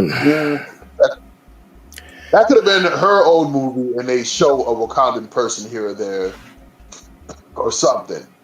It was the whole plot point here. Yeah. They could have had a better plot point. Yeah. Yeah. All right. It could have been somebody that's like in the wrong place at the wrong time, and someone gets bodied by the other, and then that could have been an actual war, not this little skirmish bullshit we had. Then the second skirmish on a boat. The fuck that plan was. Like nobody died. Like what's happening? Like what are we doing? I don't understand why. Yo, word, you're fighting Namor. Why are you all over water? like, why are you giving him the advantage? That was crazy. After she got fucking stabbed, then it's like, you know what? It's fine. We're good now. I'm like, nigga, you just stabbed me. You stabbed, left a piece of wood in there. That's crazy. Yeah. Yeah. I wanted to like get stabbed, did nothing. That was crazy. I guess you got vibranium healing, so that makes sense. Yeah. Stop it, wait a minute. Why did you walk away from it? It was stuck in there. The suit killed him.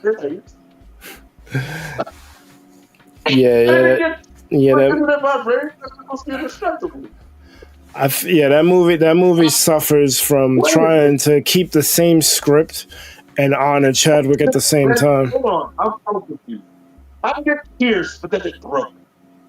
But because they needed a cool shot in the editing room. Fuck editing, man. Come on. Why did it break? It would vibrate or it would fucking shatter or some shit. She'd absorb energy and use it. Why did the spear break? Hold on. They needed a cool shot for the movie. That was crazy. There's no blood, there's no act or anything. Well, it's vibranium versus vibranium. Or maybe the stick part wasn't made out of vibranium. That's stupid. Well, they don't have an infinite amount of it. Yep. They probably just made the spearhead vibranium.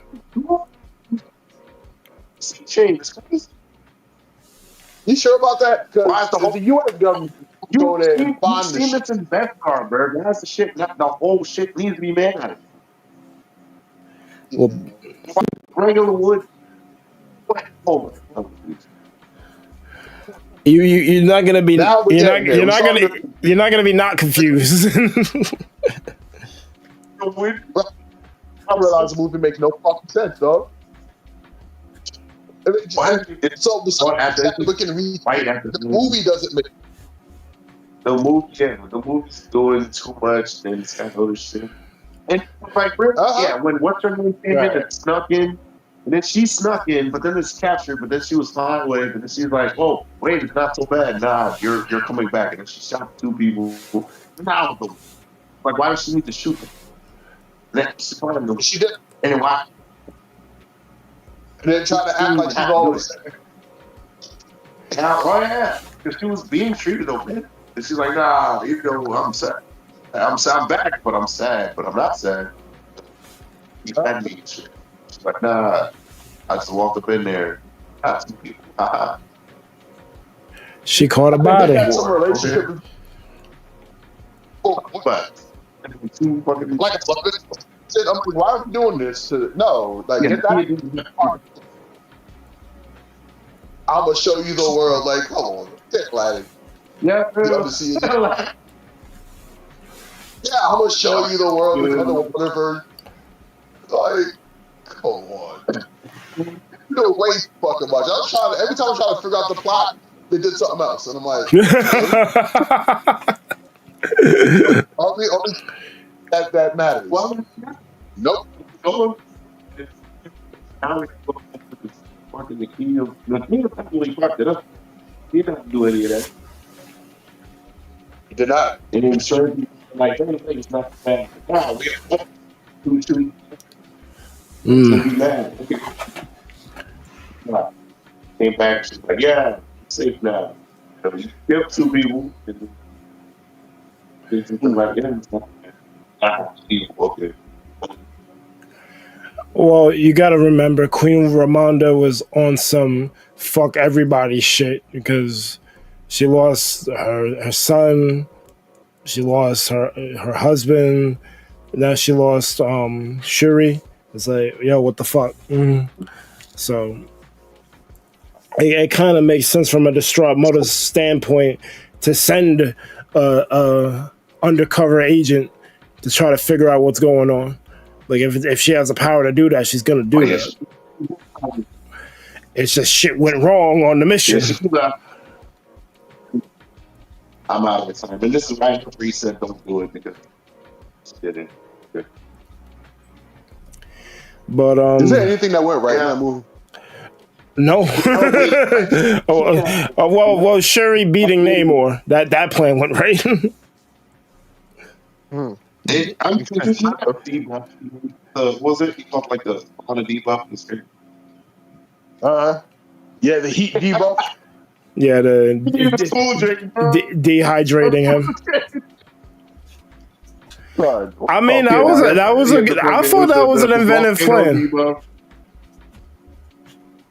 Which one? It was smart. He got like captured and shit, I guess. And then it was a sauna, but then he got outside. And once he got outside, why not just jump in the water, supercharge, and then the fight's over? No, he's just fighting on the beach and shit. And then got squeezed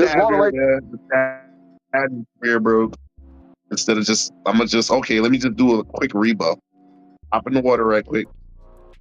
Hop back out. All right, cool. Now he's like, should be in the struggle. No, right, he should have fist fight. He's like, cool. Yeah, you just go through it and shit. Like, go into the water.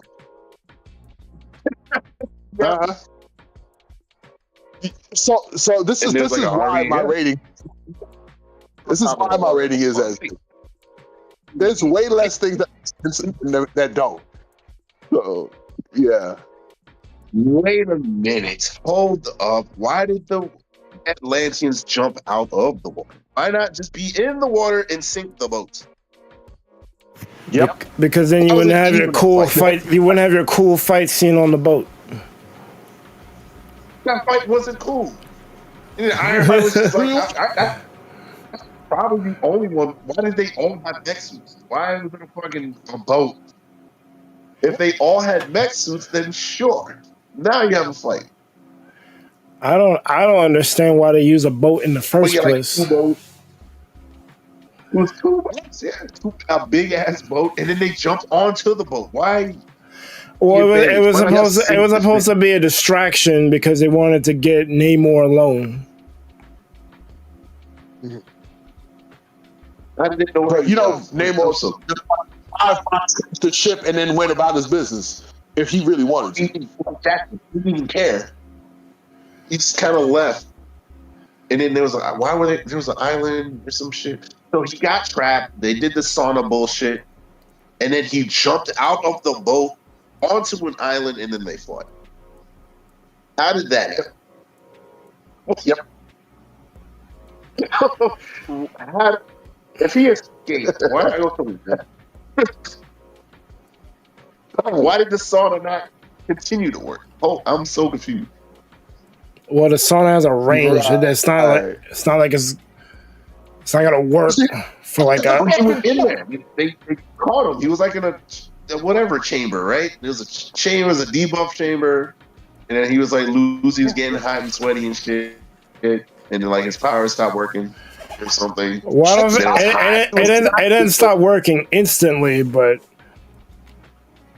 he definitely was. It was definitely, like I said, it was a stem pack. How did he get out? And then he punched his way out, and then he broke it. Yep.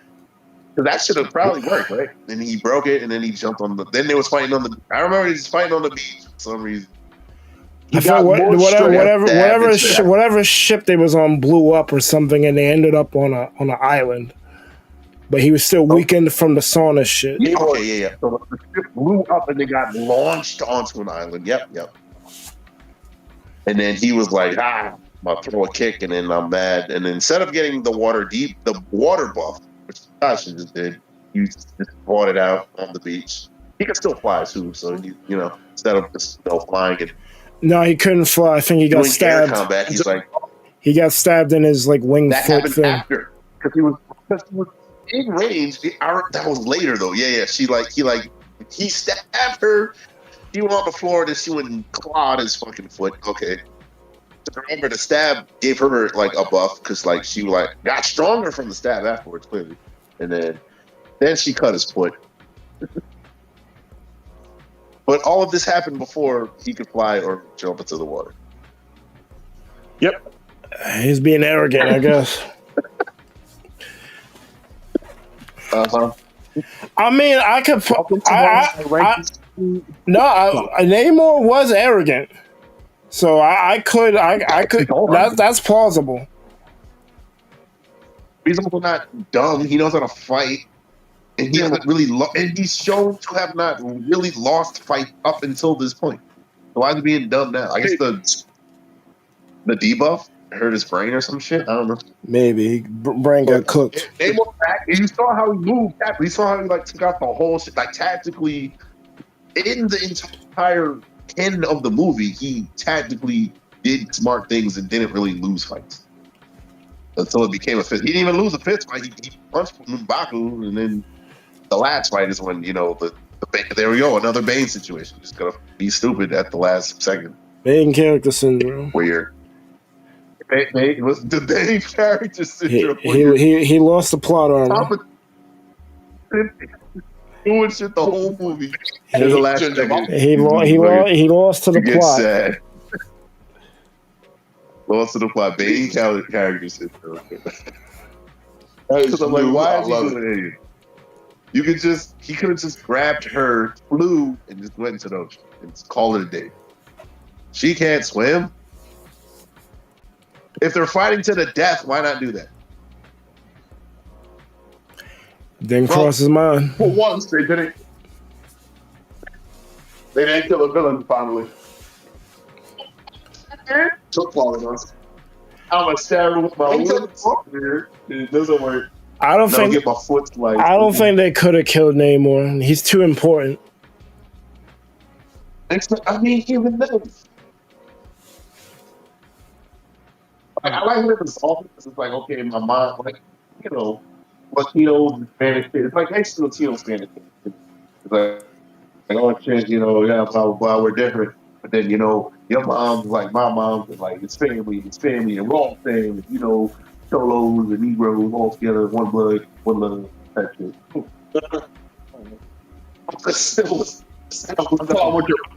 Like, come on.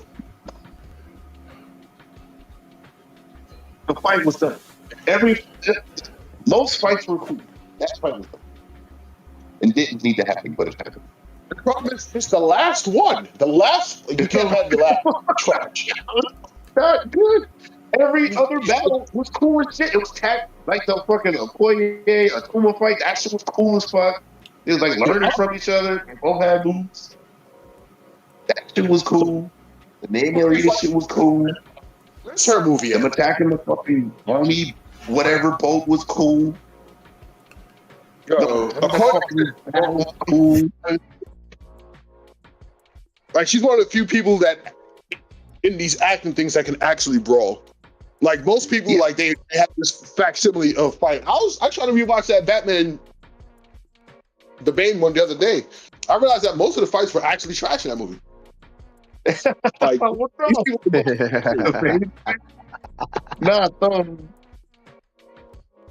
damn it. That shit not good.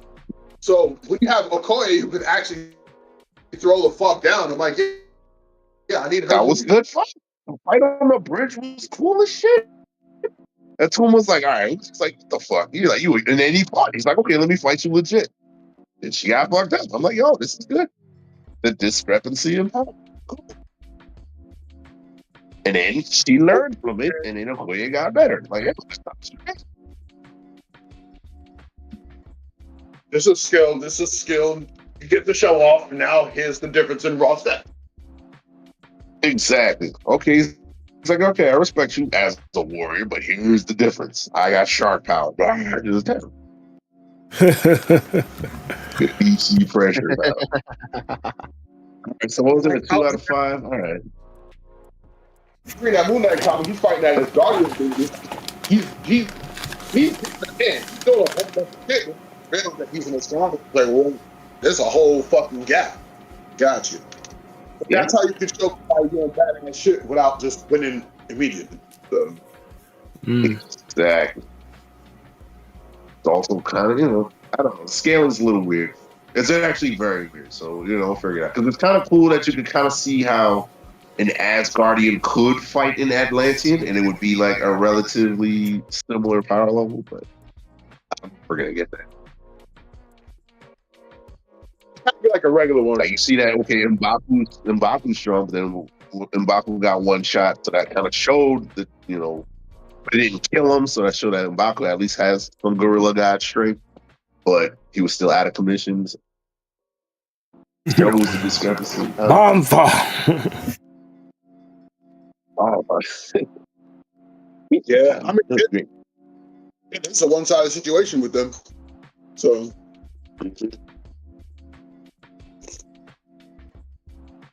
All right, so what else is in that thing? Oh yeah, Love and Thunder was a 0 on the Forever. I like that. It made me get hit with the feels, but then you start to think more like, oh shit, wait, it's kind of not great. And then it's like, oh shit, I don't want to say it's nothing bad because it's a black movie. Then it's like, well, it's not good. It's not good. What movie? Yeah, if it's not good, it's not good. We don't want to be biased. Yeah, can't fake it. Sorry, what movie? And that was the end of Phase 4, right? That was the end? No, those were the movies. Now these are the shows. WandaVision. That was 5 out of 5. Yep. I'll give it a 4 out of 5. There's some issues, but it was mostly great.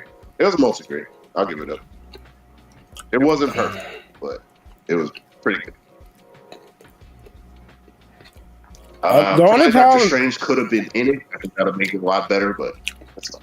The only problem is that the end was dumb. Like, why was it a stupid ass fucking Those are why did they go to the city? Those are the only two problems. Space battle. Yeah, the ending was dumb. The end and Doctor Strange not being in it. Yeah. Being in there, yeah. Everything else was fine. I don't think what else they could have did. Yeah, Doctor Strange not being in it. He could have had a cameo, like, easily. And then the stupid ass, we gotta turn this into a sky battle. That was dumb.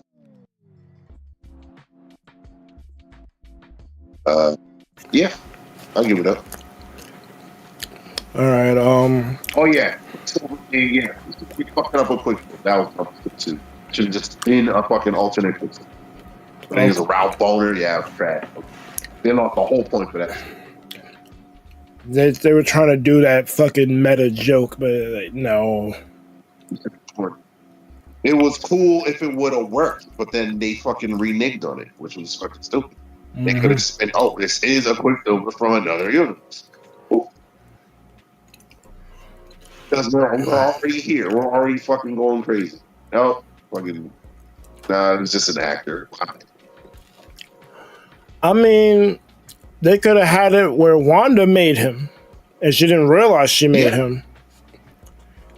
Because she made Vision and she made her kids. What's stopping her from making? What's stopping her from making Quicksilver? Her brother, who she loved for love. Yeah, why does she love her brother no more? What happened there? Exactly. It was close as shit. That Android booty overwrote that.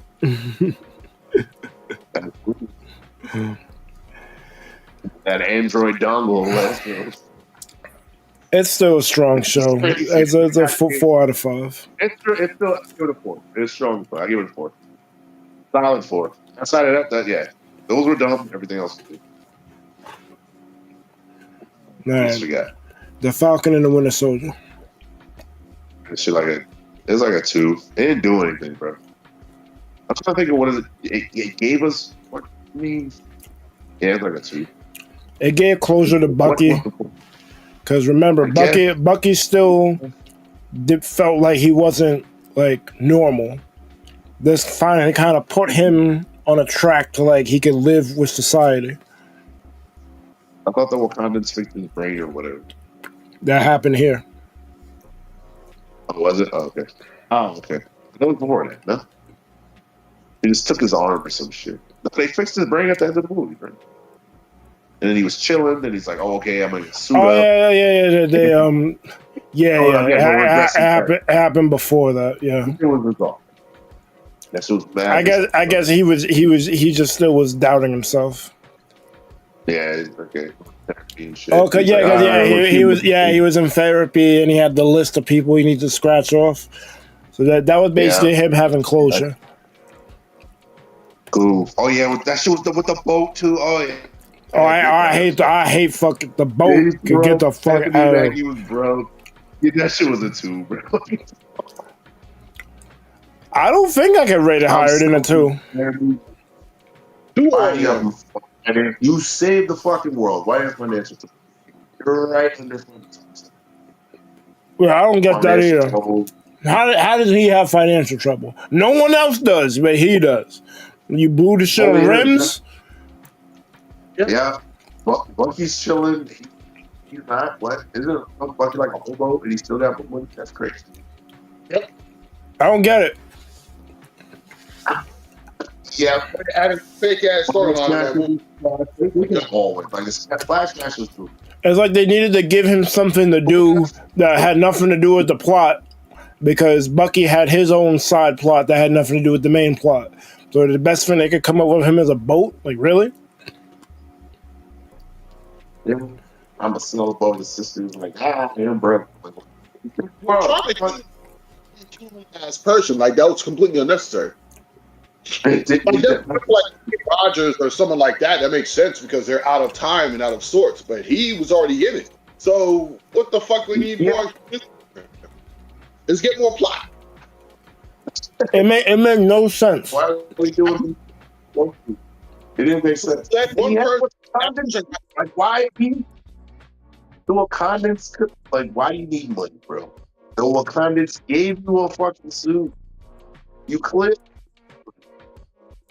Yo, ask the Wakandans to help you fix the boat. The fuck? One of them Namor boats. Like, what are we doing here? Let you. You go into a bank to be fucking denied. All right, fuck you. I know Wakandans. It's the boat. I get the boat has sentimental value, but it's just like, why is this here, bro? Why? Why do I care? What you got? Why is it happening? Exactly. I don't need to know this. John Walker was fine. What they were trying to show. Yeah, they were trying to show like after Tony's death, people weren't getting paid or some bullshit. I don't know. It was a terrible execution, though. Terrible execution. It was trash. I mean, he was one of the people who got sent to the raft, but I don't know. Wanda had money. She went to the raft too. That's a one. Hey, that's where. Wanda had a house. Well, she didn't have a house, but she had a plot in Jersey. She had land. Like, make it make sense. How are you the only one who's broke? Bro, that's true. Hawkeye went to jail. Hawkeye went to jail. Hawkeye went to the raft. He didn't have problems in his show.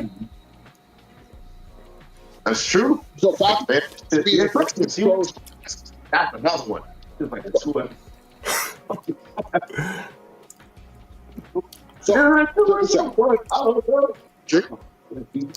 Ant-Man went to the raft. He didn't have problems. Know how to make all these fucking plans. He did. How did Tucker have a better plan than him to make money? Bro. Big Dog is a kid. He's taking pictures of himself. Hey, this man with wings, can I do a courier service or something to make some money for the fucking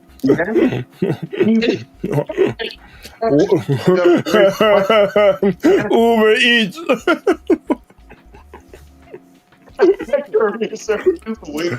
Yo, imagine you see it, fucking Sam Wilson fucking drop in with the wings at your door. Yeah, I got you McDonald's. You need to eat better. You talking to the congressman, bro? What's today? Boat, you got wings. No, I get the sentimental value. Like, it was a boat that he had when he was young. So I get that part of it. Your boat? Like what? It's fine. That part's fine. What I don't like is that they kept going back to it.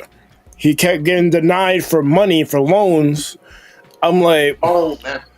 It's like, bro, like, I don't follow this shit. How do you not have money? All your other Avengers alumni are doing fine. Why are you struggling?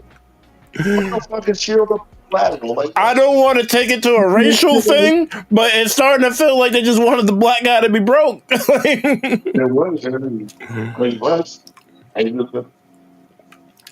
Because this shit doesn't make no sense otherwise. Y'all were all Avengers. Y'all saved the world. The Flag Smashers were all super soldiers, right? Why did they get shot? And that's what it does.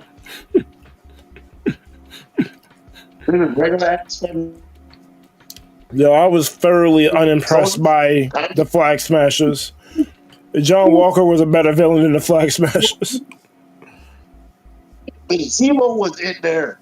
Zemo was a better villain than the Flag Smashers, and he wasn't even a villain. He was an anti-hero in that show, and he was a better villain than the Flag Smashers. Zemo was in there. It was in Magiport. Why didn't you just stay in Magiport? Those other dope shit. They could have some weapons. That would have been bad cool. We need a Magiport show. You got your Magiport episode. It was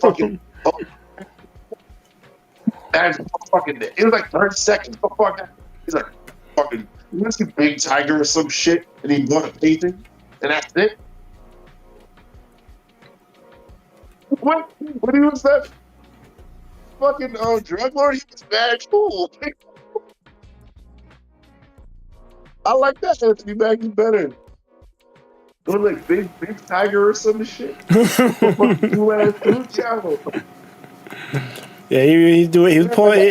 That was his best Chris Tucker right there. That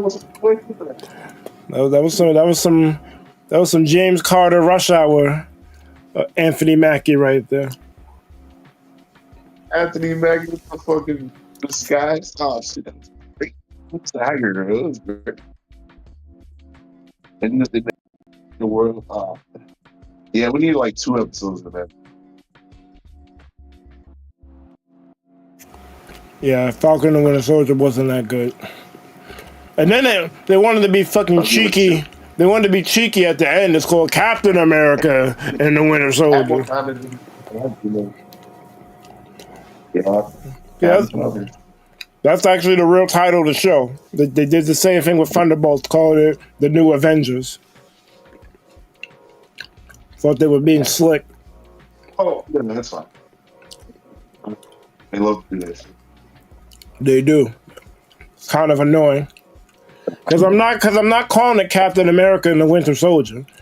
There's already a movie with that title. Yeah. That's true.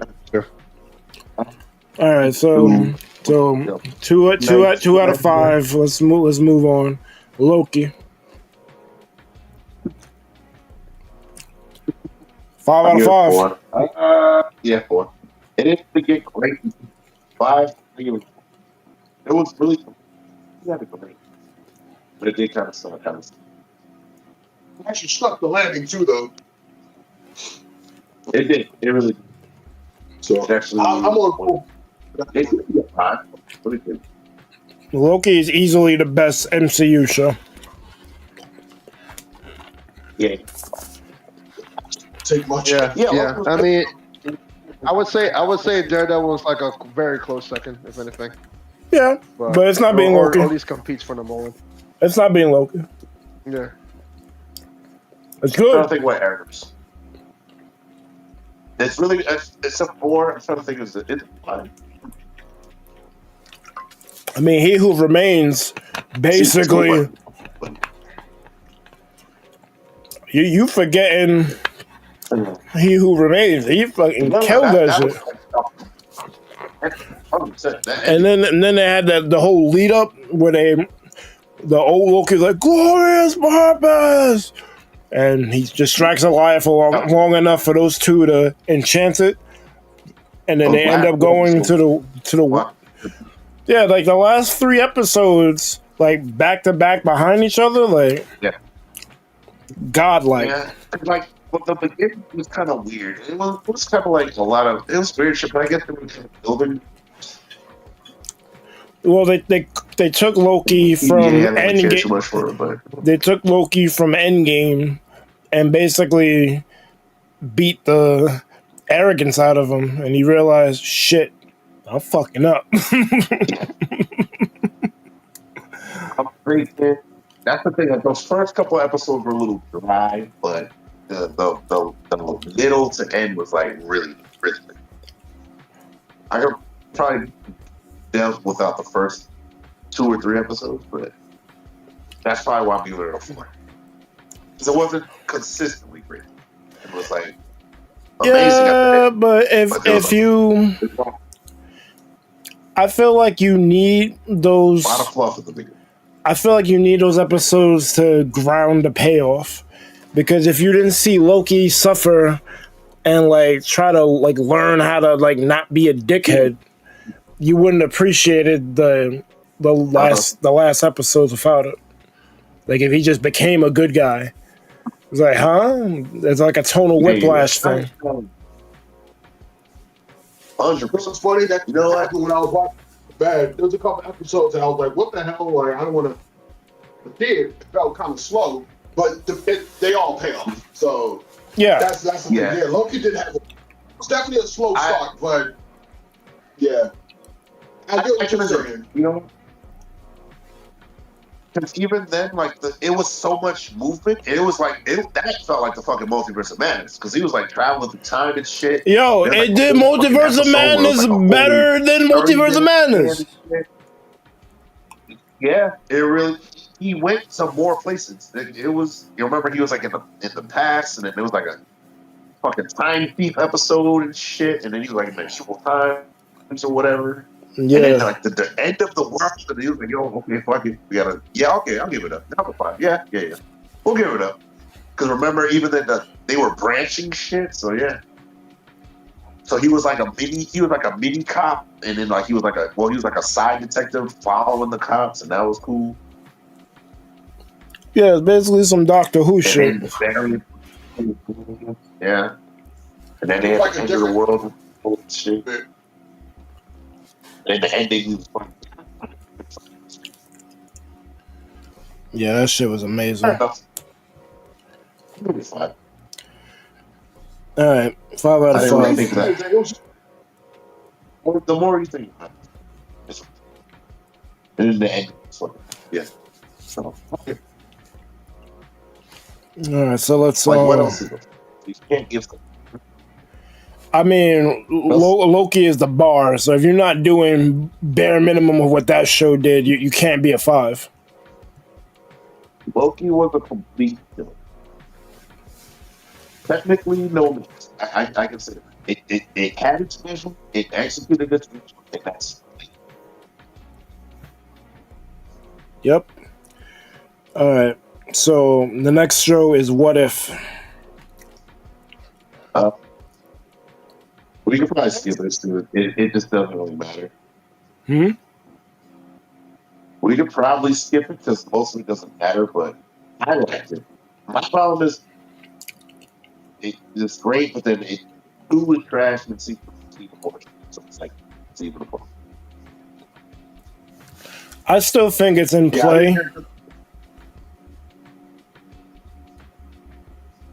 Shit though, when we got fucking Howard the Duck's kid and shit, like what are we doing, bro? It's What If, dog. Like, what if Darcy fucks Howard the Duck? Why did we ask this question? What if?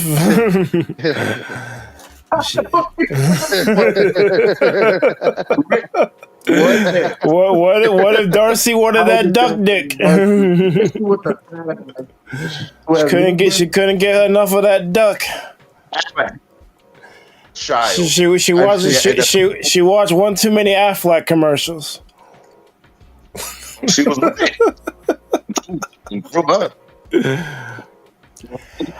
Look, I still think What If is in play, even though they got some dumb shit like that. Because I would have said that before I saw season 2 and 3.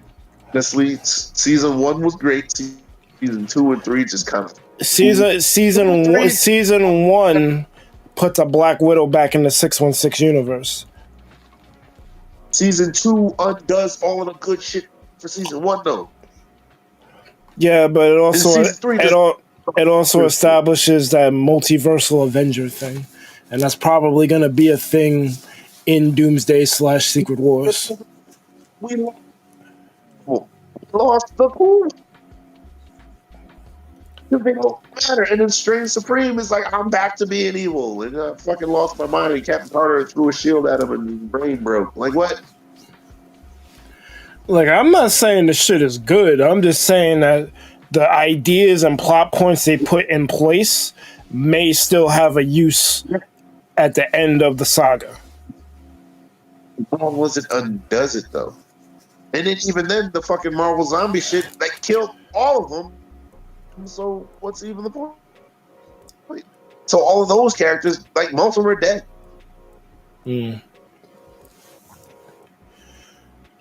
So like that was like the big kind of Well, we're talking about the shows. Like, what are we giving each show? What if? So season 1, What If? What are you giving it? I give it I liked it a lot. I'll give it 3.5. I think I'm gonna sit there. Season one for real, I'll give it a 4 points because I'll give it a 4 because it was really good. There's only like 2 dumb episodes, and then the rest was good. They love to kill the fucking Avengers in season 1. That shit was crazy. They were wild.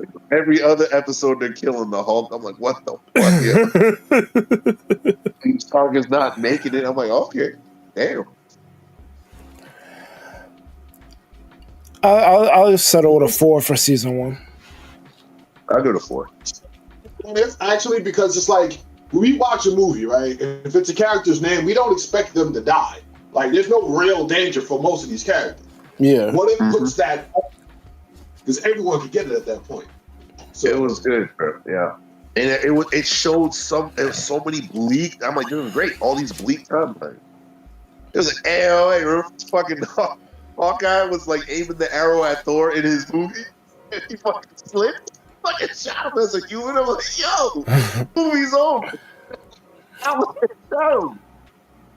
And he was like, he's on Hawkeye's like, yo, I swear it to jail. I'm like, oh shit.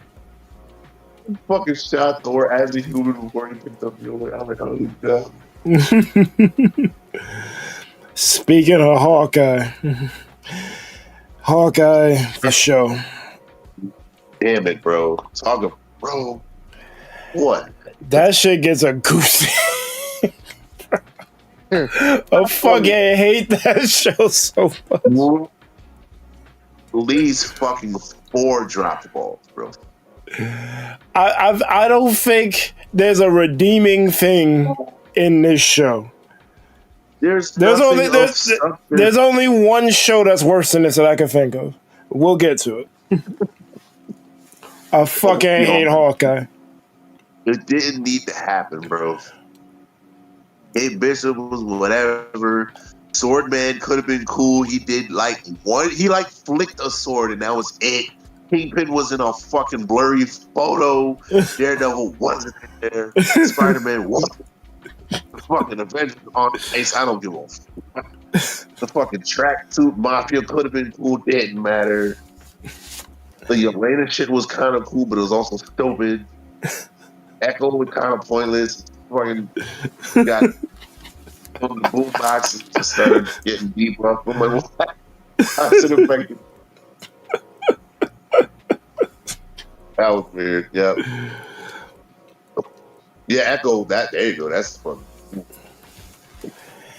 Yeah, Hawkeye is a 1 out of 5 for me. All right, so I give Hawkeye a 1. No, and I give it a 1. Talking about how happy I miss most of these shows. Oh, it's not good, Rick. Yeah, Hawkeye's not good. I watch all of them. Well, I think there's a couple I might have missed, but I watch most of them because I view the MCU as an anime, like a long-running series. So everything is important, even though, unfortunately, in the case of Phase 4 and 5, not everything seems to be important. I can't think of a thing from Hawkeye that's gonna matter in Doomsday or Secret Wars. Hawkeye revealed Kingpin, but they didn't do shit with Kingpin. Should have been the villain. He wasn't. He was like hinted at, and then he was in the last episode, kind of. Hawkeye, but my thing is, Kingpin isn't gonna be relevant for Doomsday. Right. He was the only interesting thing in the show, and it didn't matter. Because Daredevil wasn't even announced, so like if anything, Hawkeye is like building up for Daredevil, but we didn't even know Born Again was going to be a thing when this came out. This was just them like flexing that they got the guy that played it in the Netflix show back. If that's the case, put Daredevil in the show. That'd have been a cool team up. Too busy making. Was Daredevil? No. Was Daredevil's in Spider-Man? Cool. Spider-Man wasn't in Hawkeye. At least in New York. Like, how did this shit together? Have them swing the fuck in something. Well, no, we got D&D and shit. It was bad dumb shit, bro. He was I'm gonna be late. You couldn't expect Spider-Man to show up in anything. because of Sony. Bro, Man, just swing. Web swing the fuck in. Like, no, it's way many crossovers. Like, let's talk about the Spider-Man and Daredevil. Electro was Daredevil villain first before he became a Spider-Man, right? So then if we go Daredevil, which goes to Luke Cage and Iron Fist, Sabretooth was originally an Iron Fist villain before he became a mutant. Right? So they could have had these crossovers, and the people who know, like, oh shit, they figured it out. But no, they're not thinking about that stuff. Yeah, they did. Yeah, dope shit, bro.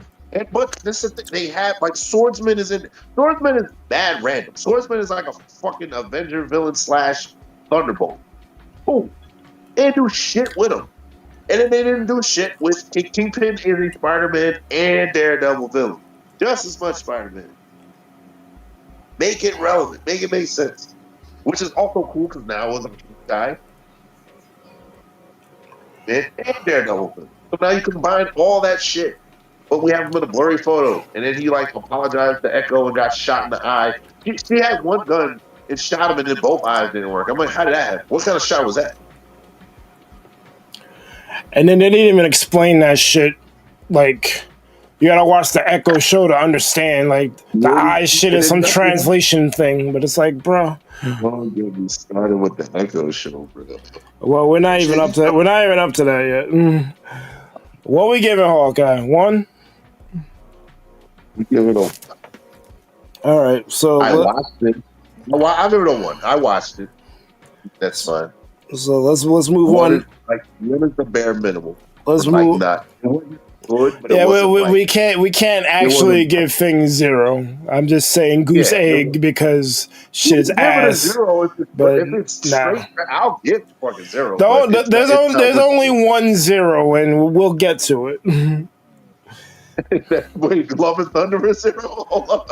No, Love and Thunder at least still does something more than the thing that I'm gonna actually give a 0 to. But let's move on because we didn't even get out of phase 4 yet. Moon Knight. Moon Knight. I give it a 2. How did it end? Hold on. Let me think. Hey, you want to know? Okay, no. Yeah, I'll give it a 2. Jake Lockley is the end. It ended okay, but also, fine. Yeah, I'll give it a 2. First 4 episodes, hot garbage. 5, 6, or whatever that was. Okay. I'm like, this is where the show started. The show really only started at like episode 5 because the lead up to it was just not good. They wasted too much time. The random ex-wife was pointless. I'm like, okay. And the show is about Moon Knight, and there's barely any Moon Knight in the show. There was, bro, he fucking wore the suit one time. He wore it like 3 times, but the problem is, by the time he's like doing his action, it's over. He did one. He flew, like he glided in, kind of like Batman, and then he threw his boomerangs or some shit, and it hit like 2 people, and that was the end of the scene. And then we went back to fucking talking some fucking therapy. And that's the problem. They show Moon Knight fucking some shit up, and then we're back to the mundane shit. It's like, bro, like, how am I supposed to get into this character when it's like you punish me every time he's on screen? Like he's there, like, oh, it's cool, action, nice set piece. And then afterward, it's back to the talking, back to the exposition. Like, bro, it's Moon Knight. Moon Knight is not Moon Knighting enough. Berg, you remember the way that Rorschach was? Fucking Watchmen? Yeah. Yeah. That's how it's crazy and unhinged and all that shit. Yeah. That's how it's supposed to be that in Batman. That's exactly how it's supposed to be. Did you do any of that shit in the show? No.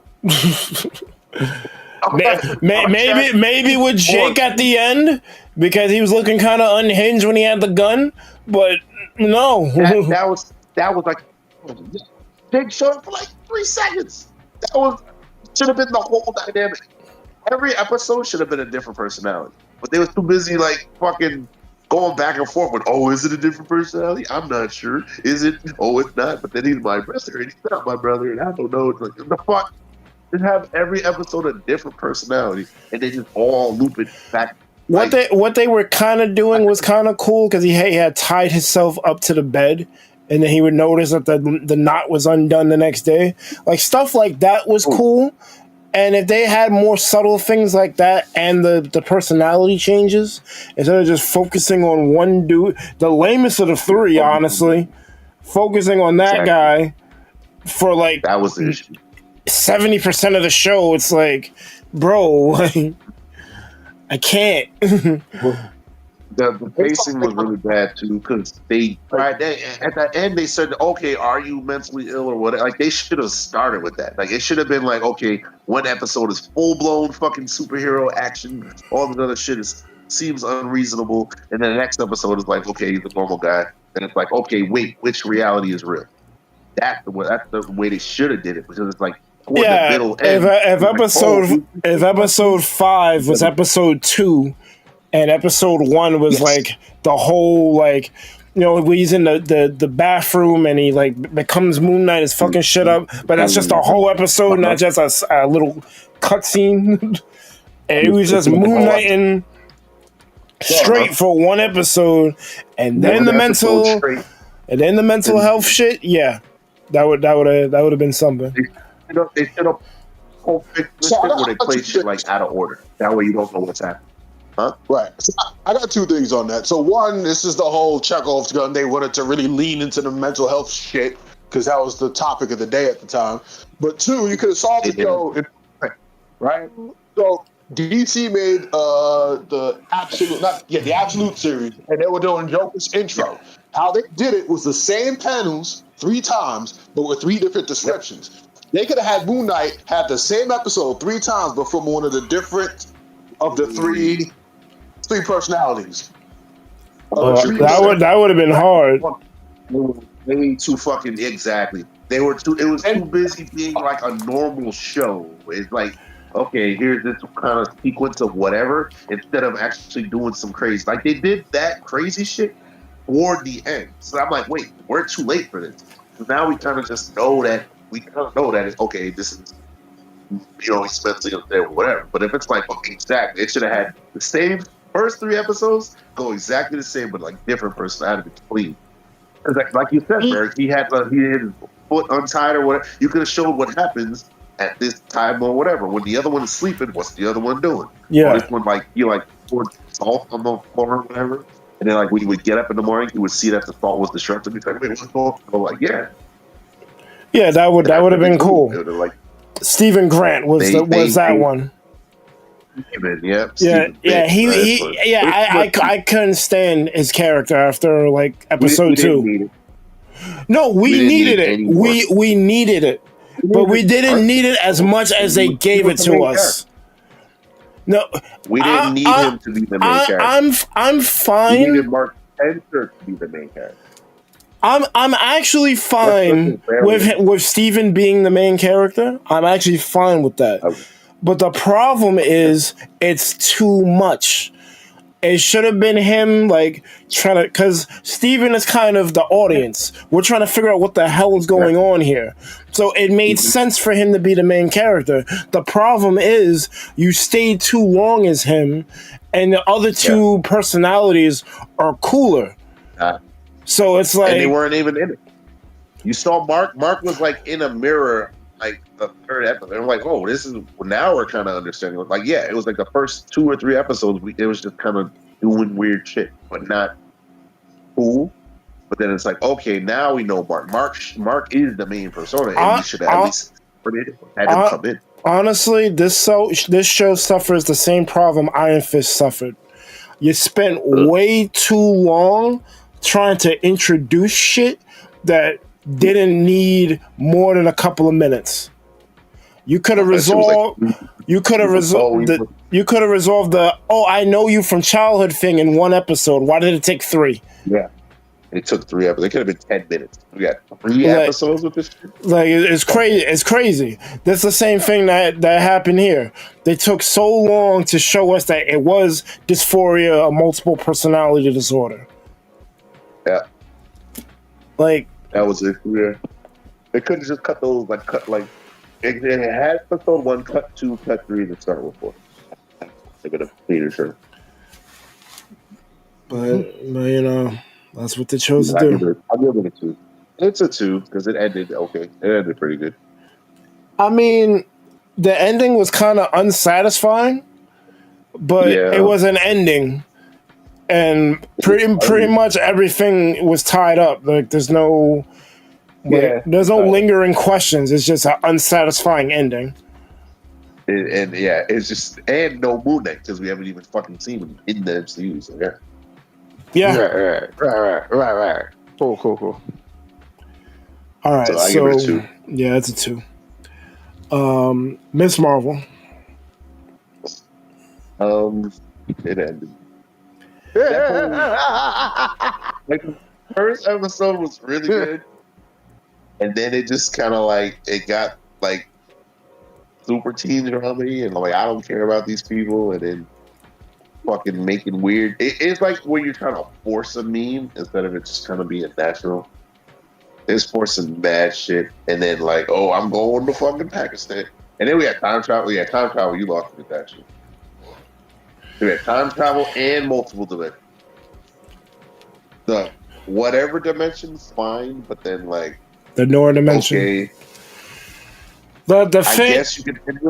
Why are we going back in time? The problem that I have with it is that it was supposed to, I'm pretty sure everything in Miss Marvel was supposed to be a setup for the Kang Dynasty, but because what happened,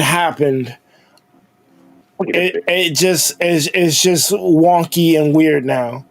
Because I'm pretty sure that Bengal is Kang Tech or was Kang Tech, and that's what allowed her to cross dimensions and go back in time. But that's my issue. The issue is how did she get her powers, and why did she get her powers? That's my issue with it. The first episode is good because it's pretty decent building, and it had a unique, interesting art style and shit. They was doing fucking mix of comics, but then also real life shit. That was cool. That they got rid of it for the rest of the fucking series was crazy. Then it's after that, it's why is this happening? And why does she have powers? Because in the comics, I know why, but it's for the MCU, I don't know. It's they threw that Nord dimension shit in there just to kind of give her something. My problem with, because I thought you was gonna get to it, you didn't, or maybe you were on your way there. You say what her powers are. These motherfuckers reclassified her as a mutant when she's supposed to. When she's supposed to be. I'm not touching that. I'm gonna leave that alone because I've accepted. Listen, she is supposed to be a fucking inhuman, not a mutant. There's 3 layers to that shit. I'm gonna give you the first layer because the whole fucking theme of the show is I'm Pakistani American, blah blah blah. Accept me for who I am. I don't need to assimilate. I don't need to be who it is, and it is what it is. Right? Right?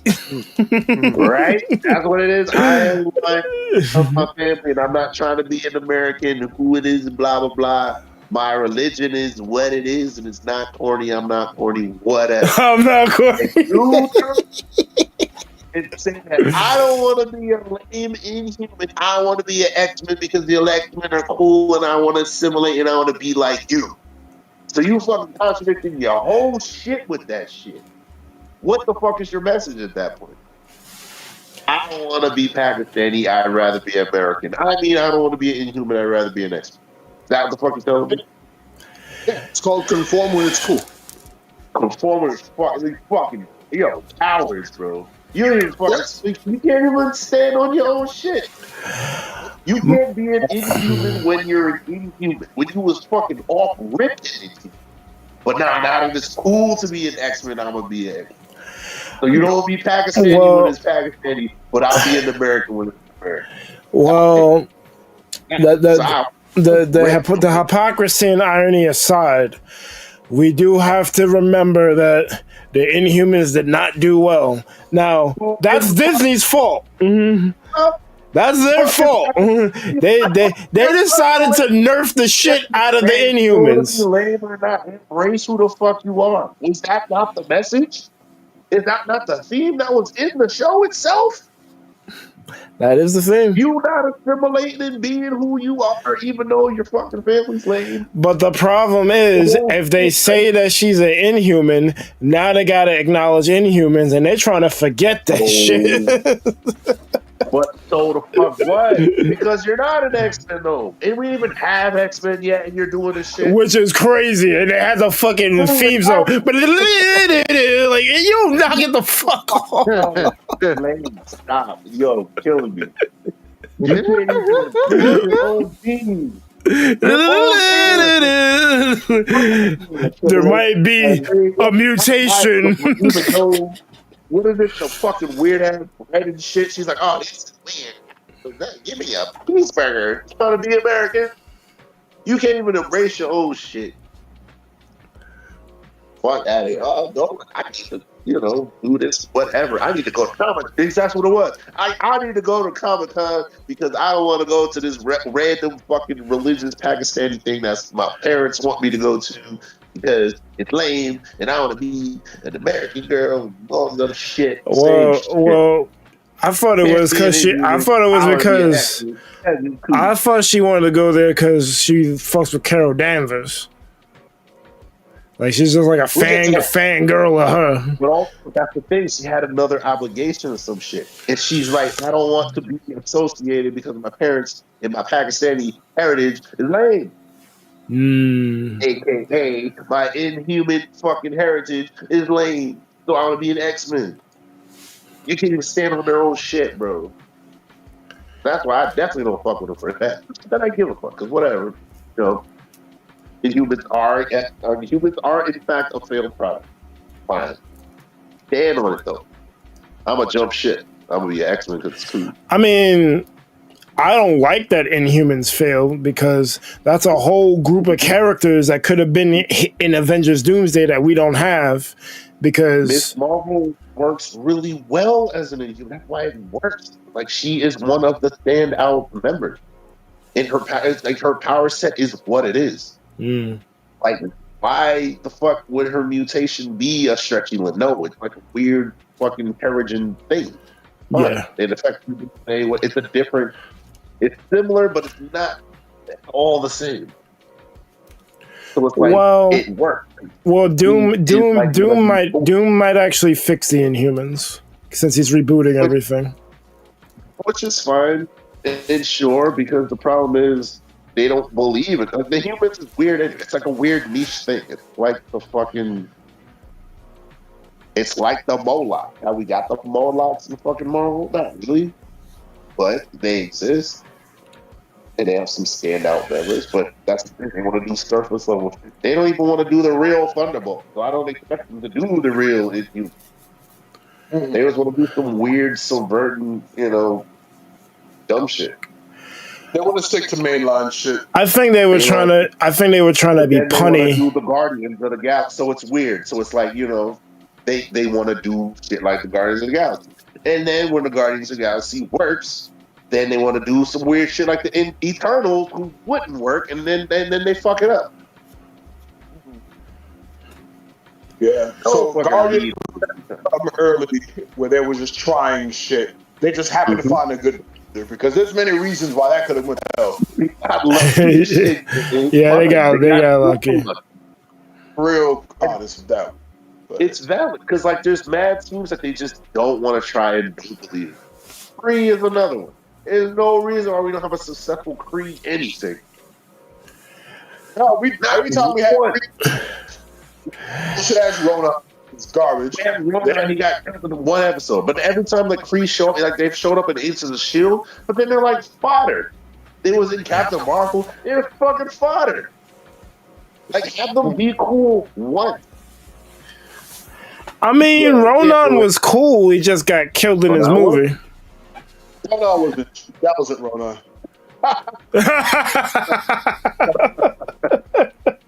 Ronan wouldn't got hit with no dumb shit like that.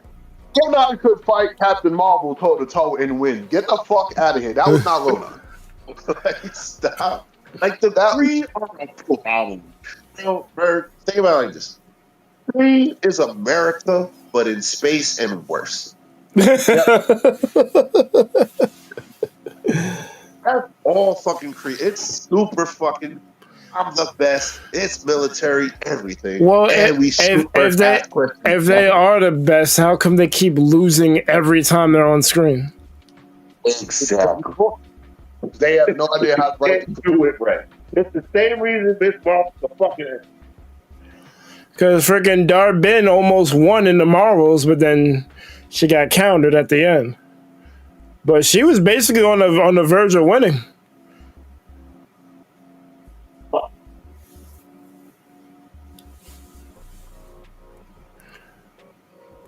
You guys are cutting off. I don't hear you.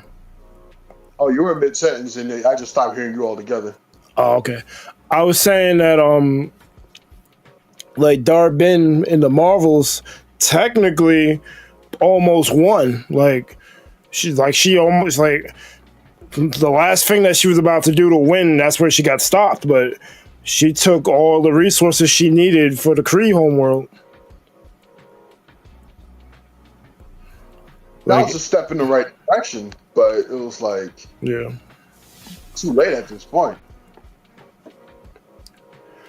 Especially with those, but you knew she wasn't gonna win, so there was no real threat. So I don't know, man. I'm just saying, like you got a point. The Kree always get shafted. Like, why?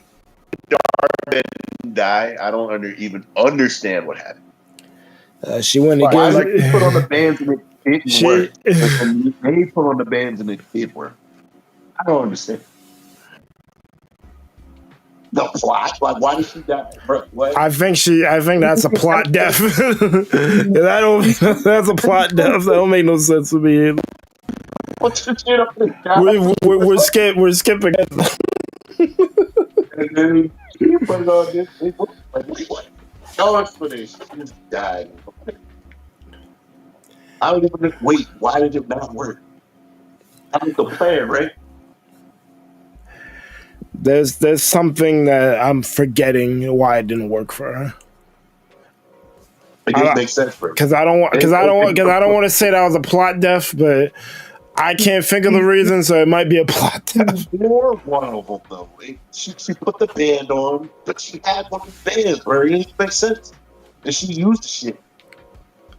And she was using the shit. She just went. I said, ah. She just wasn't allowed to win. That's all I can tell you. That was a plot death. So I know Rich didn't watch it. So she put on one of the fucking, I guess, the quantum bands or some shit. Yeah, I'm not even sure if they named them, but we'll just say they're the quantum bands. They had to call them out because that's fucking Quasar. That's a Quasar thing, I guess. But, you know, she found one of them, and she's like, I need the other one. You know, Captain Marvel had the shit. All right. I saw that movie. Oh, you I ain't like that. Why the fuck did Dar-Benn die? I'm talking. I'm trying to figure out why she died.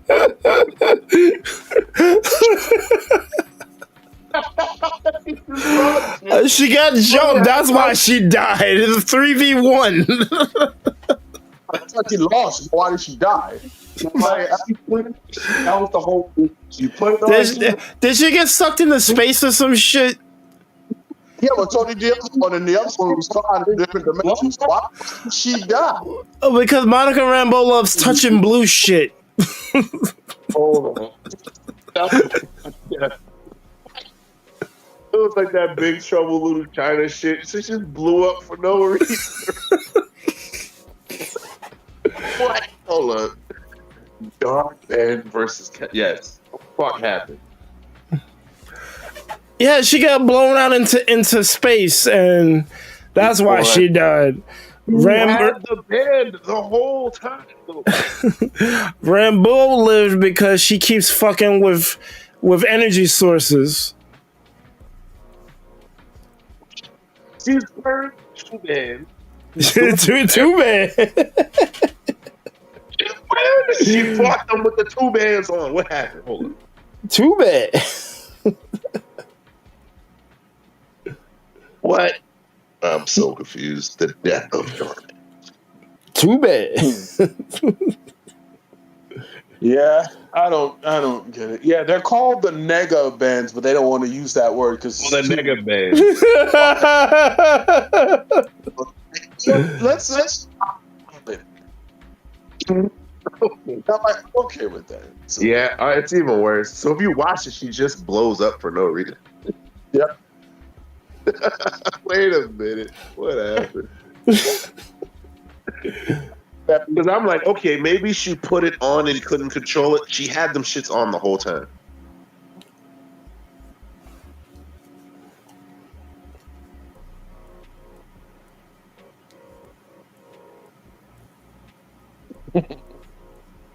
Yeah, it's worse. So apparently, it's like apparently using both bands destroyed her.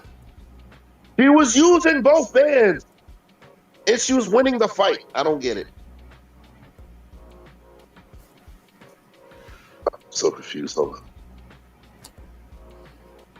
I'm so confused.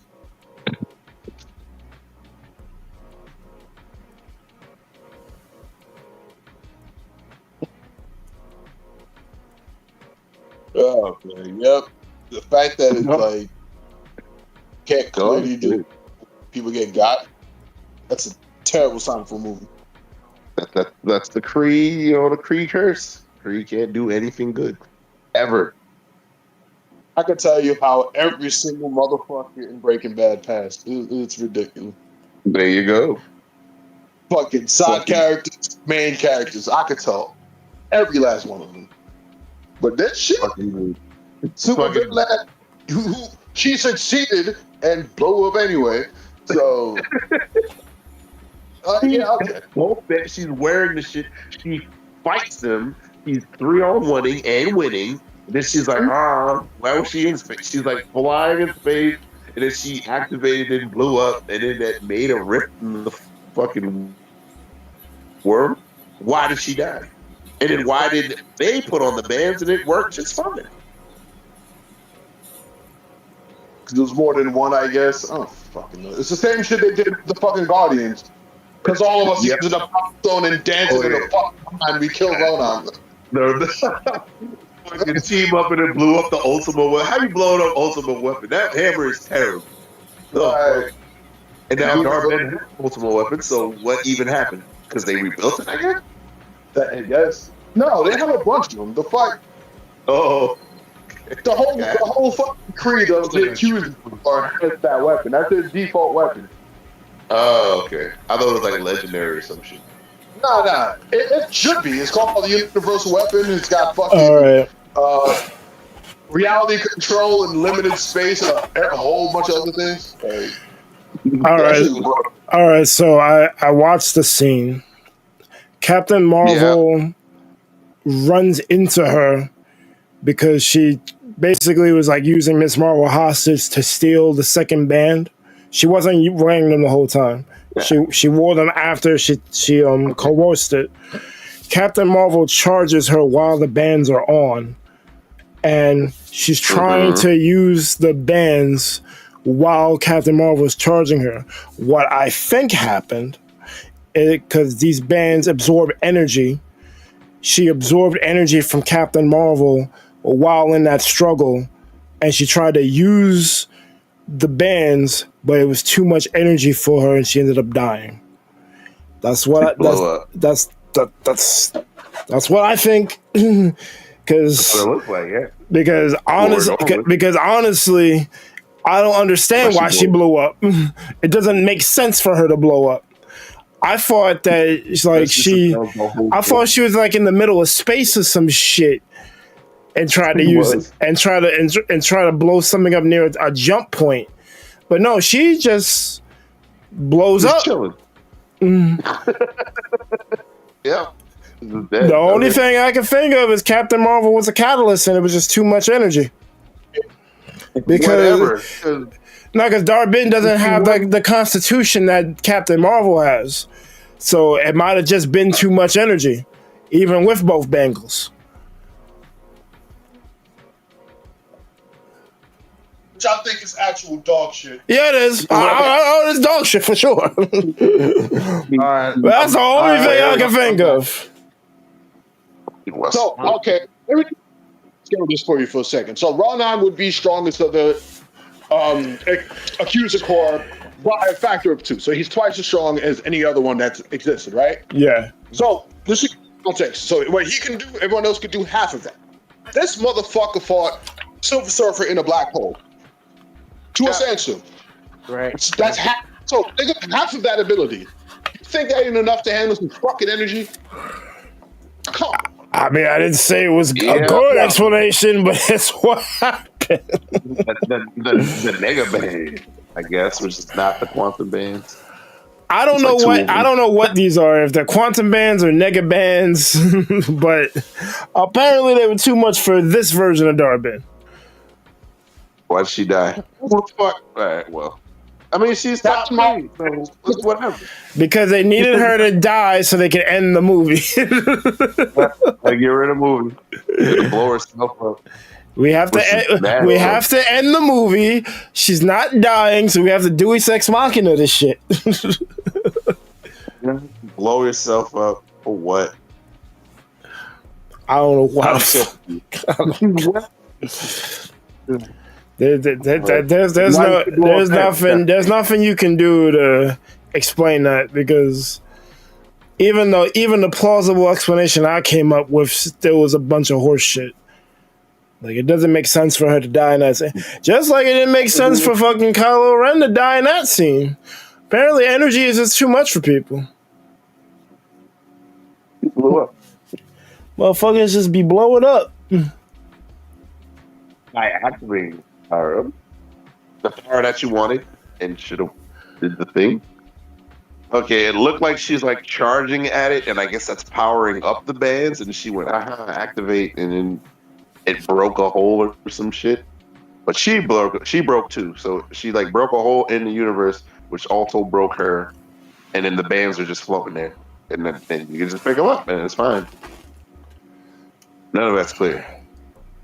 Yeah, because the bands only need one soul, I guess. I don't fuck. Well, the three of them spent the whole movie entangled to each other, so they probably have the constitution to be able to withstand the bands. But that doesn't even make sense either, because Dar-Benn created the entanglement and she wore one band. Exactly. So it's like using the band.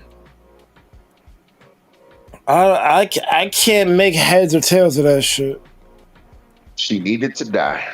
She just needed to die. Needed to die. Keep the plot moving forward. And now we got X-Men. Finally. It took long enough. Now, question. Because all this shit happens if it's a bad movie. Like, this is the end of Marvel. Yeah, 100%. It's already on a decline. It's already not great. It's already not where it should be. It's basically, which is why they are doing the things that they're doing.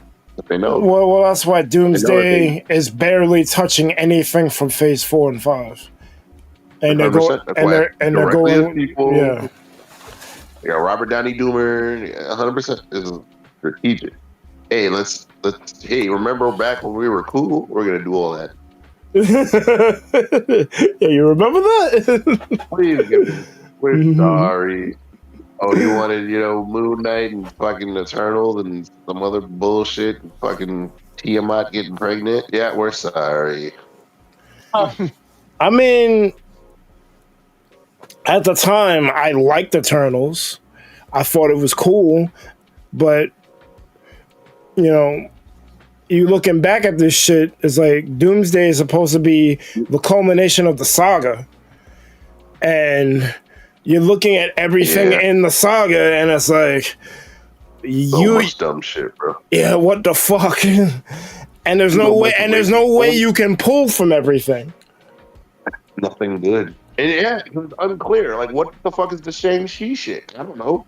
It's like the random band. Does he has the rings, so that's what's gonna be pulled from there if they pull anything.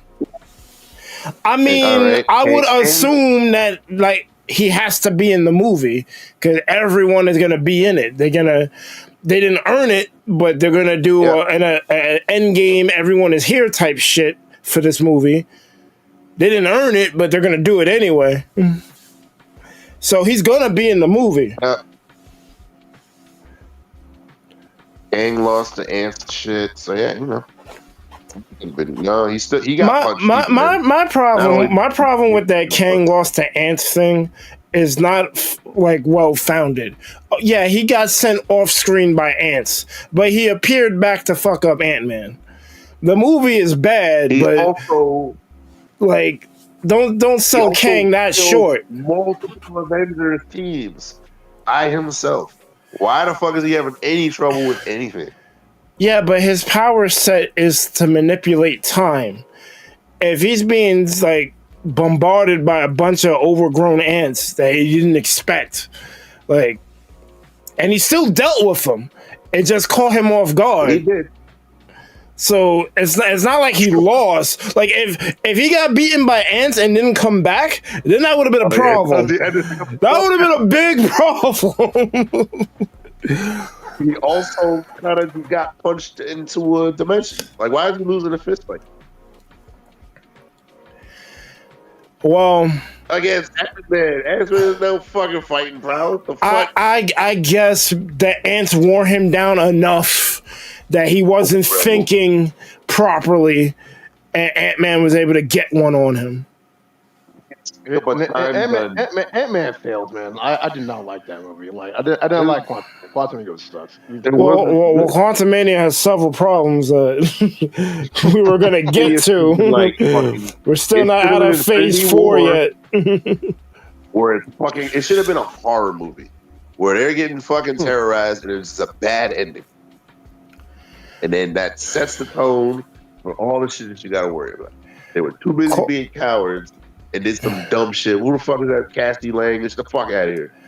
Honestly, Quantumania should have been Infinity War for Kang. Yeah. That's what... And it kind of was in a way. It's just... It wasn't. It's just, showing him being bested by ants isn't a thing you want to do with your big bad. Like if he's supposed to be like that part, I get. You're mad that the big bad is having any trouble. That I agree with. But you can't say he lost to ants when he came back. Yeah, he lost to the ant family, which was way worse. Yes. He lost to the ant family. Yes. That is except for whatever, and he should have got locked in the quantum room. You could have left them all alive. Just have one person be stuck there. Just have one person be stuck there. That'd have been perfect. And then he escapes into the world. That was supposed to be the thing. He was supposed to win. He's supposed to escape into the world. And then remember Steve Rogers when he's like looking in Times Square or whatever? Yeah. You do that exact same scene except it's Kang. Yep. Divert the whole shit. No, too busy punching him, and he falls into a fucking time rift or whatever the fuck. Quantum red space or whatever the fuck. It's that energy drive shit and the possibility story.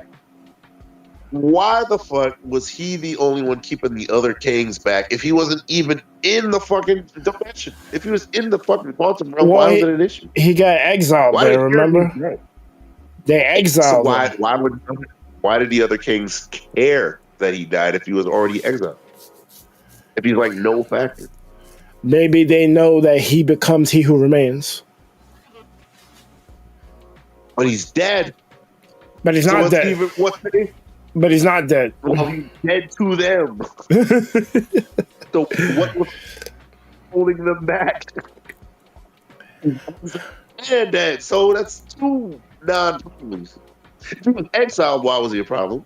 And now they know he's dead. Why is it even? Where's the problem? And why do they want to move now? They're touching the multiverse.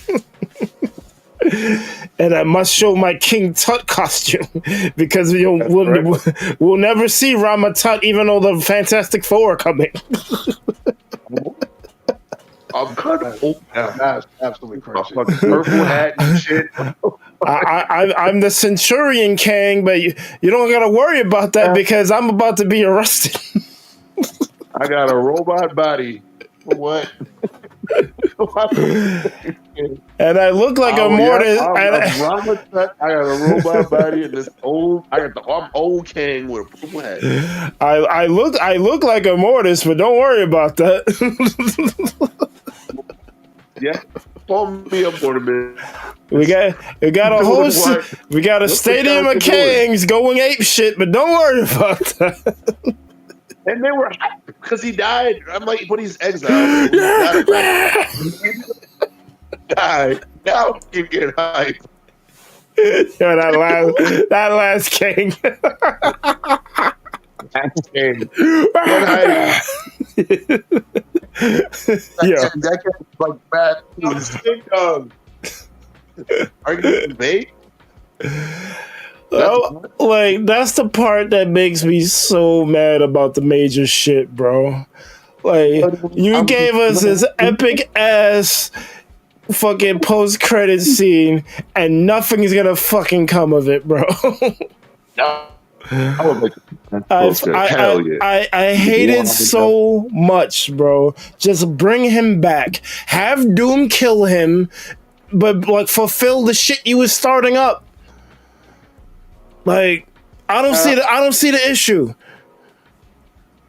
Oh man, there is no issue because he's dealt with. But we all of those kings are also dealt with. We don't know though. They all weren't dealt with. Only the one. He said the one is 616 adjacent realm. They are dealt with. So that's just one. That is just one king. Not all of them. Like, Mobius said they're all dealt with. No, he didn't. He said it's the handled. The one was handled. What? Okay. And there's like 5 billion other more. Yeah. Endless kings. Wilding out. We got a Mobius and shit. But we definitely skipped ahead. We weren't supposed to talk about Quantum Mania yet. Miss Marvel, what are we giving it? Well, I should have fucking won. I didn't even watch Miss Marvel. I didn't watch. Like, what did it do? It put her in the movie, and then she was in the movie. It was basically a setup for the Marvels. Because there's nothing else there really. I mean, you got the Department of Damage Control, their fucking origin, but I fucking. I'm gonna keep it a whole buck with you. The Department of Damage Control could go off a cliff. They are boring as shit. I don't care. How do they beat demons? They fucking won. I don't get it. I don't care. They lost to guns, I guess. No, they just got arrested. They didn't even get shot. They shot one guy. I don't fucking care. But yeah, they got established, so they're basically probably gonna be like the humans that go against the X-Men in the Mutant Saga. I see that. That's probably what they're gonna do with them. Because there's not much else they can do with them in this saga. They were kind of supposed to handle the street level heroes, but they're inconsequential. I fucking hate them. I'm gonna give Miss Marvel a 2 out of 5 because I didn't really hate the show, but I didn't hate it. It's just kind of meh. I actually really liked the first episode. It ended bad, and then remember that fucking side quest to Pakistan? That didn't matter. And then the time travel, that was also stupid. I don't know why they felt the need to establish the whole Ouroboros thing with the mother and finding the shit. Like they like that shit that I didn't really found myself when I showed my grandma. Why does that need to happen? And then for what? And then for what? To show the power of the bangle, like I don't. It was just unnecessary. It could have just been a MacGuffin to power her up. If it's a dimension thing, why does Captain Marvel? If it's a space thing, why is it a dimensional thing? If it's a band from space that affects another dimension, it doesn't make sense. Because like, if we're doing space shit, cool. If we're doing dimensional shit, that's a different thing. If we're doing supernatural shit, that's another thing. So we're mixing three things, and then the street level, so it makes less sense. Like four things. Now it's a different dimension, like whatever, Holocron, some dumb shit. But it's also a space band, so it's a free thing. Sure. And then time travel, and then she's a street level hero. Right. Like I said, I think it was supposed to be Kang. It was supposed to be Kang Tech, but now it's just ambiguous because we don't know what the fuck they're gonna do with Kang. So remember that blue hand? Remember that? It was attached to a blue hand in the beginning, so it's exactly. Tech, sure. Yeah. So why are we going into other dimensions? What does that have to do with anything? I don't know. I don't think we ever will know. It could have just been a space. And that's true too. So now we won't know. Because now, and also crystal powers and shit, yeah. Yep. Yeah. You know, why crystals, literally her power is just, I'm gonna make my hand big. But now she's an X. Why is she an X-Men though? If her power is, I'm gonna produce fucking light constructs from the bangles, what is X-Men about that? Not nothing. That's a very good bangle as all the power source. What X-Men anything? That makes even less sense. Well, she wasn't she doing the shit before the band, or she did it after? No, remember she put the band on, and then the fucking I'm gonna grow my hand shit. She has no. So without the bands, there's no powers. So what's even the point? So what makes her immune? The bands gave her the XG. I don't know. The chi, yeah, exactly. There we go. The chi activates it. Yeah, that's what it is. Well, you could say her friend is an unreliable narrator because he said that it might be a mutation and they had that stupid, but he could have got it wrong. He could have got it wrong. It could be Terrigen, but because they don't want to actually say anything related to Inhumans, they choose not to. No, it's very obvious. So that's the other issue. Because Kamala Khan was fucking skipping school and she was at the docks and some other bullshit, and she was actively caused in an accident that gave her power. There is no fucking secret anything. She was at the docks, the fucking boat had fucking Terrigen Mist or whatever, and then it blew up in her face and she fucking went to sleep and she woke up, boom, Spider-Man. Well, one thing you got to remember the MCU is based off the comics. It's not directly adapted from the comics. They take liberties wherever they feel like. And clearly, they weren't going to do an Inhumans origin story, so they had to come up with something else. So they're complicating the powers because she gets the powers and she has the powers. Cool. MCU was like, okay, she needs the bangle, but then only one bangle, and where the fuck the bangle come from? But it's from the past because she found it in herself, or she gave it to her grandma in the past. But then she's also from the Nord dimension because she's half demon djinn or whatever. And then there's also a space bangle, and it only works when I put the one band on, kinda. But I have no powers without it. I mean, I didn't say it made sense. Wait. Doesn't the qualifications of being a mutant? Don't you need the mutant gene though? Yes. Yes, X-Men. you need the X You're gene. born with it. Yeah. Ain't no fucking Nord dimension, whatever the fuck. So who of her parents is X-Men? Well, I don't know. But also, So- she's It got, like, was a she's father. You also saw a him in that half whole mutant costume. That's true, yeah. So he's a mutant, and then also also a Nord dimension demon who can activate the power of the tree with the quantum bands. Also, but only when the bands are on. Only when the one band that she happened to get from nowhere, and she didn't have any powers up until then. And the power is to stretch my hand Oh. with blue crystal powers. So how is Because she why? mutant? Wait, hold on, wait. How does she mutant? She's not a mutant. The Bangle awakened whatever was in her. She is a Okay. mutant because she is a mutant. Because also the Well, comics made it canon. Oh, well, They she's a mutant because these guys are cowards, but she's not a mutant. She's a mutant because they wanted to. She wanted to be on the cool team. Yep. Because I think it's the whatever the fan. She's such a fangirl in real life that Marvel was like, okay, yeah, we'll do it for you, even though it has nothing to do with anything. And technically, at the time, if you were a mutant and you got exposed to Terrigen, you would die. Which they're probably just gonna, don't worry about that. Is she kind of like her own Gwenpool in a sense? No, he wants to be, but no, hell no. Okay. She was a coherent, reliable character who's like Pakistani American. It's like, okay, it's cool to be Pakistani American because, all my, stuff that's kind of lame. It's not lame to me because I'm proud, but I don't want to be.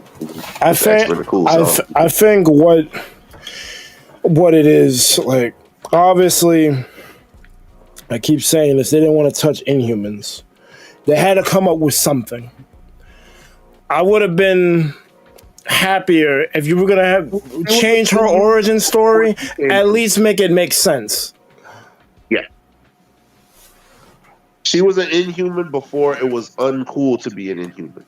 So she jumped ship when it became uncool, which is completely against the whole theme of the character. But we're going to renege because, you can change your mind at the drop of a hat because it's the internet. So don't worry about it. Okay. All right. This is kind of weird, but all right, sure. It's very It's weird when you unpack it. Yes, it sounds very hypocritical because like it sounds not like great. a character It's like delete the history. I'm an X-Men now. That's basically what it is. X-Men are cool. Forget everything that mattered, and I want to be cool, so I'm jumping on this bandwagon. That's basically what's happening currently. And don't ask questions. Don't worry about it because I want to be cool. So she's a wannabe that wants to be something that she's not, but she has to get some powers to make her become what she wants anyway. But she is because she said so. Yeah, don't worry about it. Don't think about it too much. She's an expert now. Don't worry about it. Listen, whatever happened before, through the power of wanting and permission, they just gave it to her because she asked really hard, and now she's an expert. Delusion is rewarded. Yes, delusion. 100%. She's like a comic. She's got the outfit and everything. Forget what, and it's because like that's the whole thing. She was like a fan of Captain Marvel, that's her whole theme, and now not even that anymore. Now she's an X-Men. That's cool. Which was X-Men they're always been cool, but they're technically in universe not cool because they're like outcasts or whatever. Yep. Right. Yeah, I do know that. Yeah. So, but it's like in real life, X-Men are cool, so that's what makes it cool. So now she wants to be that. But in universe, technically, in 6 was you do not want to be an X-Men because bam, persecution, all this other shit. It's not cool to be an X-Men. But in IRL, it is cool to be an X-Men because Wolverine's great. So Wolverine's great. It's very meta and also very anti-meta. It makes even less sense the more you think about it. It's that. Yeah. This is like fuck my origin, and I'm ashamed where I came from. I want to hop on this cool thing because it's cool to be cool. Yes. cool. You can see the power. I want to be Pakistani. I'm not Pakistani. I'm American because America's cool. Pakistanly. I'm really trying to make. Okay, I'm making heads and tails of it in a sense, but like my head storage. Yeah. So it's like meta, but it's also meta. Because this is what, in real life, what's happening is what affected what comic book is, which is like crazy. I mean, did she actually come out and say all that? Yes. This is what happened, bro. It's crazy. Like, if you look at Kamala, like, she's an X-Men now. Just because. She's an X-Men because she wanted to be. Because it's cool. Like all that shit before. That's stupid. Crazy. It happened. It's like kind of like Bruce Jenner. All right, fuck it. I want to be a woman. Okay. You want to be? Okay. Yeah, sure. You get woman. You get one woman in a year. Okay. Yo, that shit was crazy, bro. Like, I want to preface this. I'm not anti-LGBTQ, but that was fucking insane. You just became a woman. It's a thing that happened. And you get Woman of the Year. So there's at least I would like to say there's at least 500 women that deserve that award more than you. Who've been women all of their lives, but you skip the line, change your parts, and now you get Woman of the Year. Are you fucking kidding me? That's absolutely crazy. It happened. I'm not making a correlation, but it happened. You cosplay as a woman the same way she cosplay as X-Men. Like, I don't care. Do what makes you happy. If you want to be a woman, you want to be a man, you want to be an Apache helicopter, more power to you. But don't tell me you get Woman of the Year when you did it for a fraction of the time other women have been women. Like, don't do that. Not only did she win, but for what? Doesn't matter. Like, are you kidding me? One for being brave, I guess. Like, that shit is crazy. That's that. The more deluded. The theme of today, apparently. Jesus fucking Christ, Mary and Joseph. Fuck. What's that? No rules. All right. Do whatever. Speaking of women, She-Hulk. She-Hulk, 1 out of 5. I give it a 1. One out of 5. That's an easy 1 out of 5. While it was happening, but I'm like, this is not good. It did not. All right, so I'm gonna need y'all to explain your 1 out of 5s. Explain it. Yes. Okay, let's see. It started okay. Then it mostly got worse, and then it turned into Panda Bear City. Like, why was Daredevil in there? Yeah. That was You know what he was? He was trying to. The show is not cool, and we want to put something that is cool in it to give me. I'm just saying, like, he was trying to get them green buns, man. I mean, he definitely got the green buns multiple times. I guess. But, okay. Yeah. He was just why was he just in there? Kudos to Matt Murdock. I'll ask you a question, Berg. What the fuck was the point of Titanium? No. I the only reason why I ask you for your opinions because there are people who don't like this show for dumb reasons. I know y'all don't. I know where y'all hearts are. I just needed it to be because I needed it to be said. Titania serves no purpose in this show. She's one of the worst. She's treated like a villain of the week. Because literally she was in that episode, you don't see her again. I think you see her one more time. Generally do not like women, and they don't like that women are doing whatever the fuck they want. I'm not one of them. I'd say, look, do whatever you want to do. You go out and be somebody, and listen, it's all love at the end of the day. But when dumb shit is happening, it's just dumb shit. It should not matter that it's a woman or doing whatever and all this other shit. Who gives a fuck? But when you're introducing somebody who's much cooler just for the sake of just introducing them to be cool, you are. And when you're sacrificing your own plots, i.e. Titania, for what does that say about you? Especially when you have a woman lead with a woman lead villain, and then you do that. Honestly, what are we talking about? Honestly, that show cheddar bobbed itself because it could have been good. I actually unironically enjoyed She-Hulk until it got to the Kevin part, and I liked the Kevin part.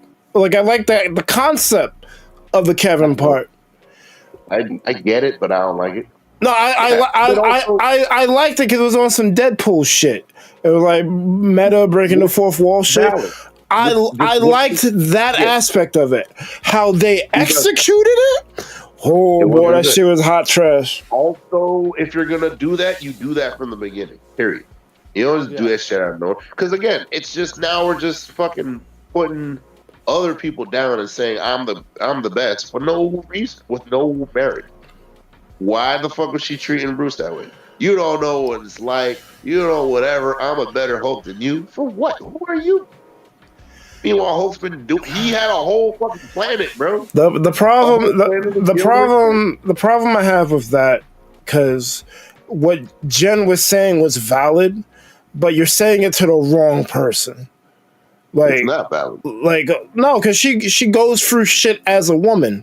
I get all of that. That is true. That is valid. I'm not taking that away from her. But you're not about to sit there and tell the Hulk he don't know shit about struggle when he struggled all his life to have a normal life. They pulled him out of whatever jungle he was in because he was trying to stay away from people. Yes. Like he went through shit. Fucking real life. Yes. So at that point, he lost Natasha.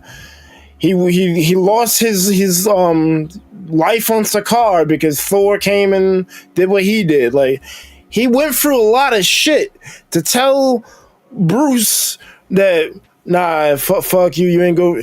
That's what hurts. Because it's like, bro, like you don't know his story, like. Y'all cousins, y'all related. You should know what he went through. How are you gonna say this to him with a straight face? But why was that scene even in there? You know why? Because girls rule and boys rule. Why is that the thing? Yeah, that's not a thing. But I didn't mind that part of it. The part I have a problem with is who she told it to. That part doesn't make sense.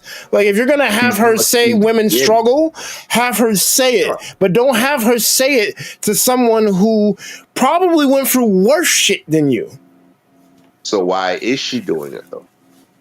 Exactly. There's no need for it, and it's still happening. So she's saying it to Bruce, who's helping her. Yeah. So why is that even in there? It was in poor taste. Exactly. It's because I'm like girls rule, boys rule. I don't fucking beat you down. You know, whatever. I'm better because I'm better.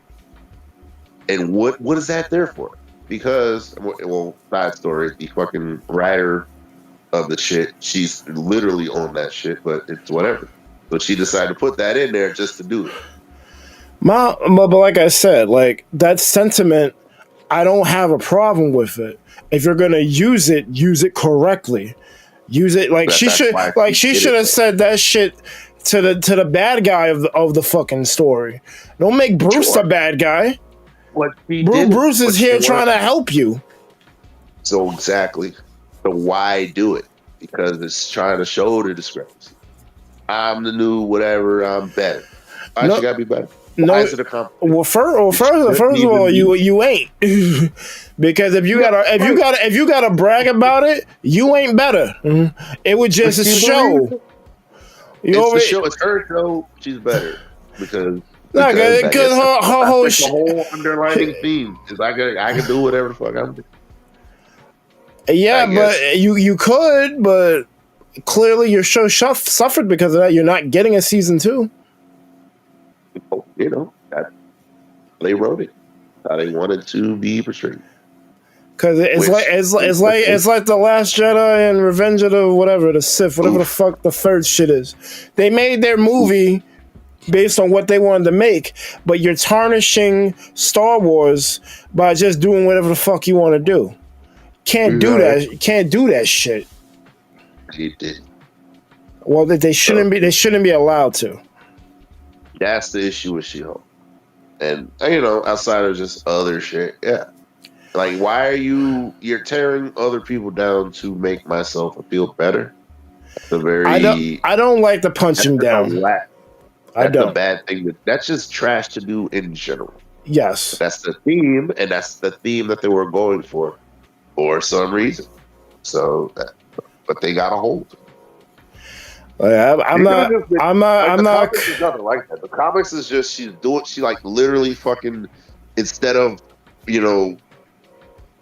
like she'll skip panels just to save time walking. Like she'll just do whatever shit. It's just a good time. Remember She-Hulk from fucking Marvel 3? She's just having fun and doing crazy shit.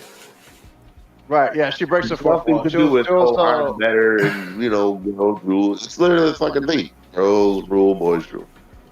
Or what? Well, it's that culture war shit, but look, like I said, like I don't necessarily have a problem with the sentiment because there's some truth to it. But use it correctly and don't punch down with it. That ruins the sentiment because look why is that the fucking target?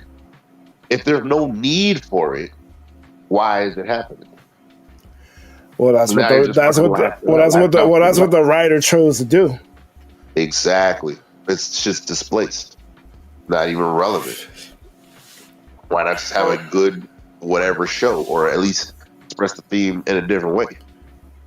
That's what I'm saying. That's what I'm saying. Like, if you're gonna do it, why the show has a bad fucking rule? Yeah, but my thing is that the show has other problems besides the culture war shit. Yeah, it definitely does. It definitely does. I vouch for that. Shit like that. Like this bitch is breaking the fourth wall saying it's a comedy show, but that joke wasn't funny. Give me actual complaints about the show, not because it said something that you don't apparently agree with because it's part of the culture war. I don't give a fuck about that. How was the show? Not good. The show was bad. It sucks. Like talk about how fucking what was the fucking the enemy the name of the enemy. I don't know. It was a group. Intelligentsia. Tell me how bad Intelligentsia was. Gosh, bro, that should have been the villain of the fucking new Falcon shit. It should have continued it on that way. No, fucked it up. They got the leader who was. That's my point. That's why I was telling y'all, say what's actually wrong with the show.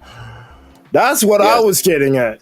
Because the She-Hulk is bad. You're not gonna get a 5 out of 5 from me. I've said 2 at best.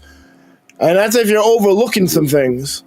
That's a good one, bro. So it's like, no, yeah, I get it. You don't like it that it was a female-led thing and female-written and directed, whatever. I don't give a fuck about that. Was the show good or bad? It was Like- bad and it had that. So that's the issue. But it doesn't help it at all. At least it was like, oh, I'm coming from a, like look at the Marvels. Like the Marvels had its issues, the movie, sure. It was female led, and in spite of that, sure. It was fine. It was like a decent movie. But not even if they had that other shit in there, it wouldn't be helping it. Again, why you don't need to be punching down to try to build yourself up. That I agree was with. Underlining themes of She-Hulk, in addition to it not being good. What the fuck was Titanium? What the fuck was that? That's the first episode. No, that shit was ass. When she breaks in and fucks up the courtroom. Yeah. And did nothing. And did nothing. And then came back for nothing. Came back for nothing. Like it's like what are we doing? Like that, like that's the complaints I want to hear. Like, yeah, the end was stupid too. Like, what the Scar doing? Like, what happened? Why, yo? Stupid shit. And then Kevin just made the bad guy like irrelevant. Like, yeah, we just changed shit for no reason. And like I said, Kevin was. It's pander bear. Because why is she talking about the X-Men? Oh yeah, where are they at? What? Oh, this would be cool, and that would be what? I'm like, bro. Yeah, the execution was just poor. Like if you're gonna like talk to the man behind the curtain, first of all, let it be a man. Why is it a fucking camera with a freaking baseball cap on? Like, what fuck? What in the fucking portal GLaDOS is going on here? No, like the shit made no sense, and then you're doing nonsensical shit on top of that. Yep. And then the whole show was irrelevant at that point. That's another thing. In the grand scheme of things, I guess besides giving an excuse to why Daredevil wasn't in New York for a period of time, this show doesn't do anything. Doesn't do anything. It just talks down to people and, says I'm great. Which you can see is kind of a theme as well. I'll talk down and tell you I'm great. Without substantial proof. I didn't get what they were trying to do with Abomination. Like, is he a good guy? Is he an anti-hero? Is he a bad guy? Like, doesn't matter. I don't know. Like, do you know? I don't. He he's in there, kinda, and they're trying to. Again, not clear, but I guess he's an anti-hero, kinda. I guess for the most part he's an anti-hero. He's in there. I don't know. He's like neutral because like he just like fights for fun. I did like Madison. He was in Shang-Chi. Do you like Madison? She was just like she didn't do anything, but she was funnier than She-Hulk. That's probably true. That is true. Because she was just naturally funny. Maybe it's slightly annoying, but she was naturally funny. She-Hulk is trying to like anchor in jokes left and right, and I'm just watching like, you're not doing it. Different personality. He's not like a jokey joke. I did like when she did finally spaz out though. That was cool. They had that little 80s sequence where she like fucking up the table. And the shit looked bad, like Party City level costume. That was funny. That was good. But then like the show's just not good, bro. Yeah. 1 out of 5. 1 out of 5. That's definitely 1 out of 5. Did you watch it, Rich? Trash. Nope. I refuse to. There's nothing from She-Hulk that will be in. Well, I don't even think I mean, that's kind of cool, right? Rich, the Wrecking Crew was in there. They ain't do shit, but it was like they like chased her in like a driveway, and it didn't work. They're like, okay, it didn't work. It didn't work. They like cornered her, and they had like the Wrecking Crew weapons, and then I don't even know. I think she like did She-Hulk stomp, and then they kind of like left. Like, okay. I think Which is important. what was it? Yeah, I forgot what I was about to fucking say about this shit. What could have been cool if they wanted her blood or some shit, and it comes in AOA. That should have been the fucking villain. Fucking New World Order, which would have been an AOA because they got a government AOA. You know, shit. Oh yeah, that would have been a good tie-in to Brand New World. Fist fight with Captain America, which makes no fucking sense. That actually would have been a good way to tie into New World Order, or Brand New World, whatever the fuck. It literally wrote itself, and then right into the World Order, and then you have fucking Winter Soldier Part 2. Perfect. Yeah, Isaiah Bradley is wilding out. It would have been great, but then they fucked it up. And Isaiah Bradley left the movie. I'm like, really? Went to jail? Like, oh man, the best part. They keep doing it. Oh, now I remember I was gonna say, you don't got to worry about She-Hulk because I don't even think the actress wants to do it. Like reprise the role. They tried to ask her to come back, and she was like, nah. So, so there's nothing from She-Hulk that's gonna be relevant for Doomsday. Not really, and that's the thing too. The actress, like, she's supposed to be like a baddie. Like, she's not supposed to be like ridiculous. She's like supposed to be She-Hulk, but like all the time, and just mad attractive. And like that's the whole thing. So like the Hulk doesn't want to be the Hulk, and like she's just She-Hulk just cause, and it works. So like her being the small version, it doesn't work. She doesn't have to be that. She's huge, but she's not like Hulk cute. I'm sure they could have found a tall actress to do the role. Of course they could have. They wanted her for some reason. Well, we don't want her. I'm good, yeah. I guess she was good in whatever show she was. It didn't work. Like I said, I didn't really have a problem with it that much, but the issues that come up because they didn't do the story properly is what hurts the show. It's an easy skip. Like, yeah, you don't have to watch She-Hulk. Yeah, dude, it was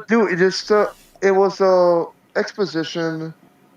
The story, like, it had potential to be great, and it could have easily tied in really well with MCU, what was going on with the universe. But it's just like it was good on paper, but just execution and the stylization it just fell flat. I'm not sure if it was good on paper because the episodes. It was good on paper if you do it right. And the appeal was also interesting. I'll give a point for the appeal, but like it's just it didn't execute the way that like it was intended to be, and like there's no redeeming factor for the show. Just piggybacking off of what Berg is saying, like he's absolutely correct on that. You're not gonna watch this again and again, and like what real main importance does it really have? I literally only watched it once, like when it was airing. I haven't gone back to watch it. No good. All right, so the appeal, like literally on paper, it could have been solid, and they did it like maybe 1 or 2 times. So what you do is it's just a court show, a court comedy, and you just do courtroom shit. You just have villains or heroes with litigation issues because of their powers. Why are we not just doing that? Because they had it. I never remember where you had the fucking elf who was fucking taking people's identity and fucking doing fraud and shit. Just do that. That was great. That's all you gotta do. But then it's like we're gonna bring in Obama's nation and some other dumb shit and making this stuff like, bro. Honestly though, that some different like just be in the courtroom. If it was just a courtroom show, like you said, then Daredevil being there would actually make a lot more sense. Yeah, that'd have been a season finale. Ooh, we've established this. Okay. No, I understand what you're saying. Remember, she was like lost and like walking at a fucking wedding or some dumb shit. I'm like, why is she outside looking for a phone signal?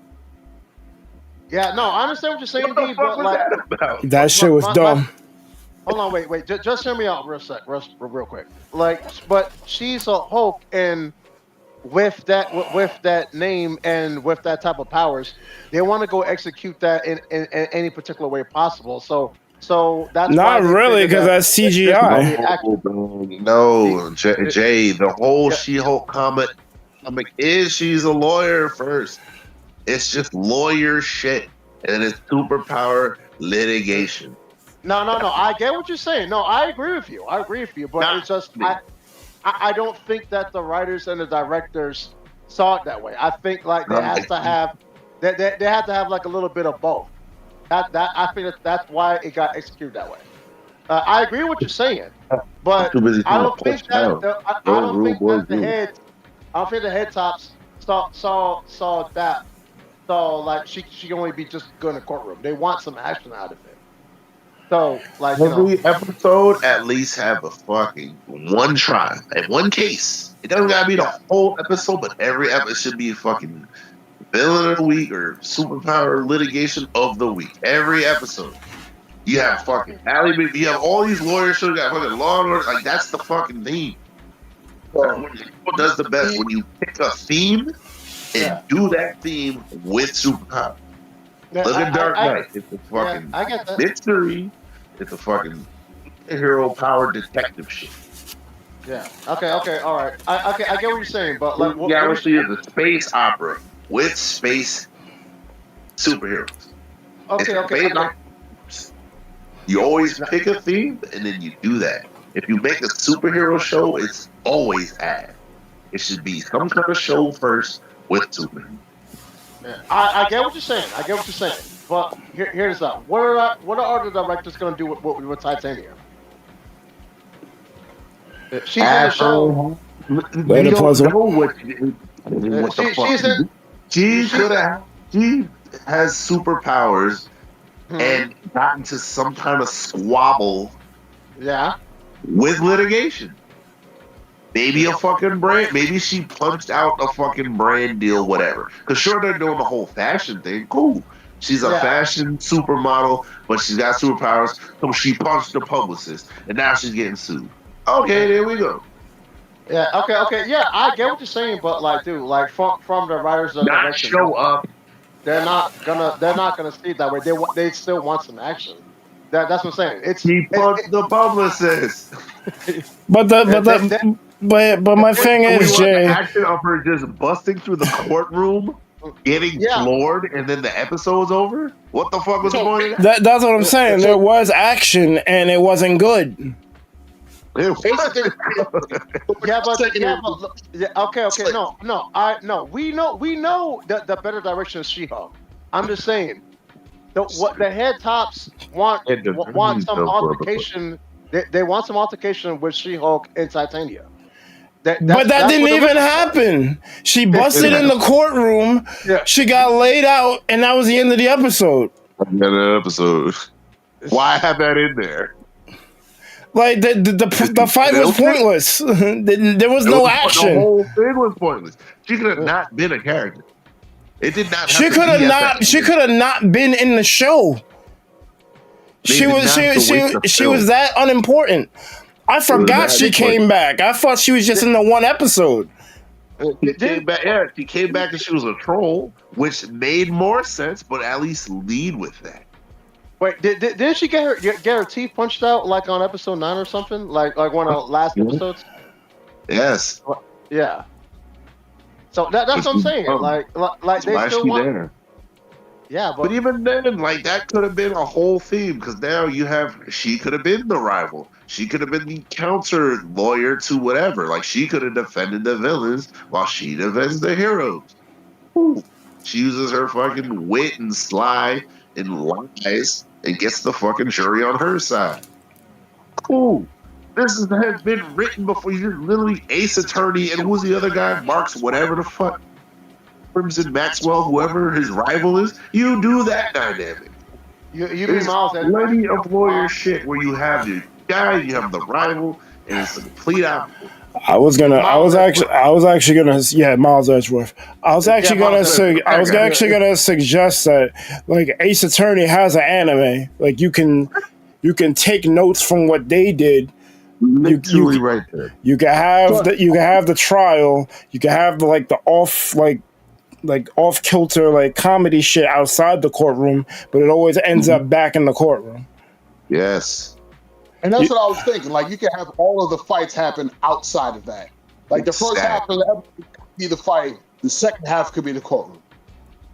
Yep. Yeah. Every episode. Instead of none of the episodes in the court, was she even a lawyer?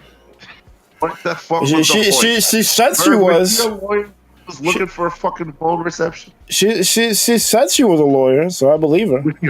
Zero looking for the fucking phone reception. So it's just dumb shit happening that doesn't matter. To be fair, even though this is dumb, even though this is dumb, she was in a remote area that didn't have good cell phone coverage. So I'll give her that. But why the fuck is the story even going there?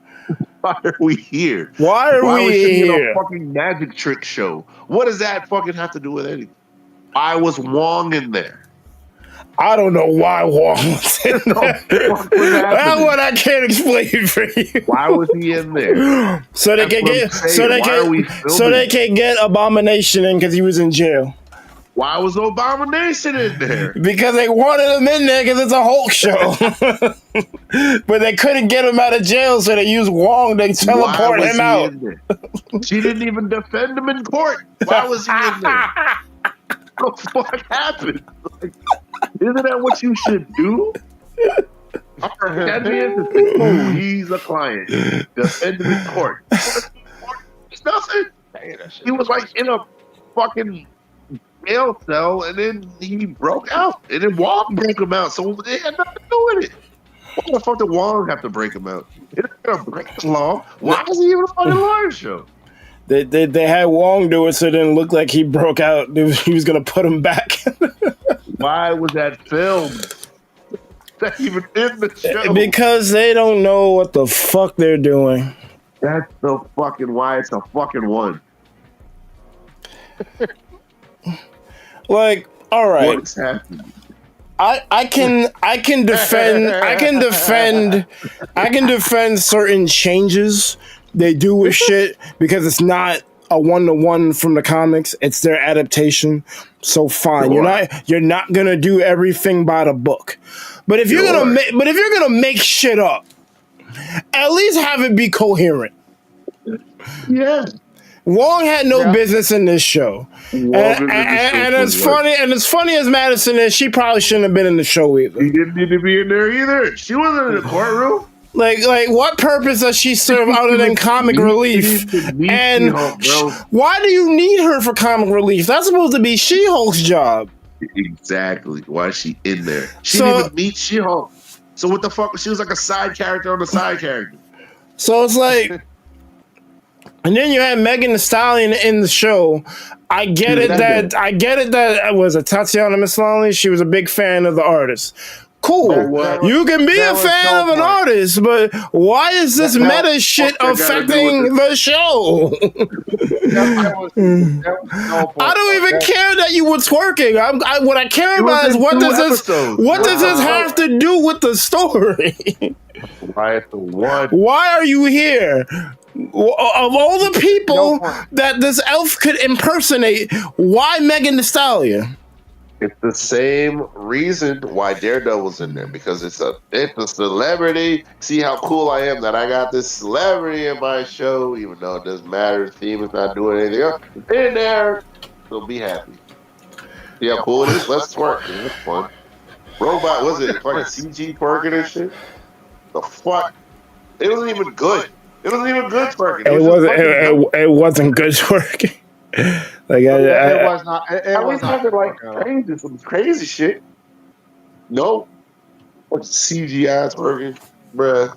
It could have been great. Nope. At least be good. Why we got bullshit? At least be good. That's pretty much. At least be good. That's pretty much my point on this. If you're gonna change shit, at least be good. At least be good, bro. You ain't got to rewrite history, but at least be good. Megan Thee Stallion should have never been in this show. Man, like that was no point, bro.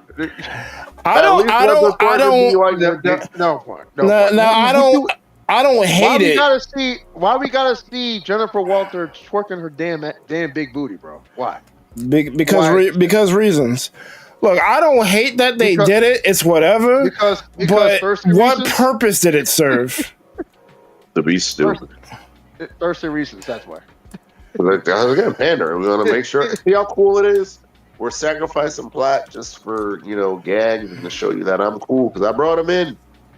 See how well connected I am, bruh. I just feel like they could have like why not have her impersonate the elf impersonate of another hero, like yeah. And then have him do some weird Steve shit. Rogers? Like have him impersonate Steve Rogers. Maybe not him because they can't afford Chris Evans. It's a TV show. But impersonate Chris Evans and he says Hail Hydra. Or some shit, yeah. Like do some shit that's gonna make people go, oh shit. Megan Thee Stallion, bro. It's a real world celebrity. I actually was so indifferent about that. I was wondering why people were having so up in arms about it. I'm like, bro, they're just twerking. It's like, it's not the end of the world. Watch the next. It's not even part of the main episode. Just watch the next episode. Like, why do you care so much? But we're doing this. We're doing this recap, and I'm like, it really didn't serve much of a purpose. Bro, there was no point with that shit, bro. No point. Yeah, no point. I mean, some incel shit too, but it's part of that, but also it's also it's also so it doesn't help. Fuck the incels.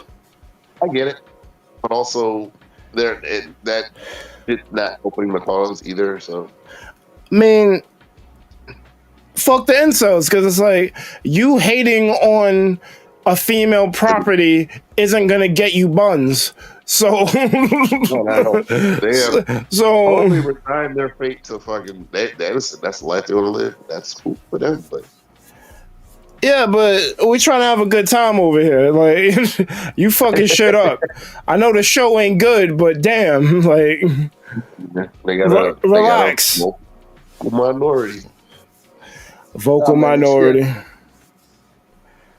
All right, let's move on to phase 5.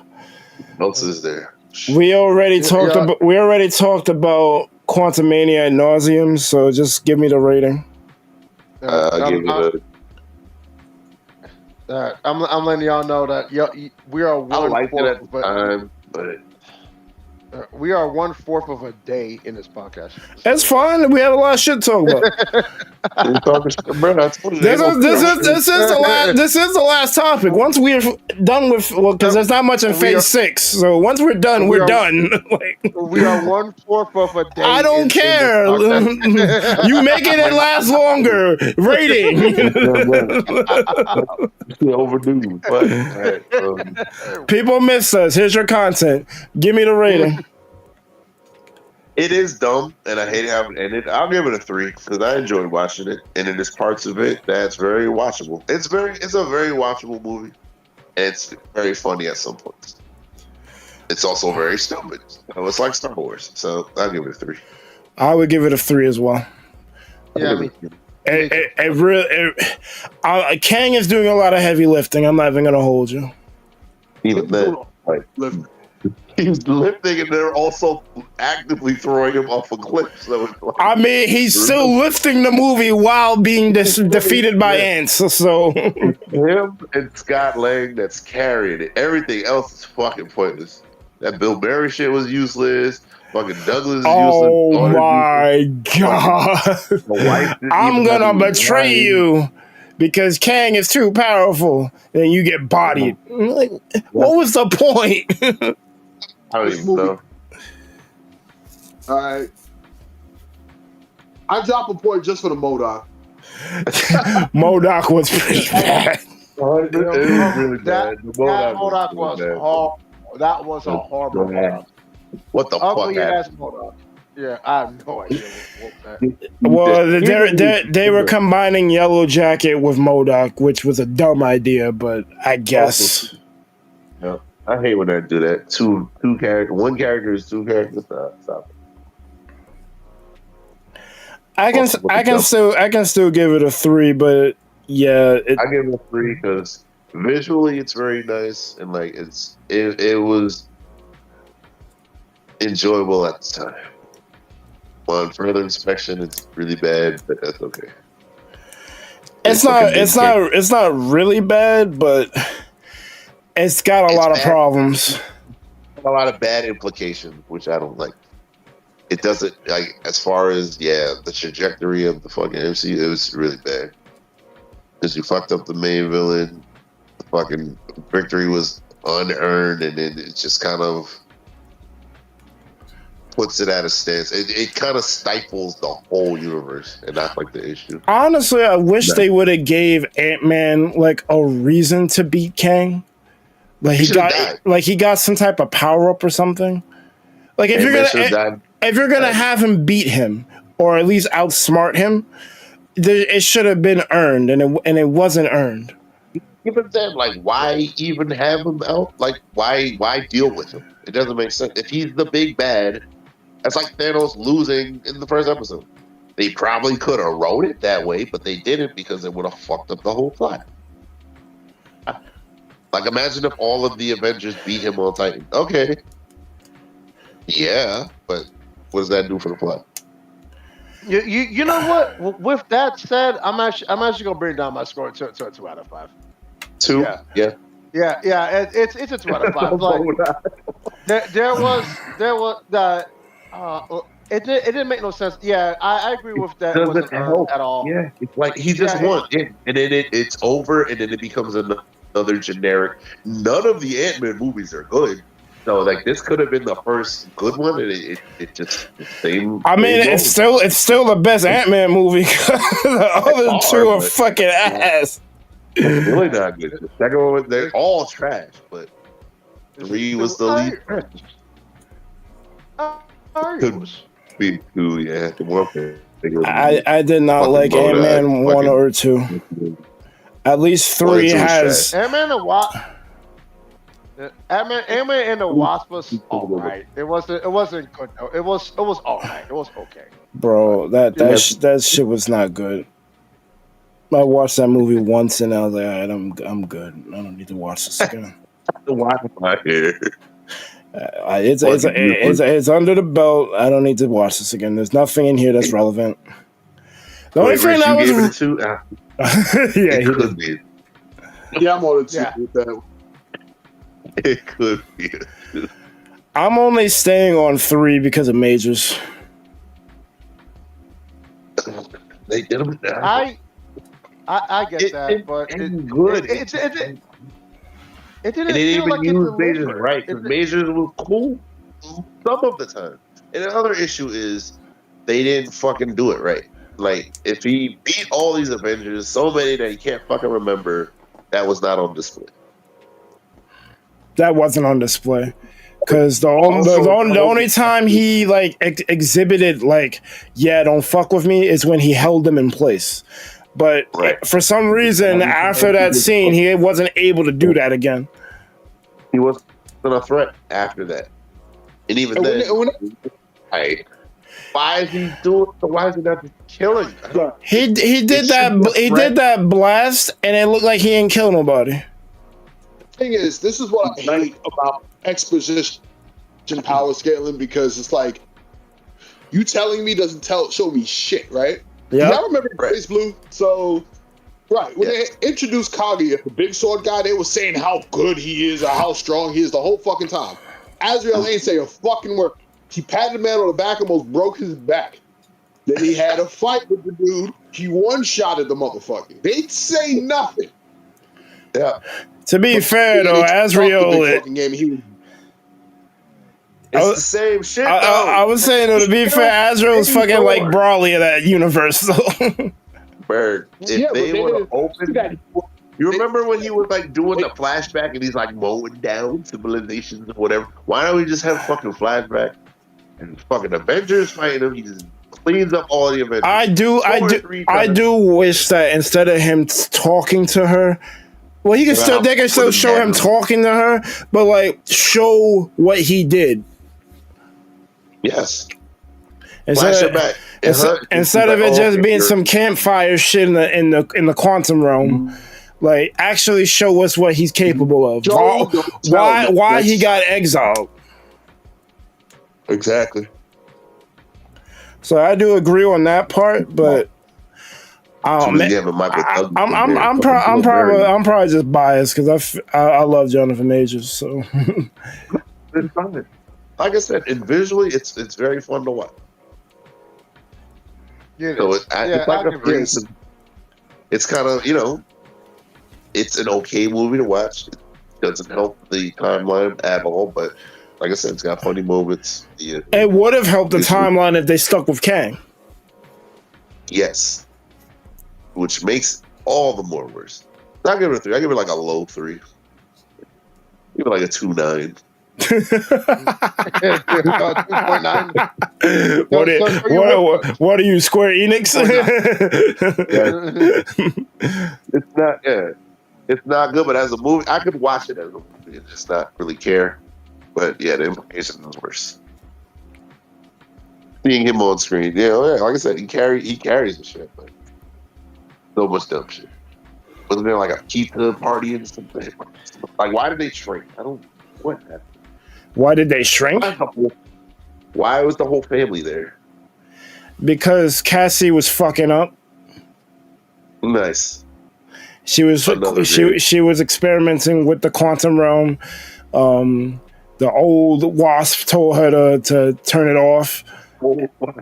And they just stand there for like 5 seconds and they all get fucking warped to the quantum realm. Yeah, instead of turning this shit off, she just having a staring contest with her. Like, I don't want to. Turn shit off. Yeah. Was it a Kang plan that did that, or she just did that? They actually don't say what happened. Like, Michelle Pfeiffer just fucking freaks out. Turn it off! And then 5 seconds later, they're all in the quantum realm. And the daughter goes first, and then Scott's like, shit, I gotta get my daughter. Because he was hanging on to whatever he was hanging on to, then he let go, and then they all ended up in the quantum realm. And the ant was like growing and shit. There's like a couple ants in there too, yeah. That makes sense. Oh yeah, the ants that were in the room are the same ants that steamrolled Kang. Advanced technology and shit. Yeah. Like, it's like, turn them off. The lights are there. Yep. All right. Guardians 3. I give it a 4. I liked it a lot. 5 out of 5. I give it a 4. I don't know. Yeah. Oof. Yeah, it was really good. It was really good. Right. So I said a few 4s, but I think that movie was better than those 4s. So Yeah, I'll have to give it at least be a 5. It could 4 be 5. It wasn't a 5. It was perfect though. That's the thing. It wasn't as good as 1. That's the thing. Like 1 was like top tier. And like this thing, I don't know. I got biases against 1 just because of how they did my boy Ronan, but yeah, trash. Yeah, everything but Ronan. That shit was so stupid. I'm gonna be fair in that regard, but no one flaw. I guess I can give it a 5. I was gonna say 4, but Guardians 3 is really, really good. So, but I don't. The problem, it's like continue. I don't know. Guardians can continue. It seems like it can. They don't have gun, and it's like I don't. I guess. Guardians 4 shouldn't affect your rating for 3. I know, but it's kind of like how it ended. It's kind of like how it's like the way it's set up. So, I'm trying to see. But it was a happy ending, yeah. One of the things I would have wished we would have had more of was like Marvel movies that were good as standalone movies in addition to being part of something. So I always liked that it was just a good movie altogether. Yes. Without having to be cut. Yeah, there's not too many of those. Like I can only think of Guardians and Black Panther. Basically, I can think of that. I can think of Winter Soldier also. Yeah. It is. Yeah, it's definitely a Marvel movie, but it's like a great movie. Yeah, because it's fucking Nick Fury and shit. Yeah. These are all the Marvel heads. It's like with powers. yes, yeah. Winter Soldier like good, but it's also very, very well connected. Guardians 3. Let's see, because High Evolutionary was great. Rocket was good. I lose it fucking crack. Adam Warlock was great. There's a lot. I give it a 5. There's a lot of fucking high points. Root was hilarious. And they used the fuck out of him, but it was fine because he was still dope. Mm-hmm. If Loki gets a 5, then that definitely gets. I'm with it. All right. We talked about this too, so just quick ratings. The Marvels. Well, Darben, so it gets a 2. Also, like they had the whole random singing planet and shit. I'm like, okay, that's unnecessary. Give it a hard 2 because they fucked with the Kree, so fuck them. Why is the whole Kree planet destroyed with no backstory? It's just over. Like what? Yeah. No, the backstory was Captain Marvel fucked it up. I guess, but like, why? Where's the ramifications of her actions? There is none. Who's gonna stop her? Right, I'm sad. The bitch from Secret Invasion. That's the only person who can stop her. Yeah. We'll get to it. I gave her 2. Fucking Darben. Like I said, and even then, Spectrum. She was like, what was she in there for? She was just in there. She's a Marvel. Yucca. So what? They just get him in there. Like, she just put her in there. Did nothing for the. Well, isn't her mother like related to Miss Marvel? Yeah, they also have beef, which was not resolved in the fucking movie. Captain Marvel. Yeah, they didn't. It's like they touched it, but they didn't touch it. They didn't touch it at all. They just said, "I'm mad" or "I'm not mad." Okay, let's go fight Darben. Like what? I'm mad. What did they do? I don't know. Oh, she's like, you didn't come back. But she didn't come back because she killed the free world off screen as well. So we have 2 things unresolved and not shown. So yeah, perfect. She's sad, and Captain Marvel is. I said this when the Marvels first came out.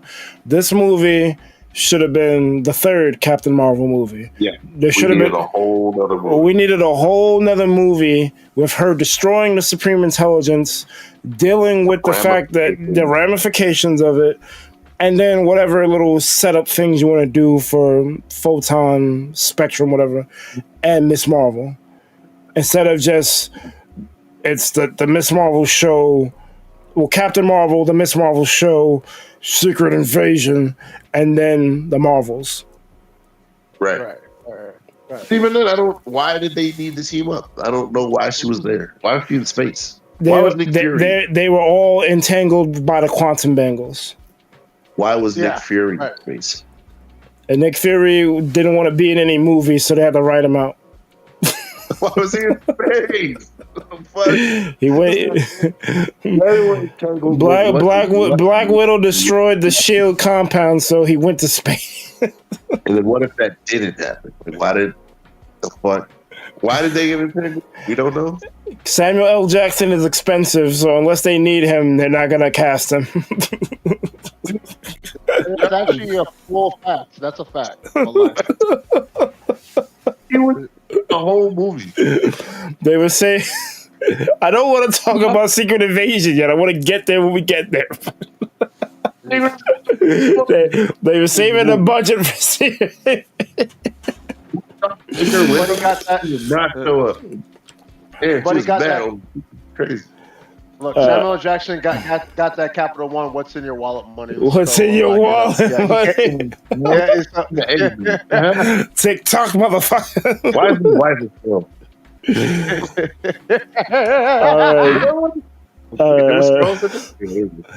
All right, so we're giving Marvels a 2, a 3, a 2. What are we giving it? A 2. A 2. A 2. Give it a 2. Give it a 2. Yeah. That's not a three. It's not great. Garbage. When I watched it, I probably would have given it a 3 or a 4. Now I'm probably giving it a 2. Yeah, it was. I agree. A 3 has to be good. I can't give it a 3. Like it's 2, so it's watchable. Yeah. Yeah, it is. Again, what are the Kree here for? It's like fucking faceless goons and shit. The runtime of the movie is short. I think that's why I ended up liking it as much as I did when I watched it. Like they got to the point. They didn't really, besides the singing planet, I don't feel like they really lingered anywhere. The movie kept moving. And I kind of liked it. So at the time, I was definitely singing the praises of it. But now in hindsight, it's like, yeah, this movie wasn't that good. Not a good standalone, not a good connector. It doesn't really connect anything. It just puts Spectrum in the other universe. They were just in there. Like, what the fuck? What was the point? Well, how does the bands? Like, it doesn't make sense. Like, why did the bands don't really mean anything. It doesn't. Like, the 10 rings don't mean anything. The bands don't mean anything. We gotta see. Honestly, you could have skipped the show, Miss Marvel, and just had her in the movie, and it's like the same effect. Yeah, because nothing that she does in the show really translates to the movie. The movie she's almost an afterthought in the movie. She's just in there. Yeah, it's Marvel's. And I guess she did a super extendo grab and she caught something. Like, I think that's the one feat she had. She caught some keys that were falling with a stretchy hand.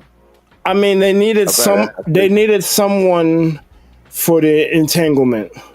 It was also comic relief or something. Because they were mad, or she's like, you gotta make up, and then she was like, I'm sad, and I don't know why Captain Marvel was mad, but Spectrum was mad.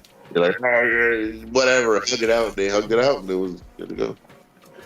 That's all it took. It was 3 seconds. I'm guessing because they were entangled, they had no choice but to stay together, so they just said, fuck it, we'll bury the hatchet type shit. Why the entangled doesn't matter, because they just teleport places, right? They just switch places. Yeah, but so they need to stay near each other, so when they switch places within proximity. If they're all far away from each other, one person could be in a life or death situation. Someone uses the powers. They switch out. That person's dead. It almost happened in that movie. Yeah. And then sometimes they were stuck in the middle of a fight and shit. So yeah, it was switch shot. Yeah. I'll give it a 2. That's a gimmick. I'll give it. Yeah, I'll give it a 2. All right, I'll give it a 2. Yeah. Instead of substance, those were a gimmick. All right, let's move on. Deadpool and Wolverine. 5 out of 5. 5. Easy 5. Ew. Easy 5. Easy. No, 5 out of 10.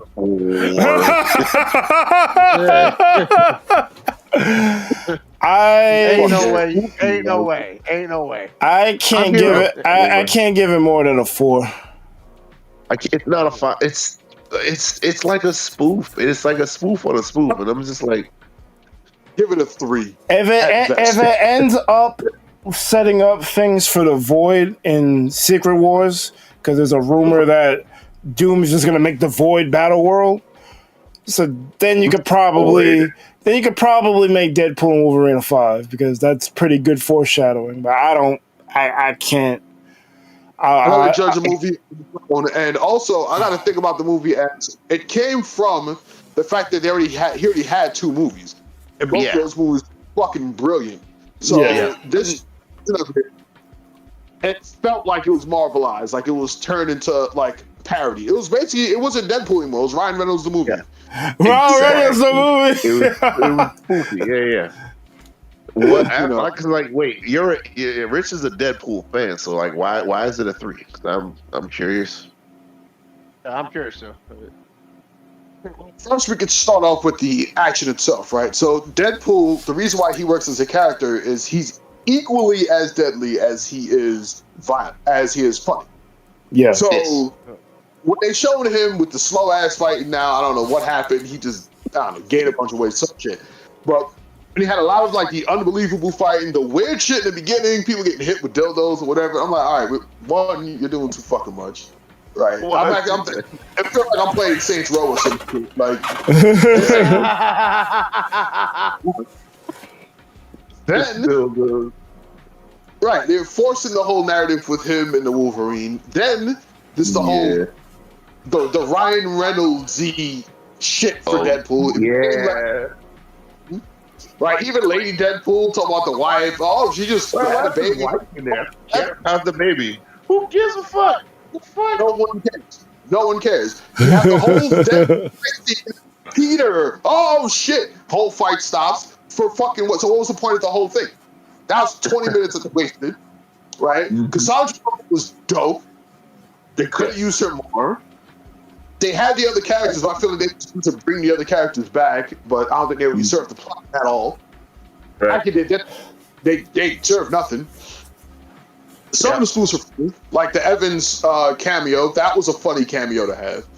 But it's like it felt way more like a Marvel version of what they would do with the movie versus what Deadpool was. Because if you saw the first two, they were both equally like the violence as well as the comedy was equally there, and the tension was there. I felt like he could have died at any moment. He almost did die in one of the scenes or whatever.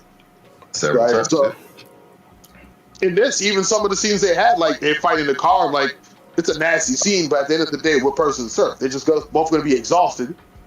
Right. But you're going to move on. Right? So it's like never a danger. But Gambit is in there and he's about to make a name for himself. Gambit was great. But again, Gambit was awesome. But that didn't really make a move, yeah. No. And then was it? Yeah, Ryan Reynolds, actual Ryan Reynolds, and Deadpool shit. Like, what the fuck with the dog? I'm like, bruh. Yeah. I kind of get it. It's like they kind of loved and thundered it, where it was just like all fucking spoof and no actual fucking plot, no theme. Yeah. Well, there was a theme. He needed to get back to his time and like figure out like what he wants to do as Deadpool. Like his path is uncertain. Then the TVA fuck him up, and now he has to get back to his time. He was trying to get his woman back. Yeah, that's what it was. And then that fucked up, and that's how everything happened. But even then, it was like, the movie was just kind of whatever. Like honestly, to me, my statement, my rating's pretty biased on that, just because I am an actual fan of Deadpool. Yeah, which is bad. I don't know. Yeah, but still, man, I don't know. I don't think I can go that one. It also doesn't do anything for the MCU. Kind of just like shit happening. And like you said, we're 3 movies in and you're kind of just like doing shit. That's why I can't give it a 5, because even though I enjoyed a movie, there's it doesn't really like they introduce Cassandra Nova but then kill her. It's like, bro, like what are we doing? Don't need her. Don't need good villains. Goodbye. Right, she was stuck in that entanglement shit. Yeah, I don't know, man. Yeah, she died. I think they were supposed to die, but not really. And then I guess he got his world back or something. Well, apparently, because Deadpool and Wolverine were selfless to save their timeline, I guess the universe was like, oh shit, y'all actually give a shit? I'll let y'all rock for a little longer.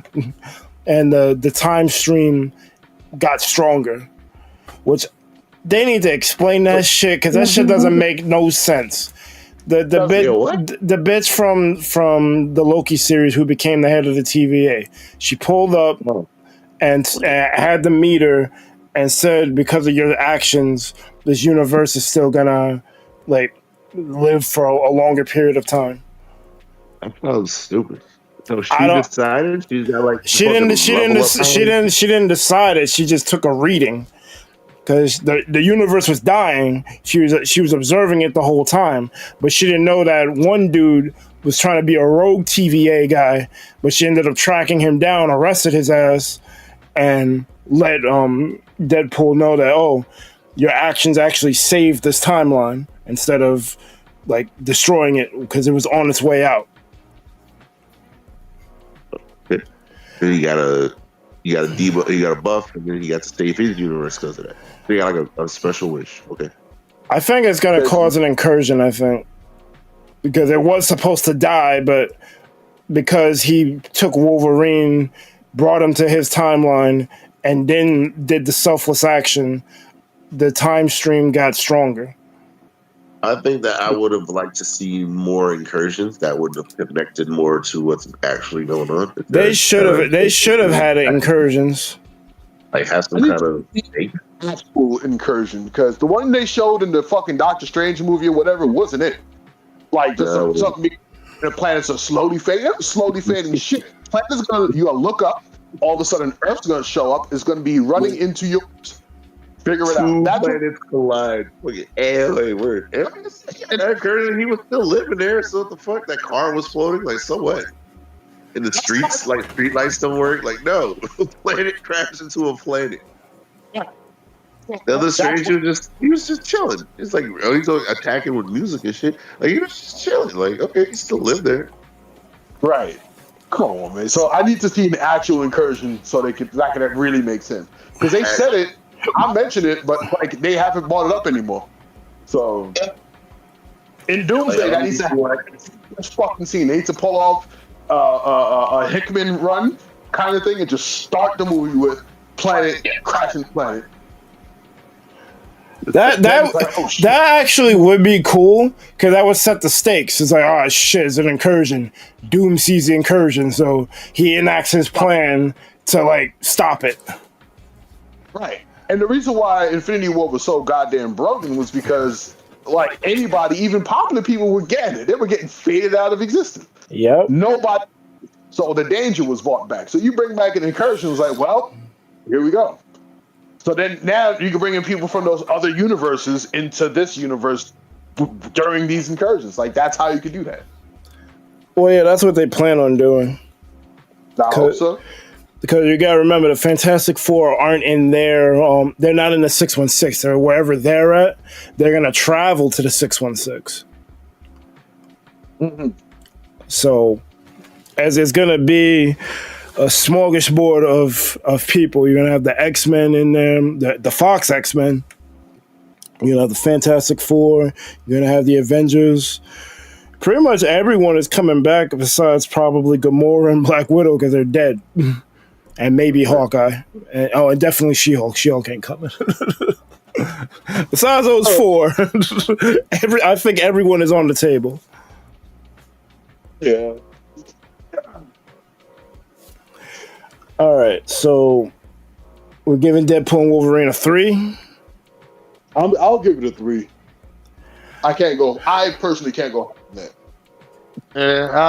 I will give it a 4 out of 5. I'll get a 4 out of 5. Well, you get the 5 before. So what are you reasoning on the 5? Yeah. Well, yeah, no, because it doesn't really take in. It doesn't really like push MCU forward. So I did forget about that. I was just kind of like saying 5 out of 5 because I'm super hyped. I love the jokes. I love the Gambit. I love they can only be one blade. I love Blood Blade. Like only one blade. Yeah. I love all that stuff. The jokes were just a high top tier caliber of substance. I mean, yeah, I love the jokes. And also because of the fact that there's also a love letter to the Fox films. We can't forget about that. It really is a love letter to all the Fox films. and all the and a big tribute to the X-Men movies. So Also, and and the ones that had Cool, but also connect with the MCU. It is connected because you got to remember there's one scene where Deadpool looks forward in time and Thor is crying. That's clearly some shit that's happening in Doomsday or Secret Wars. So it's doing setup, but I think it wasted a lot of time with Deadpool and Wolverine bickering and should have had more setup for the future. Let them bicker, fine. Let them have one or two fights.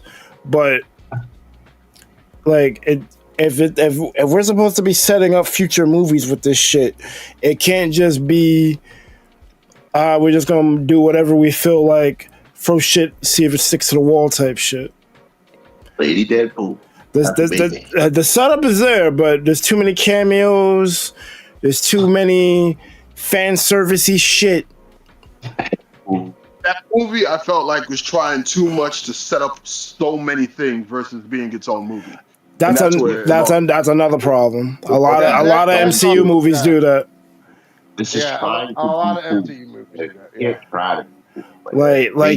Just be cool. Pull the Black Panther. Just tell your story, and it just happens to be within a chronological timeline. But it's its own. Right. But it's its own. It don't even have to be like by itself. Like it can be like you need to watch something before to get some of the things in this one. But just like tell a story. The setup can come later, or bake the setup in. That's like the first Black Panther. Like I loved how they did that. Like I even showed my son that show, like that movie. He was on and off watching it, but he wants the gold one. So I'm like, all right, you're the right one. You good? You did it correctly. But yeah, that's how I like my Marvel movies. Is like just be good and then do the connection after the fact.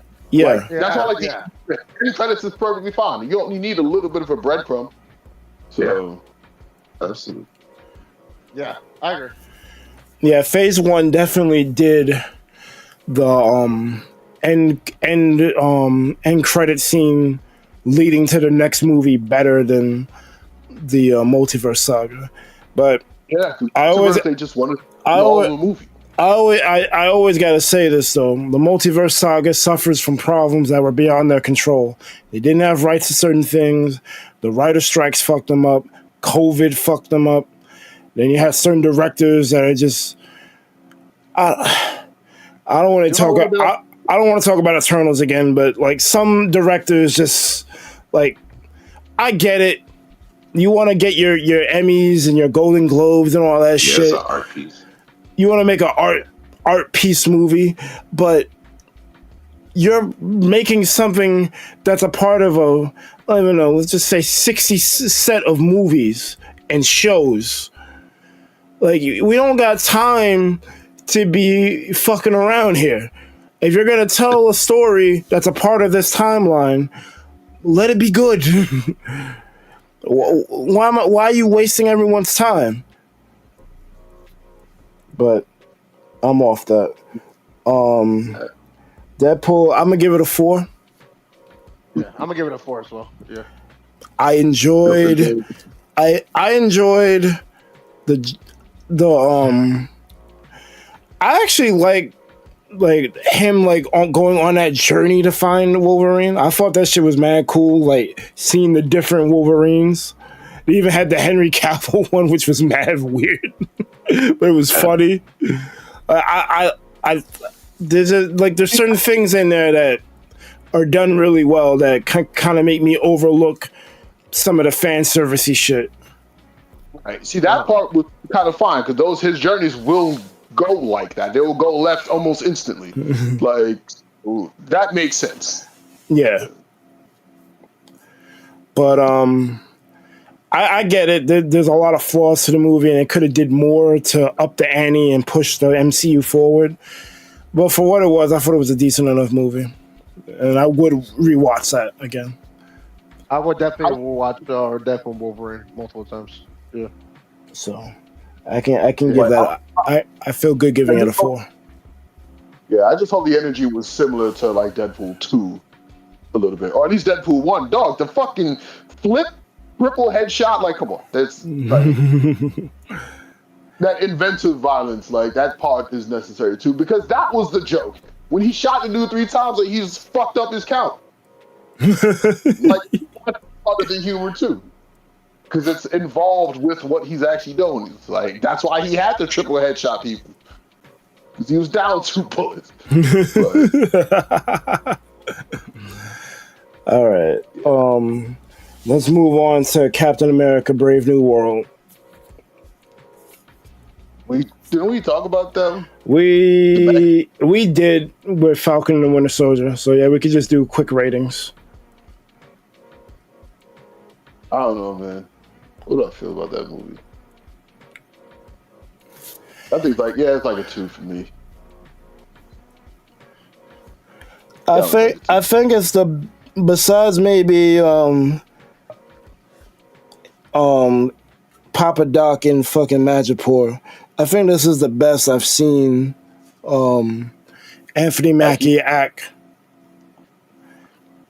Because like I didn't really like him in Falcon and Winter Soldier all that much.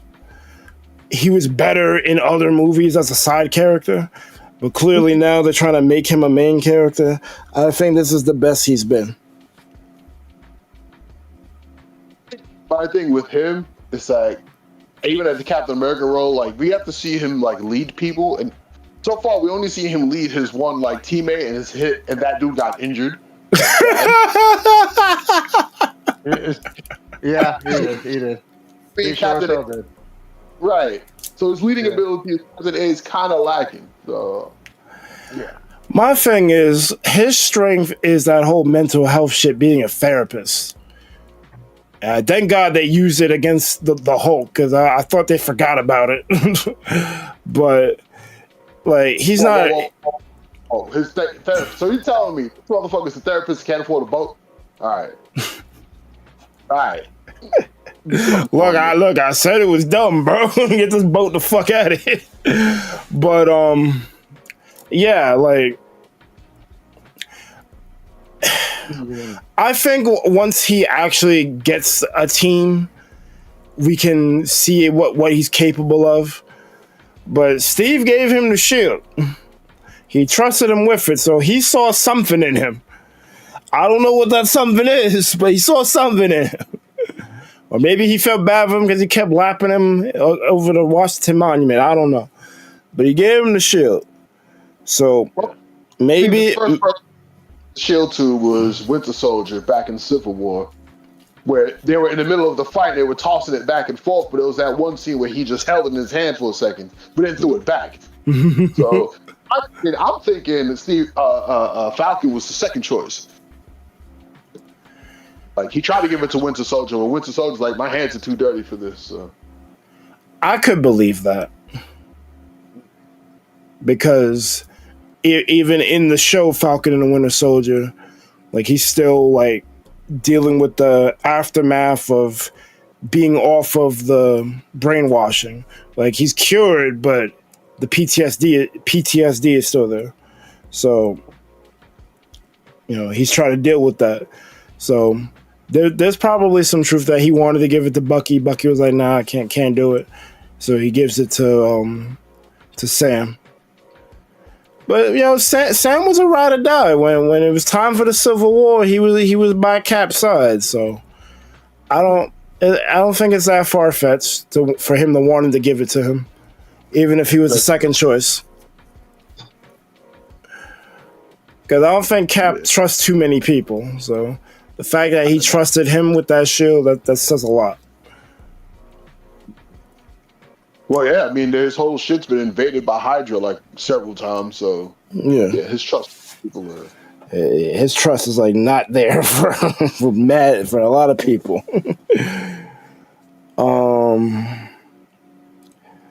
I don't know, like Brave New World felt like it was putting things in the right direction, but the problem is it's a hero-villain mismatch. Sam don't got no business fighting the leader or Red Hulk.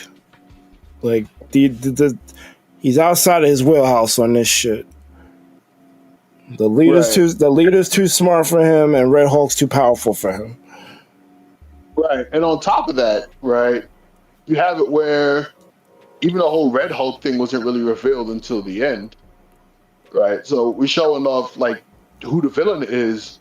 We'd have to kind of feel them over time to get a sense of how terrible they actually are. Right. Leader didn't really do any real plans up until the end, and then Red Hulk showed up and like, okay, I guess these are the guys that we're dealing with.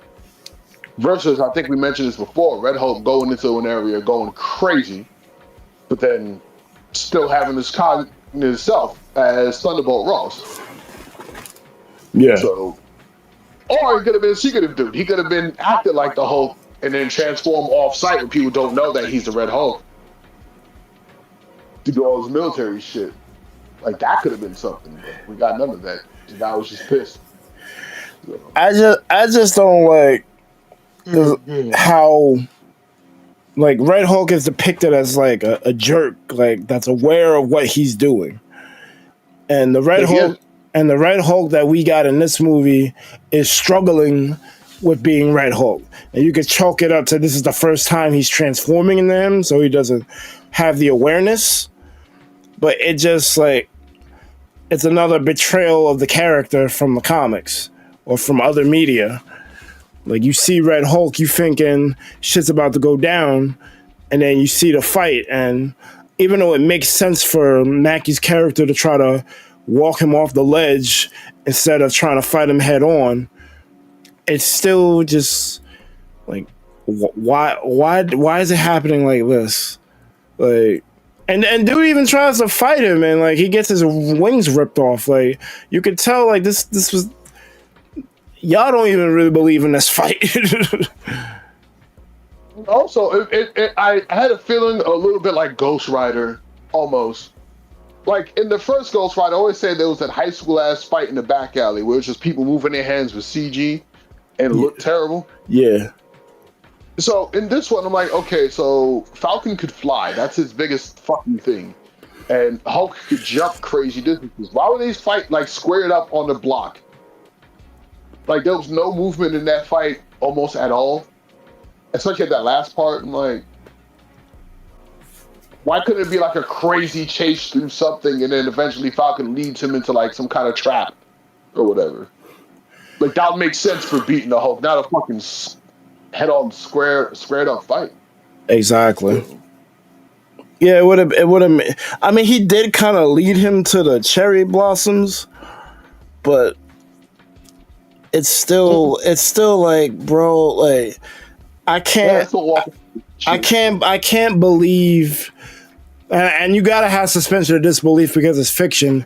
But even with this, it's like, bro, like there's rules to this universe. Not telling me Hulk is losing to Falcon, bro. Like, can't believe that shit.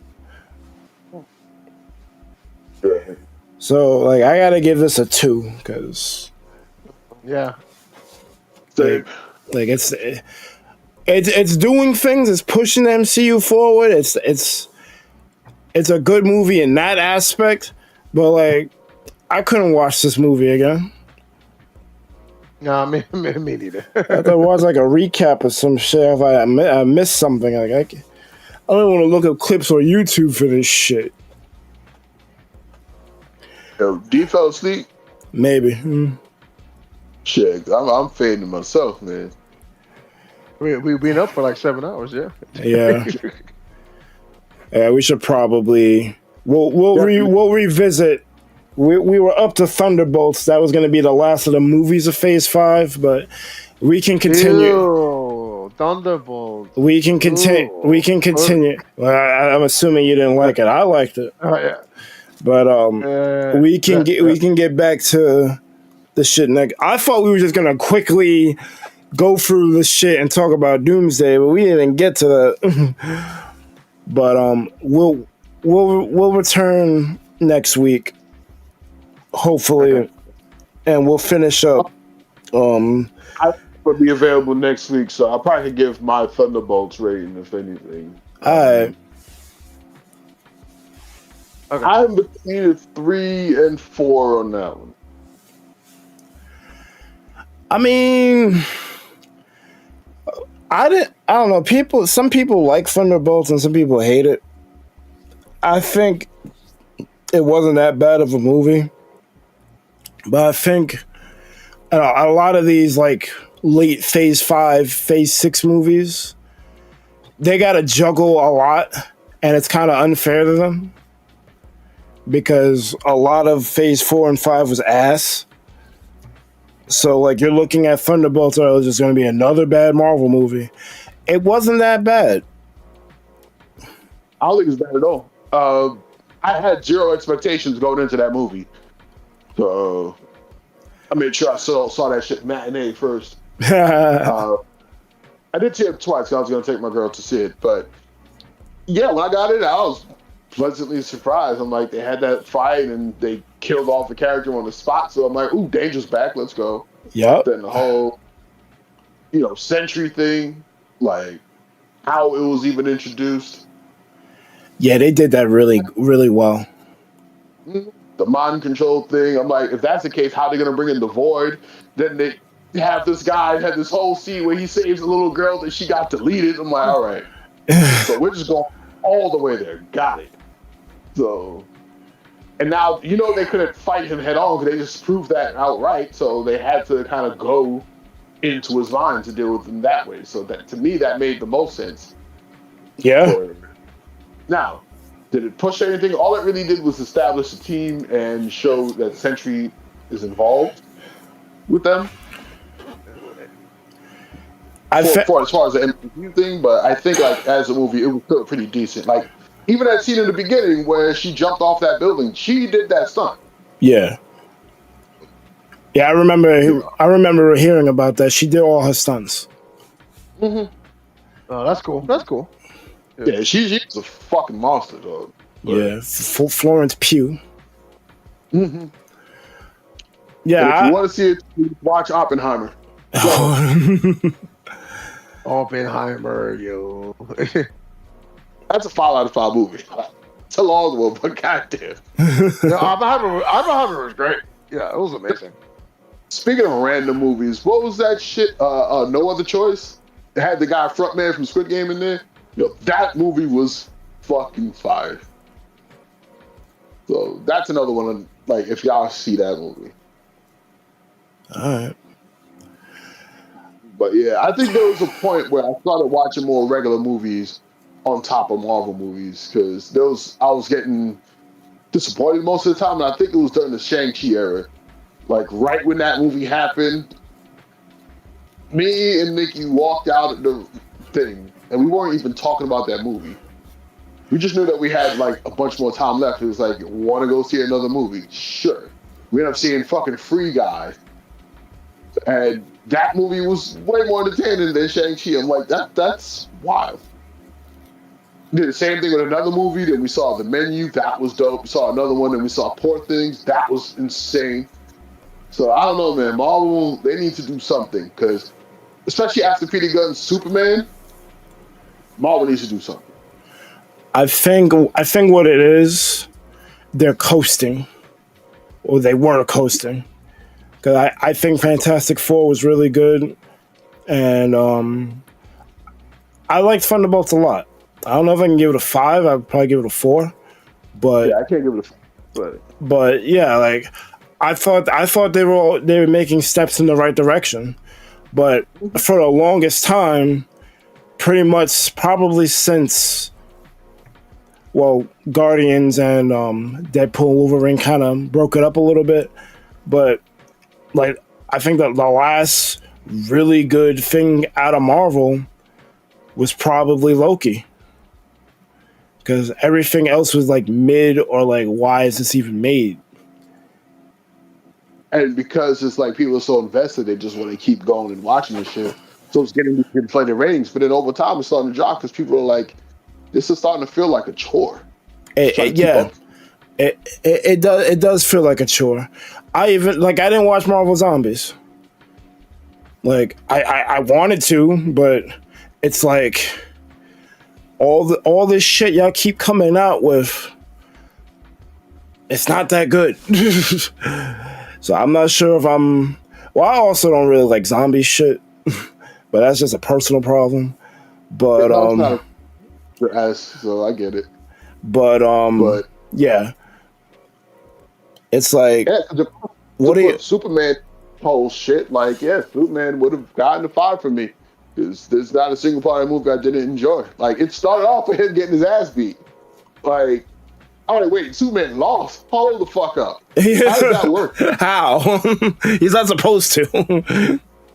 Back of my head, because I didn't see any trailers at all. In the back of my head, I'm like, so who was he fighting? And there's a very short list of people who could just beat his ass like that. And it turns out it was none of them. And I'm like, how did he do that? So I gotta watch it then. I wanted to see it. I wanted to see it in the theaters. It wasn't something I wanted to skip, but I think it just came out at a time where I just didn't have the energy for the movie theaters. But I didn't want to skip it. Yeah, I saw it in 4DX with the moving chairs and shit. Oh damn, that's probably an experience. I saw a few Marvel movies like that. That should be like a massage, damn near. Nah, that movie was absolutely cracked. Yeah, you need to see that. Then you need to understand why my ratings for a lot of these Marvel movies is low right now. No, I get it. Like I'm a little bit of a Marvel apologist, but I'm also a realist. A lot of this shit wasn't that good. Right. So when the Superman came out, I'm thinking, all right, bet. So here's a former DC director who made arguably some of the better movies of Marvel. Yeah. With jumping ship, and not only is he directing certain movies, he's also like kind of headlining what they're doing in general. Yeah, he's like the Kevin Feige for DC. Right. And then after what I saw with the Superman thing, I'm like, okay. And then they're about to make Supergirl. And at first I didn't care about Supergirl, like, because I generally don't. But even her outro in that movie was like, okay, this character is already kind of fire right now. I ain't gonna say it's a very simple line. It's like one line or whatever, but I'm like, this reminds me of the actual Supergirl, not the bullshit that we've been seeing forever. Oh, okay. She's not a nice chick. Like, she's not a nice person. Have you seen Lagoon? Have you seen Black Lagoon, the anime? A long time ago. Like that kind of motherfucker. It's a mess. Like, Supergirl's a fucking problem. That's what it is. Fucking Madripoor should have been basically a Black Lagoon style shit. Yeah, word. That would be fire. But yeah. So Jay, what you got for that last one? What was it? Thunderbolts. The new Avengers. It was good. I'm trying to remember a lot of it. No, it wasn't a bad film. I'll give it like around like probably like a high 3. That's a good spot. The characters and exposition was pretty solid on. It was cool. I like the message, especially. It really hit home with dealing with depression and anxieties and understanding like what it means to like really cope with it, and to having like special people or like just that great support there in order to help you out. Like what we had like. Yeah, like the main bad guy. He really wasn't a bad guy. He was just dealing with a whole bunch of depression, and he was like in a dark void in his mentality. So that really did hit home, and it kind of resonates with me a whole lot because I have battled with like mild depression myself. So I really did like that with the character, like like that support field. It really hit home. It was actually a really cool movie because it had its action and it has this Marvel jazz to it, but like the message really cements it home. I really didn't like the U.S. agent character. He was really a douchebag, but I guess that's his charm. That's what he's supposed to be. Yeah. But no. It's okay. Like it was wasn't like something that was like really annoying. That's just like obvious. Yeah, yeah. So, but no, it was a cool film overall. I did like everything else that came with it. It didn't seem like it had a lot of slow pacing either. It everything kind of like came through. Um, when it needed to the most. Like it definitely hit home when it needed to. It didn't drag out. It was awesome. And a lot of other parts too. Yeah, it was great. It was great. Like I don't complain about Thunderbolts at all. Yeah, I'll give it a high 3 out of 5. Yeah, it wasn't like it was paced well. Like I don't think there was wasted movement in there too much. Yeah. And I think one of the things going back into the depression talk, it was showing how, like a lot of the characters, whether short term or long term, kind of how they dealt with depression. Like Yelena, she was very self destructive, right? The Guardian was very compartmentalized his shit. Like he would be depressed, but when someone shows up, hey, I'm happy. Ghosts would just literally fucking ghost and vanish. And your agent took it out on everybody. So yeah, it showed like how these people, like some real shit, how a lot of people deal with their traumas and whatnot. So yeah, processing their grief and shit. Yeah. And like each one of those like could be bad, but they're also valid. Like it's understandable why someone would, act or react that. So yeah. And it turned out that the leader ended up being Bucky, of all people. Like the one person who had the most trauma and who's actually dealt with it ends up being the leader of these people. I thought that was pretty fucking cool. Yeah, that's cool. Yeah, it was dope as shit. Another reason why we have to give up points, they actually kill off this MCU's Taskmaster, and that was satisfying. It was. Yeah. It was very satisfying. Get that bitch. Get that bitch the fuck out of here. Get that bitch the fuck out of here. It's dead. I really felt like they actually listened to the fans of that one.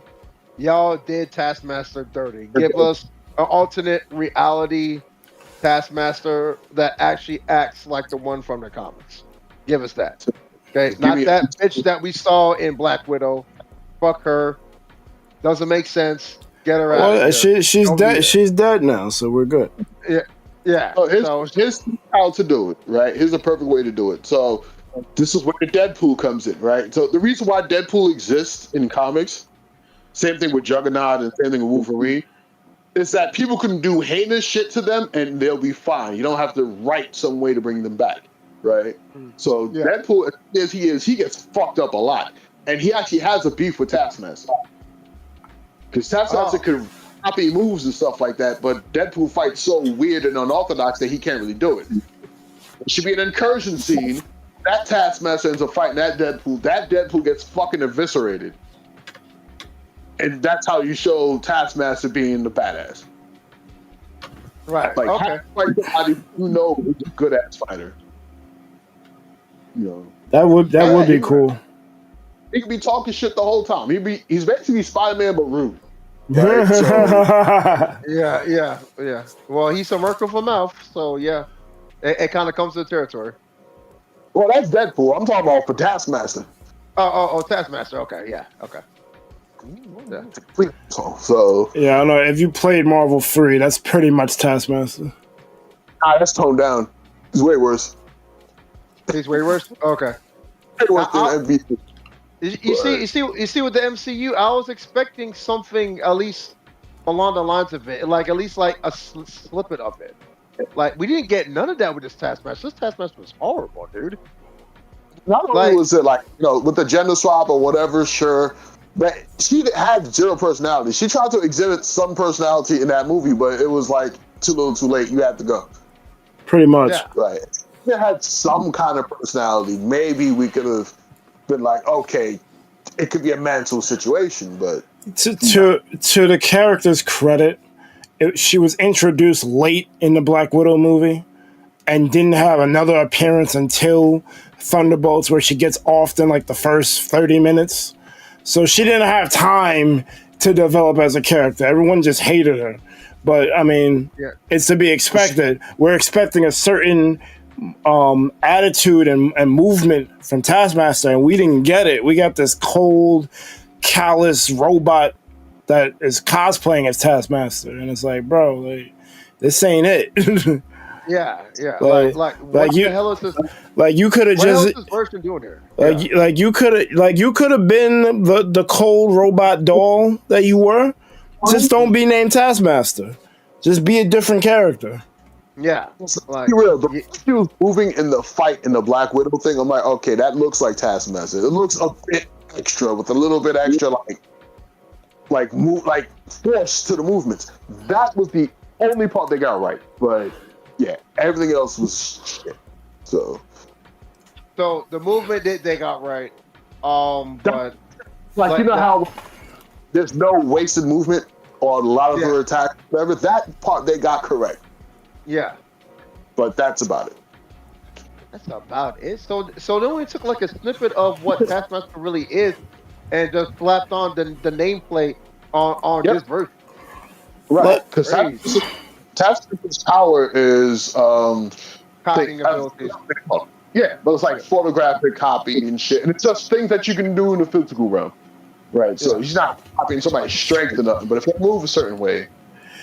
Keep on, he used to fight the Hand a lot. He used to fight fucking like a bunch of assassins a lot. So he's basically like a Sharingan user.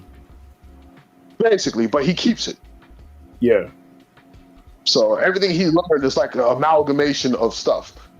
So his weapons, like that's why he has a shield, a sword, a bow. He has guns that don't show him very often, but yeah, he's kind of a monster with like that.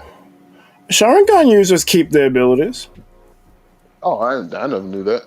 Kakashi did the fucking water style shit to the fucking Zabuza. He's like, how'd you do that? Same fight though. Count. Did he use it in a later in the series? That I'm not sure about. It's been a minute. I would say no. I don't recall Kakashi using that. Right.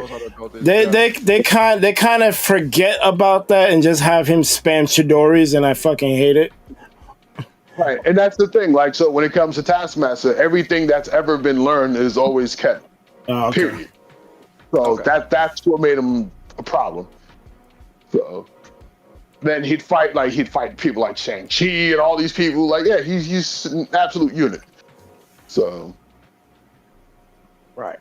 Meaning, if they really wanted to OD, like if let's say they didn't want to introduce Sentry, like I'm not saying how to fix the movie because I like the movie as it was, right? But let's say if they had an alternate version or even a number 2, they could fight just the real Taskmaster, honestly.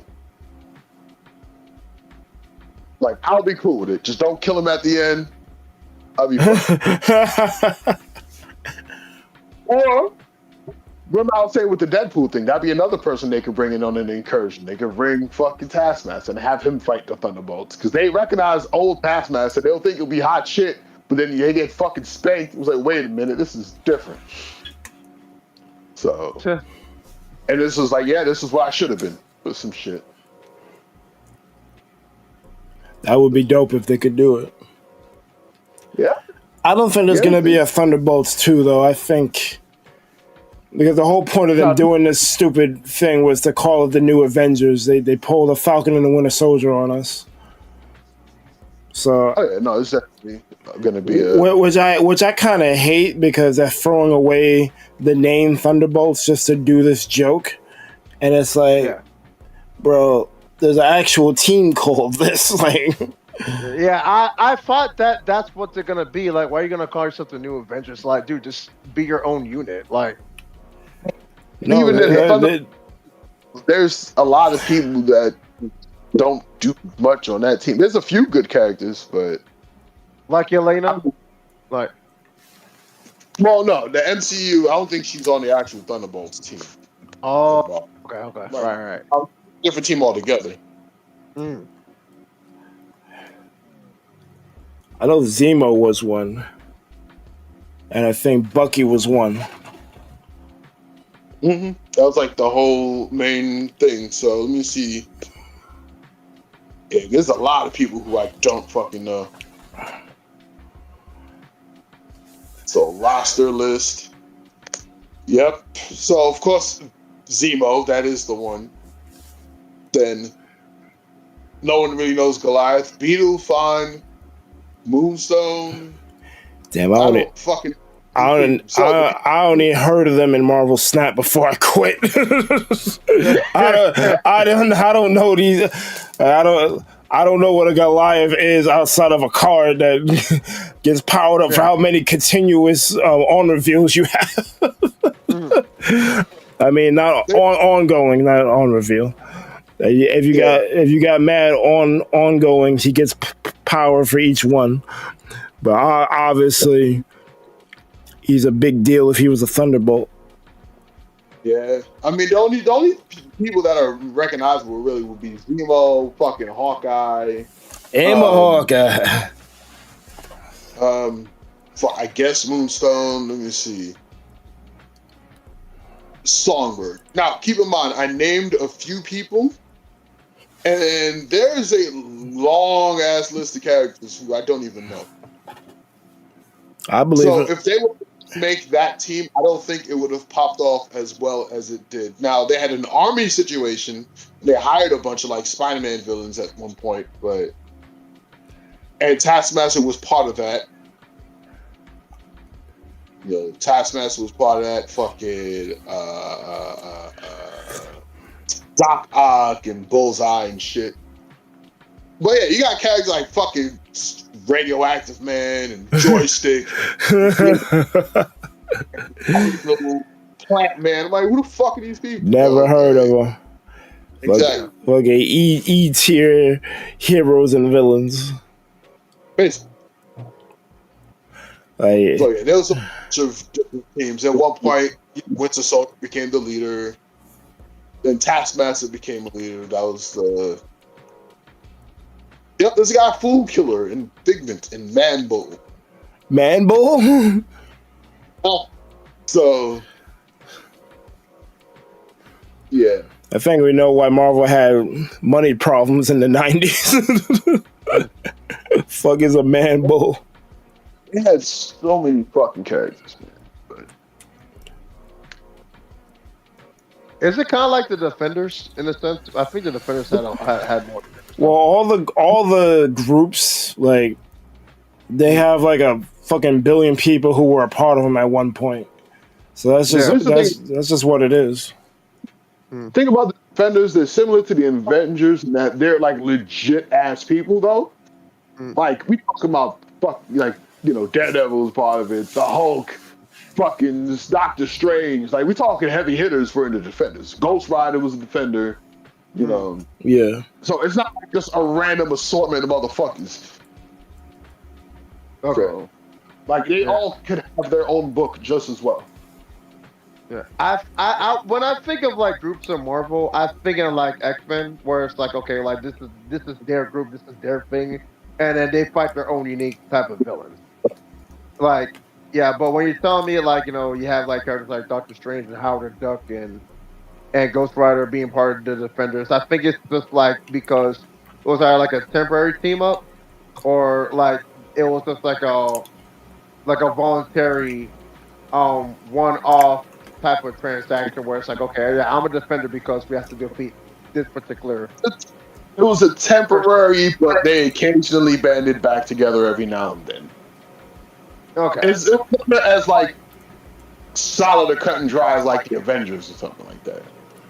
Yeah, that's what I was thinking about when it comes to that Marvel group. Yeah. So, interesting. Mm-hmm. That's comics. That's comics for you. There's with fucking Luke Cage and Jessica Jones. I'm like, I don't know what this team is. This ain't the Defenders, but whatever. Okay. Okay. So those were not original Defender. Or members. Luke Cage and Daredevil were, but the other two, I don't know. Like, I don't think so. Actually, I highly doubted that they were, because I don't recall seeing them there. You see, because I think that because they were defenders, I think that like were they trying to like be like the Avengers, like just from NCU television standpoint? Is that what they did that? Like well, defenders was that what they were like attempting to do? Like yeah, there Well, is. I'll let you talk. yeah, I was gonna say the Netflix one. They did try to do this connected shit, just like the Marvel whatever. right. That's why they made that story with that name. Uh-huh. Like it could have been any other street name. Like technically, Marvel Knights would have been a better name for that group in particular. But Right. I can see that. yeah, So but Defenders, yeah, they want to do that because that's like the second bigger name for Marvel teams. So here's what happened. I forget the dude's name, but the dude who was in charge of Marvel Television, because it was a separate division. Jeff Loeb. Yeah. For some reason, he ain't like Kevin Feige. I don't know what the reason was. Just didn't like the motherfucker. So when Kevin was like, "Yo, make sure that there are things that are put into the show that tie back into the larger MCU," he kind of did malicious compliance with it. He put the ties in, but they were weak ties, like a newspaper showing the Battle of New York or people casually mentioning shit that happened in Luke Cage, but not like a direct connection, just like, oh, I heard a thing about a thing type shit. You know what's crazy? I like that the most of the fucking Netflix shows. It shows me that they were slightly different, but they acknowledged that there is a bigger picture, but this is a different story. Let's not over fucking use that story in our shit, because this is our shit. So I'm not quite okay with that. So I know that's why I did like some of the Netflix shows a lot better than some of the Disney shows for a while. The guy wanted to do his own thing, really. He wanted to be the main show, but he was just a side show. But you know, that's what it was. He didn't follow directions. He was kind of a rebel, and then I don't know if it was Netflix being Netflix and everything just ended up getting canceled, or Disney stepped in. I'm not exactly sure what happened, but whatever did happen, Disney got all the rights back to all those shows. Right. And that's why you have Daredevil Born Again. I wonder if they're going to actually try to actually do a real Defenders, maybe including the people that were in the Netflix special, but actually like putting like actual Defenders in there. Like, I don't know why Doctor Strange wasn't involved. Well, because they put them in Avengers, so they're not gonna touch the Defenders because it gets a little dicey. Because some of the people are like Avengers members or former Avengers members anyway, and they tend to kind of deal with the same shit. They just try to do it outside of, well, before the trouble gets too big, so to speak. Oh, okay. Versus Avengers, it's like, well, shit happened, well, we gotta fight him. So I figured it would be cool to restart the Defenders because they could be like a street level version of the Avengers. problem is, Defenders in real talk are not street level. That's the problem. They're not street level. Okay, so then what's the point of having those characters being part of the team then? Yeah. I think that was just Netflix trying to force a tie in. Okay. Well, you had the 4 shows. Iron Fist ain't do so hot, but the other 3 did. So, fuck it, put them all together in one show. Which is kind of fucked up because you kind of need to watch that before you watch Daredevil season 3, because it's literally like continuity. If you just watch season 2 and then skip to 3 and don't watch Defenders, you're gonna wonder what the fuck is going on. But right. I guess they didn't think about longevity when they made those decisions. They were just like, "Oh, fuck it, put it out." Put it out. We gotta do it. Put the episodes out. Do it. Do it. When they made the Defenders, so Like if Defenders came before Daredevil season 3, and when they fought the hand and shit, and the building blew up, like that stuff that directly ties into the beginning of season 3 of Daredevil. Okay. Honestly, if they didn't like fuck up shit, they could have probably kept that shit going. Because Daredevil was a good pull for them. Yeah, I'm waiting to get Punisher too, man. Punisher was my shit. Oh, Punisher's coming back. Yeah, Punisher is coming back. Okay. I don't know when, but I know it's coming. TV show, right? Yeah. Yeah. And good with long form content. Like the guy who plays Punisher, he's very good with long form shit. Yeah. He's a really good Punisher. He definitely earned that right to be Punisher. Yeah, straight up. I don't know when they're gonna bring out Born Again season 2, but they need to like hurry up with that shit. Bring out a what? I can hear you. I don't know when they're gonna bring Daredevil Born Again season 2 out, but they need to hurry up with that shit. No, they don't. They need to take their time. If the first one is so good, then no, take your time. True, but you know what I mean. True, but you know what I mean. I'm impatient. Huh? No, Born Again was good. Mm-hmm. Did you watch it? I did not yet. When you can when you can get to it. Oh my god, dude, you are missing out. Yeah, Born Again is fantastic. Yes. I'll get you. Yeah. What's the rating on that one? High four. I want to say 5, but yeah.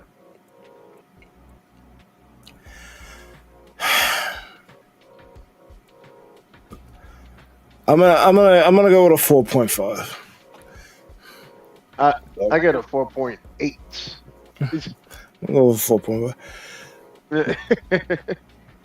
Because like there's nothing really bad about the show, but at the same time, they kind of fucked up Muse. Alright, no spoilers. I'm gonna actually watch that at some point. I'm not gonna say anything else. Yeah. But yeah, it's like it works. It's functional, but it's like they could have did more with the character. You'll see when you watch it. I don't want to say anything else because the depiction was fine. It's just I wish they did more with the character. That's what's hurting it from being a 5 in my eyes. But everything else was great. You should definitely watch it when you get a chance. I'll do that.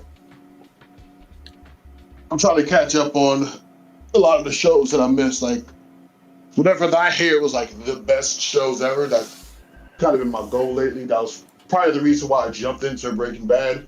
So, like, my next show is going to be Better Call Saul, but I gotta find. Ain't that the prequel to Breaking Bad? Well, it's prequels parallel / a little bit past it, from what I hear. So I hear the storyline goes from a bit before that to parallel to the show to after that. Oh, okay. So it's kind of like a continuation in a way.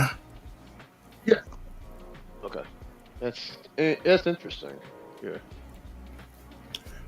I definitely heard about it being really good. Me personally, I've always had a problem keeping up with like shows that like are popular and shit. Mm-hmm. So, you should watch this. Yeah, all right. It could be a good show, but I don't know if it's like I guess because like I mostly just I barely even watch anime anymore. I was gonna say anime and YouTube. I'm basically on YouTube. So I'm cool with being late to shows because a bad ending fucked up a show for me. Like that was the case with Game of Thrones. I was current just like everybody else, and that whole last 2 seasons was dog shit. Mm. You know, most important this ride to get. I never actually finished it. Like I saw the ending because I think it was on at Dee's house or some shit. But like I stopped watching after like season 2. I'm not even gonna tell you to get past further than that because it's like the ride is fire from season 1 to 6, but the payoff is so ass. It's like, what the hell's the point? So it looks like a different show. It's like I know that her goal was to get there, but why does tonally the show feel so different from the beginning? So what happens is these 2 director writers, they were supposed to do the screenplay for some Star Wars show that they wanted to do. Yeah. Right. So this is around the time, with people thinking about the Mandalorian and all that shit. So they wanted to do that. So they said your obligations for this one have to finish first. So they just rushed the fuck out of the last season and a half. And and then Disney's figured it out and all that. It was like, we're not going to use you guys if this is what you're going to do. Like, you tore your own show apart to do this. The fuck you think you're going to do to our show and you get a better offer? No, word. Get the fuck out of here. That's what they get. You fucked up a show that people loved just so you could do Mandalorian. Like, right. It could have been a different show, but it was Star Wars related. But yeah, it's probably Mandalorian. I will give Disney respect for that because they didn't even have to do that. But the fact that they said no to that, I'm like, good. That means some of you were thinking about quality control. Obviously. Because people saw those endings, they saw how bad they were. They probably also looked at them and was like, aside from you doing us dirty, you produced this shit? Nah, we're good. Word, that's on your resume. Like, you fucked up Game of Thrones. That's crazy. That's crazy.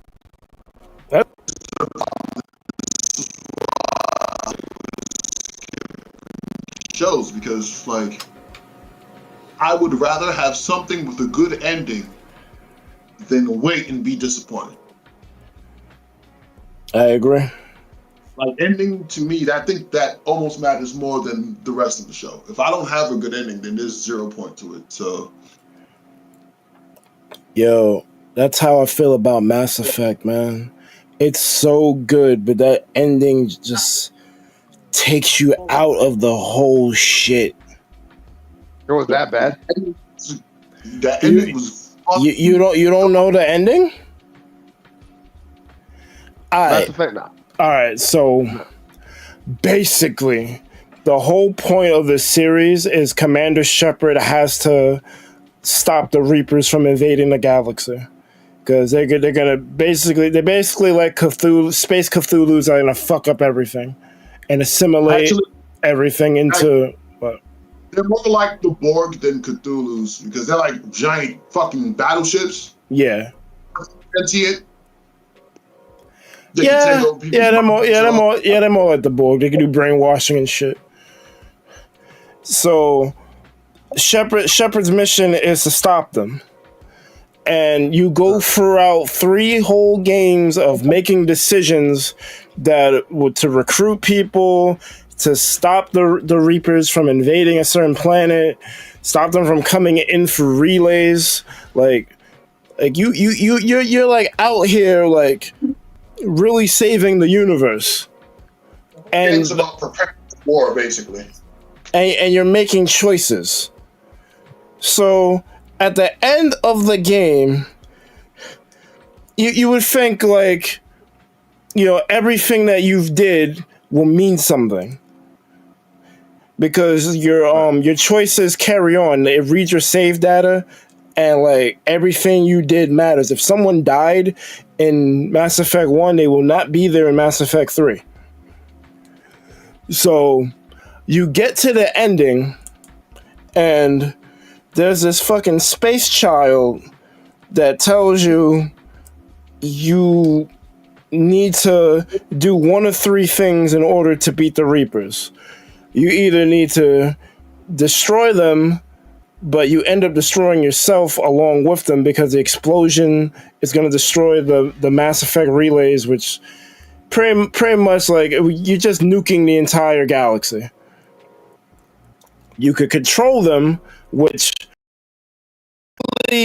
5 minutes ago, before you meet that kid, you see this guy called the Elusive Man do control, and the Reapers end up controlling him. So, and also happened to Sovereign in the first game. And also happened to Saren in the first game. So, but I think he wanted to do synthesis. Yeah, he was stupid. So, you can't pick control because you already know from watching it as the player, control doesn't work. So they try to get you with the last one, which is synthesis, which is organics and non-organics machines all combine into one species, one DNA. And that's fucked up too. Because it's basically everyone's a hive mind at that point. So the only real option is to destroy the Reapers. But when you select any of the endings, they're all the same ending minus a color code switch. When you pick destroy, the shit is red. When you pick control, I think you see one less cutscene, like they cut one thing out that would have been in the destroy ending, but everything is blue. And in synthesis is green. And those are your endings. And here's why that's so fucking bad. Do you remember the scene where you had to choose between Tali's people and the Geth? Oh god. This motherfucker had her over, choking her the fuck out, and you had to murder one of your party members, both of which you've developed strong connections with the whole time, right? And when you make that choice, you expect it to matter. When the war happens, not a single fucking one of those things matters at all. At all. You don't so even... in the street, you go up the fucking shit, you beat the guy, you make your choice. Like, why did I set up any of this? You didn't even get to see like a montage of the different ships that will come to your aid. Because like I said, you're making alliances the entire time. I think you make the most in 3 actually, because the Reapers are at your door now. So it's like, you gotta lock in. Like, are you down? You gotta help us? So let's say you're the perfect player and you get every one of these alien races to come help you. You don't see anything in the game that tells you what you did mattered.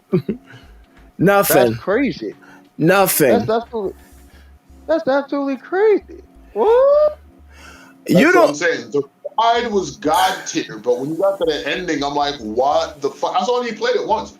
I'd replay it more than once if it had a better payoff or different endings or something. I actually played it twice because I fucked up one of my saves because there's something I wanted to do differently. So I played it again, and I'm just like, what was even the point? I wanted this person to be alive, but you know, I guess at the end when they have the face plate, his name's not there as one of the dead, but like it's like, bro, what? You know what? I'm wrong. I did play it more than once. I didn't beat it more than once. I played it more than once. That scene where Ash die or not die. Yeah. Yeah, I did it the second time to make sure she died because fuck that bitch. Right. No. Honestly, Ashley is probably the person that should be. She's a space racist. I'm good. Right, fuck that. She can go. She gets redeemed, but it's like Well, they kind of forgot about her character because she's barely in 2, and the redemption comes in 3. But by then, you're like, I don't give a fuck about this bitch. She's a space racist. Too, so I'm cool. But yeah, like I think one of the games did that bullshit with Fable 3, where the game is just as well preparing for war.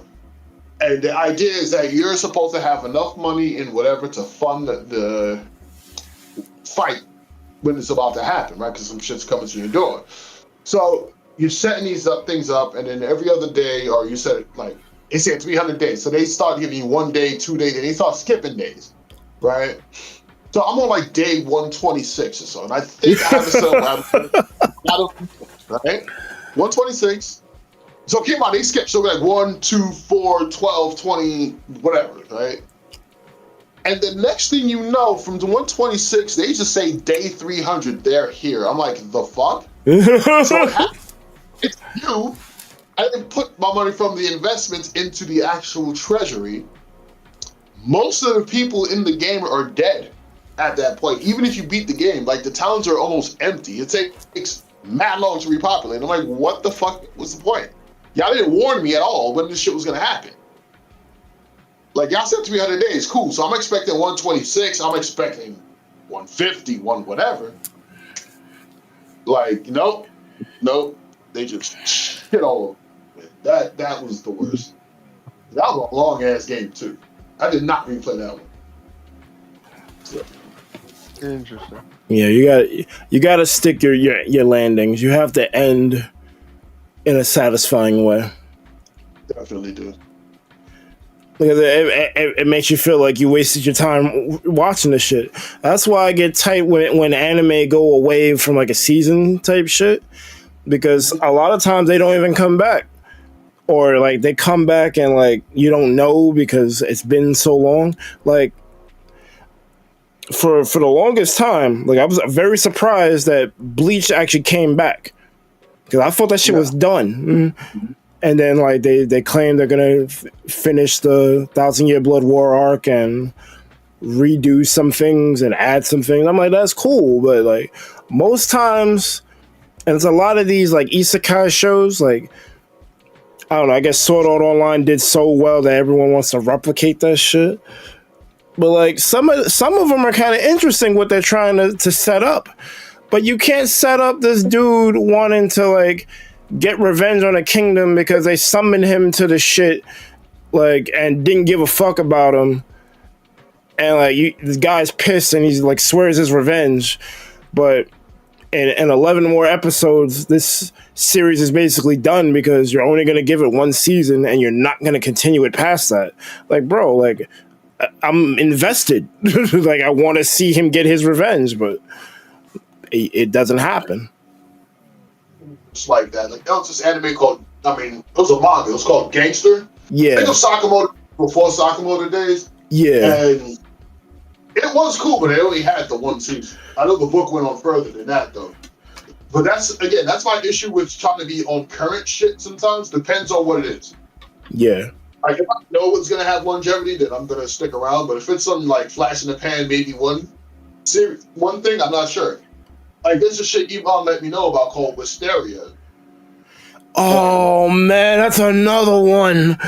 That shit is great, but it's the same problem. 1 season.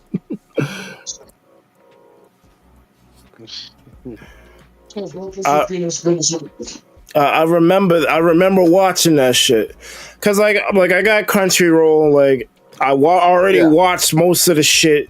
There might be 1 or 2 I missed, but I watched most of the shit that people like rave about for anime. So like I'm starting to watch what they recommend. I saw Wisteria, Wand and Sword. It was a good fucking show. Problem is 1 season, and who knows if it's coming back. If it'll come back. Yeah. So when it comes to like things that aren't well named or whatever, I have to make sure like if it starts and ends in 1 season, that's when I do watch a 1 season show. Yeah, but there's no way, like most of these shits don't have like they're not fully coolly where it's like one season and like you're good, you don't have to worry about nothing, the story resolved itself. These shits got like plot threads that are hanging that we don't know what the fuck if they're gonna like, you know, cash in on them and like actually resolve the shit. Right. Shows don't fuck around with that stuff. Like shows for grown folk, yeah, they don't really fuck around with that. They will give you an ending. So the longest one was Monster, but that show was great. It was slow. It was great. Inuyasha only has like 11 or 12 episodes. That show's fucking ridiculous if you haven't seen it. Have you seen it, Joe? I don't think I've seen that one. Yeah, I don't think I've seen that one. Yeah. I should be writing these shits down.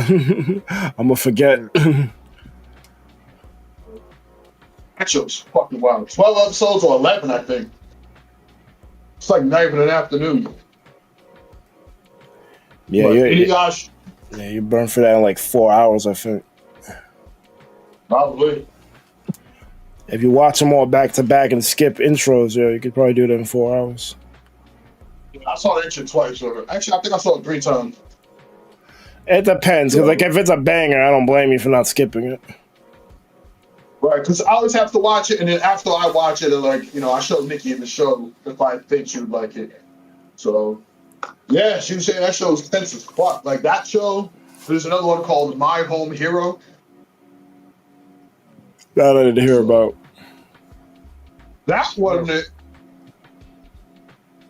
is crazy. So there are no powers in this show. Basically, this guy goes to see his daughter who moved away to college or whatever. You see that something had happened to her, like she was attacked or hit or whatever. So he tries to confront the boyfriend. The shit goes completely left, and now he's trying to hide something from the Yakuza, who's like not incompetent at all. So you know how I hate like incompetent fucking henchmen and shit. So it's a mess.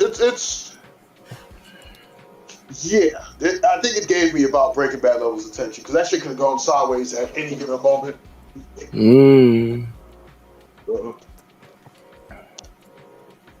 But nah, I implore y'all to watch that show.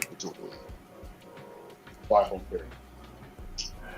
My Home Hero? My Home Hero. Interesting. It's another short one, 12 episodes. Plot's fully solved. Oh, that's good. That's what I'm saying. Those are my favorite types of shows. One season is done. It's actually done. I don't mind when a series runs long. I just want it to resolve. Like, tell your story. Don't leave me hanging. Like, I hate what they're doing with Demon Slayer. Like, end this shit. Why am I waiting for fucking 3 movies? I didn't see the current one. Why am I waiting for 3 movies to like see the end to this shit? We're at the end. This is the last fucking arc. Just run it. Oh, no. It's that Russian shit again. So, Demon Slayer, the reason why it's as popular as it was, because it ain't really about the story. It's the budget that makes it fire, right? So, and the amount of fucking money they probably used to budget the entertainment district shit, like, that was insane. Yeah. Right. Then, afterwards, the fucking Sword Village arc was kind of whatever. Then the training arc was also kind of whatever. But around that time, it looks like they were developing the movie. And watch the movie. That way you can understand the budget and why they need to take as long as they did. Holy fuck. Yo, Jay, did you see that movie? No, I did not. I have to catch up on Demon Slayer. Yeah, straight up. Yeah. I'm busy writing my own story, so yeah. My thing is, I'm not trying to rush anyone to finish something, but it just feels like they're like wasting time. Like if you need to take time to finish it, then fine. But if you just like turkey meat stretching it, like why do we need 3 movies? Well, when you see that first movie, you'll understand why. Because there's a lot of story left. So why don't they just give us the episodes? Because now they can make money off it. Because it costs so much to make these shits. Like, again, Entertainment District Fight. Just understand that budget. I haven't seen movies that look better than that. But I can imagine it takes a huge toll on the animators, and they're probably getting paid whatever basic ass rate that they're getting. You know, whole Mappa fiasco with Jujutsu Kaisen. Yeah, they're not paying these people correctly. That's for sure. Yeah. So when you do it in the movie form, you have a higher chance to make more profit. And you can pay people properly, and they can take their time to work on it and not be overrun with these weekly deaths. If it's actually a time issue, it's like give them like the ample time to do it and the correct pay to do it, then fine, because that is what I want. But it just feels like that's not what it is.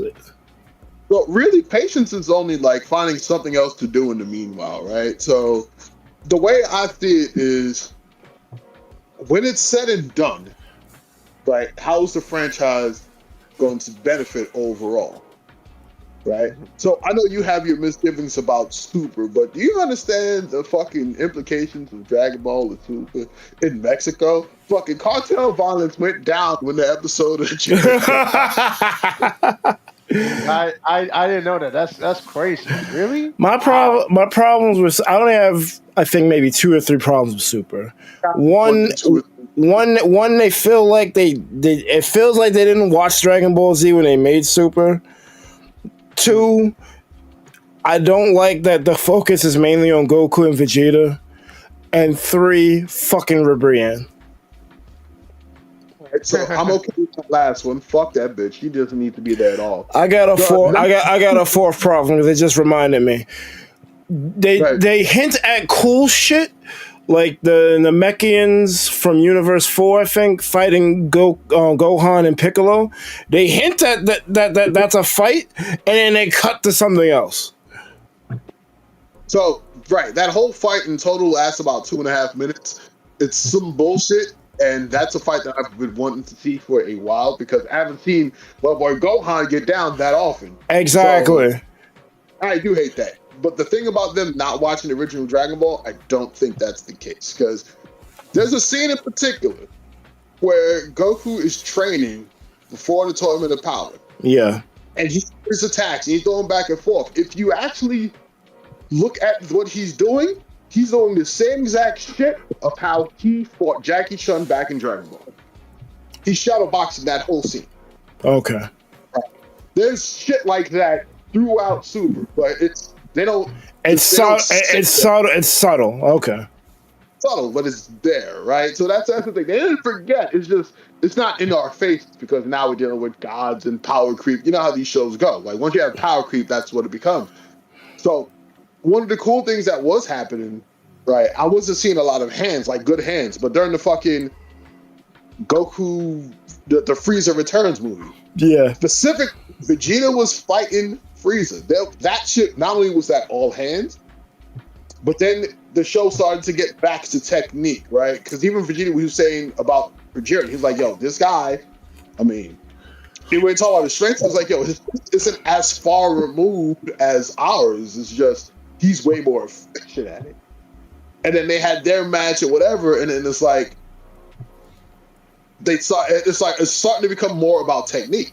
Now the manga, which I don't know what they're gonna do with that, like with the granola thing. I didn't like with the whole gas with the wish power up bullshit, but the granola thing felt like a tactical fight. Niggas were taking cover, this dude was taking shots.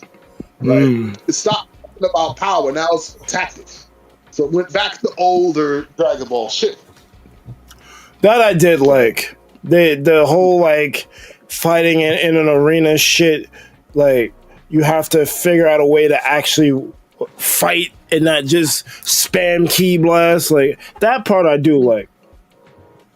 And if you look at a lot of the times he was fighting Jiren, he was leaving fucking key landmines and all kinds of shit. I'm like, who the fuck thinks about that in the middle of a fight? And unless it's working, he trying to do shit, trying to kick him off and destructo this, the little piece of land he had left on the ground. Like, they have to start resorting back to tactics because there's only so much power people can do. Yeah. So I get the issues that it had, and I especially don't like how they animated the Beerus and Rhy'zrd fight. Because again, they had a budget in the movie, they had no budget in the show at first. So in comparison, it looked jank. But yeah, but nah, it, like I said, it has misgivings, but yeah, they do harken back to some of the stuff. Rivian could go. Not giving other characters a lot of burn, that could definitely fucking go. And I think they started to fix that with the manga too. Even that superhero movie. Superhero was really good. Superhero was great. Yeah, superhero was fucking great. You know, the fact it was my boys, I'm like, yeah, let's go. And the other two, they had their match, but they were up there, and they weren't even the main parts of the movie. That's how you pass the test. You know. I don't know how I felt about Cell Max though. About what? Cell Max. Yeah, that was an interesting choice. But I think they wanted to do it so they could keep the storyline on the main characters, because then afterwards you'd have to introduce a whole ass new real villain. So in all of them, it's like, okay, cool, we don't have to spend too much time on them. But if it was a full villain, they'll need a backstory and, you know, just a whole bunch of shit where they're trying to develop Gohan and Piccolo. So, yeah. And the fact that it's Form 2, I actually prefer Form 2 because that's what Toriyama wanted. He only wanted Form 2. He wanted more of the scare of Dragon Ball versus like having the inevitability. And here's what I mean. Like if you look at the Frieza fight, there were some parts when he first transformed, it became a horror movie where he was just like disappearing and shooting. Yeah. Shooting at the same time. Like that was a horror movie. That was not a fighting show. So with Cell, he wanted his second form to be his high level form. I guess to be on par with what Perfect Cell was. Yeah. Which means I only need one of these motherfuckers. So good luck defending them both. So that was supposed to be the fear factor of it. He only needs one. So, but yeah, the other people's like, oh, we need him to be more handsome and shit and yada yada yada. So for what? Marketability. Which let's be Perfect Cell is a marketable motherfucker.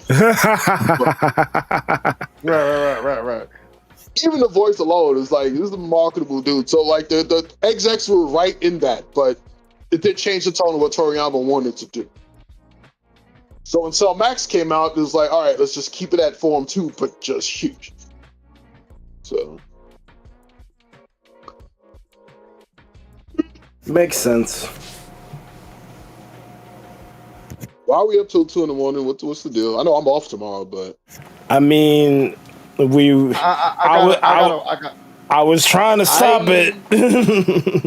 Yeah, I gotta work at 10:30, but like I'm still up. I know I'm not gonna sleep because I have my sleep like throughout the day, so I'm so full of energy right now. So I mean, I can keep going for another 2 hours, but wow.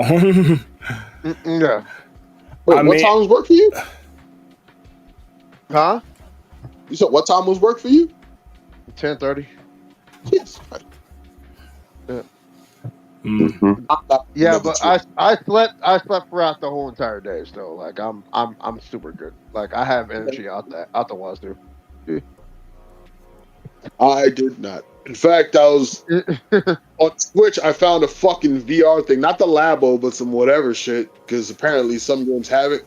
Yeah. Like Breath of the Wild, and it was trashed first, but I got used to it. I'm like, this is actually kind of heat. So I'm curious to see what the Switch 2 look like using the VR thing. Because what's the screen resolution on the Switch 2? I'm not sure, and I'm not even sure if Labo works on the Switch 2. Yeah, I'm not sure about that either. Yeah, because I know Breath of the Wild has the VR mode, and again, it's not Labo. It's one that I just put over my head. Some third party shit that okay. You know, Chinese person made, but yeah, again, I was actually kind of surprised by the results. So, I mean, try it, see if it works. Well, I would need a Switch 2 to try it, so hopefully I'll see if someone else knew what the resolution was, because they split the resolution in half. So the resolution's low. And on docked, it's like 720, so it's like 320 or whatever. Yeah, but the thing can go up to 120 frames per second when it's docked with certain games. Yeah, but that's not going to be what it had for the VR though, right? Yeah, but when it goes 120 frames per second, you're going for performance, so it's going to be like 1080p. Yeah, I mean, that's for performance. But like resolution, it can go all the way up to 4K. Yeah, but that's docked. He's going to be in handheld mode. Yeah. So in handheld, it's going to be 720. It's going to be 720p, and I think it's 60 frames per second. So that's 720 on handheld. That's the same as a regular Switch. That's crazy. Is it 720 or Spencer says 1080p, 120 frames per second. Okay, 1080p, 120 frames. Wait, that's handheld? I don't know. That's just what he wrote. Yeah. He also said Toei was being asked when they made Super with the execution. Super as a whole was fine, though I think the manga is better. And he's saying yes. Handheld is 1080p by 120 frames per second. See, okay, that changes it. So because 720 1080 would go to like 40 and 60 frames. That would be so much better for this VR shit. I want to try that. Yeah, but like you have to understand, like when you're handheld, like it's like quality's gonna be sacrificed, so it's gonna be all performance. So it's gonna be 720. Yeah, that makes sense. 720p, 120 frames per second. But that's still pretty damn good though. No, it's gonna be 1080p. He said. Oh, sorry, 1080p. It's still pretty damn good though. No, that's what I'm saying. And handheld mode, that's the thing. You have to take the Switch tablet part out and put it in the thing in front of your eyes. There's no dock. There's no VR dock. Like it's gonna be a handheld mode situation. Right. I'm surprised Spencer. Wait, Spencer's still up? Man, Spencer, get your ass up in here, man. What the hell, man? Talk to us, man. Damn. So because they split the resolution in half, I wanted to see that because again, I'm pleasantly fucking surprised. Because again, the first day I had all my shit wrong. It was like not set up right, and the thing was moved over to the side. It was a blurry mess. But then over time, I started tweaking it, and I'm in I'm in fucking Goron City. I'm like, why do I feel like the embers are mad close to me all of a sudden? Like, why does it feel hot? And that was my radiator's fucking blazing. So I guess it was full dive SAO shit or something. I don't know, but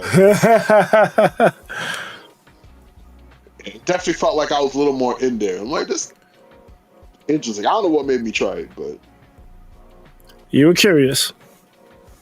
Yeah, I mean, my son's got a VR set up. My girlfriend's got a VR set up. I don't, but I didn't feel like buying one because it's like $400. So it's $30 Chinese shit. See how that works.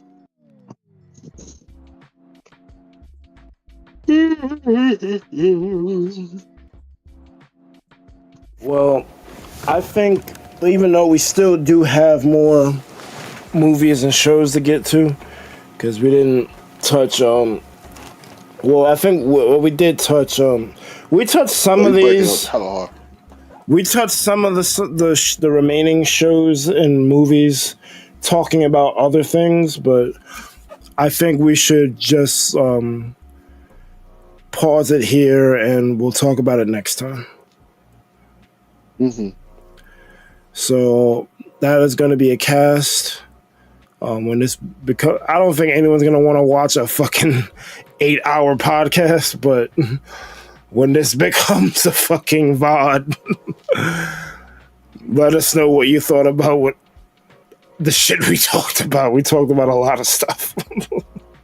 Title ASMR. People who listen to an 8-hour thing that they think is ASMR. You don't get mad when they say that's not ASMR. Yo, you said this was ASMR. Yo, what the fuck? Get comments and get engagement. I'm cool with that. Yo, what the fuck? Moving forward, it's gonna be 8 hours. No, it ain't. That's gonna be the thing. All right, so yeah, that's gonna be a wrap. Most important, you guys have a good one. Thunder Palace out. All right, yo, have a good one, yo. Like, I'm tired as fuck. Damn. Make sure you guys and anyone who's been watching this to start to finish, we really do appreciate Yeah, everyone you're a here. real one if you fucking watch this start to finish. Yeah. Anyone who's watching start to finish, honestly, just don't forget to like, comment, subscribe, and also ring the bell to everything Thunder Pals. We are going to be posting a whole bunch of videos, streams, VODs, podcasts, everything of the like. If you like what you heard, any particular segment, or if you're a real one, like we did, like Bert just said, from start to finish, you really support the show. Please don't forget to go do all that because it really does help with the algorithm and the analytics, and also gives full support to our show. And most of You and need to wrap it up, D.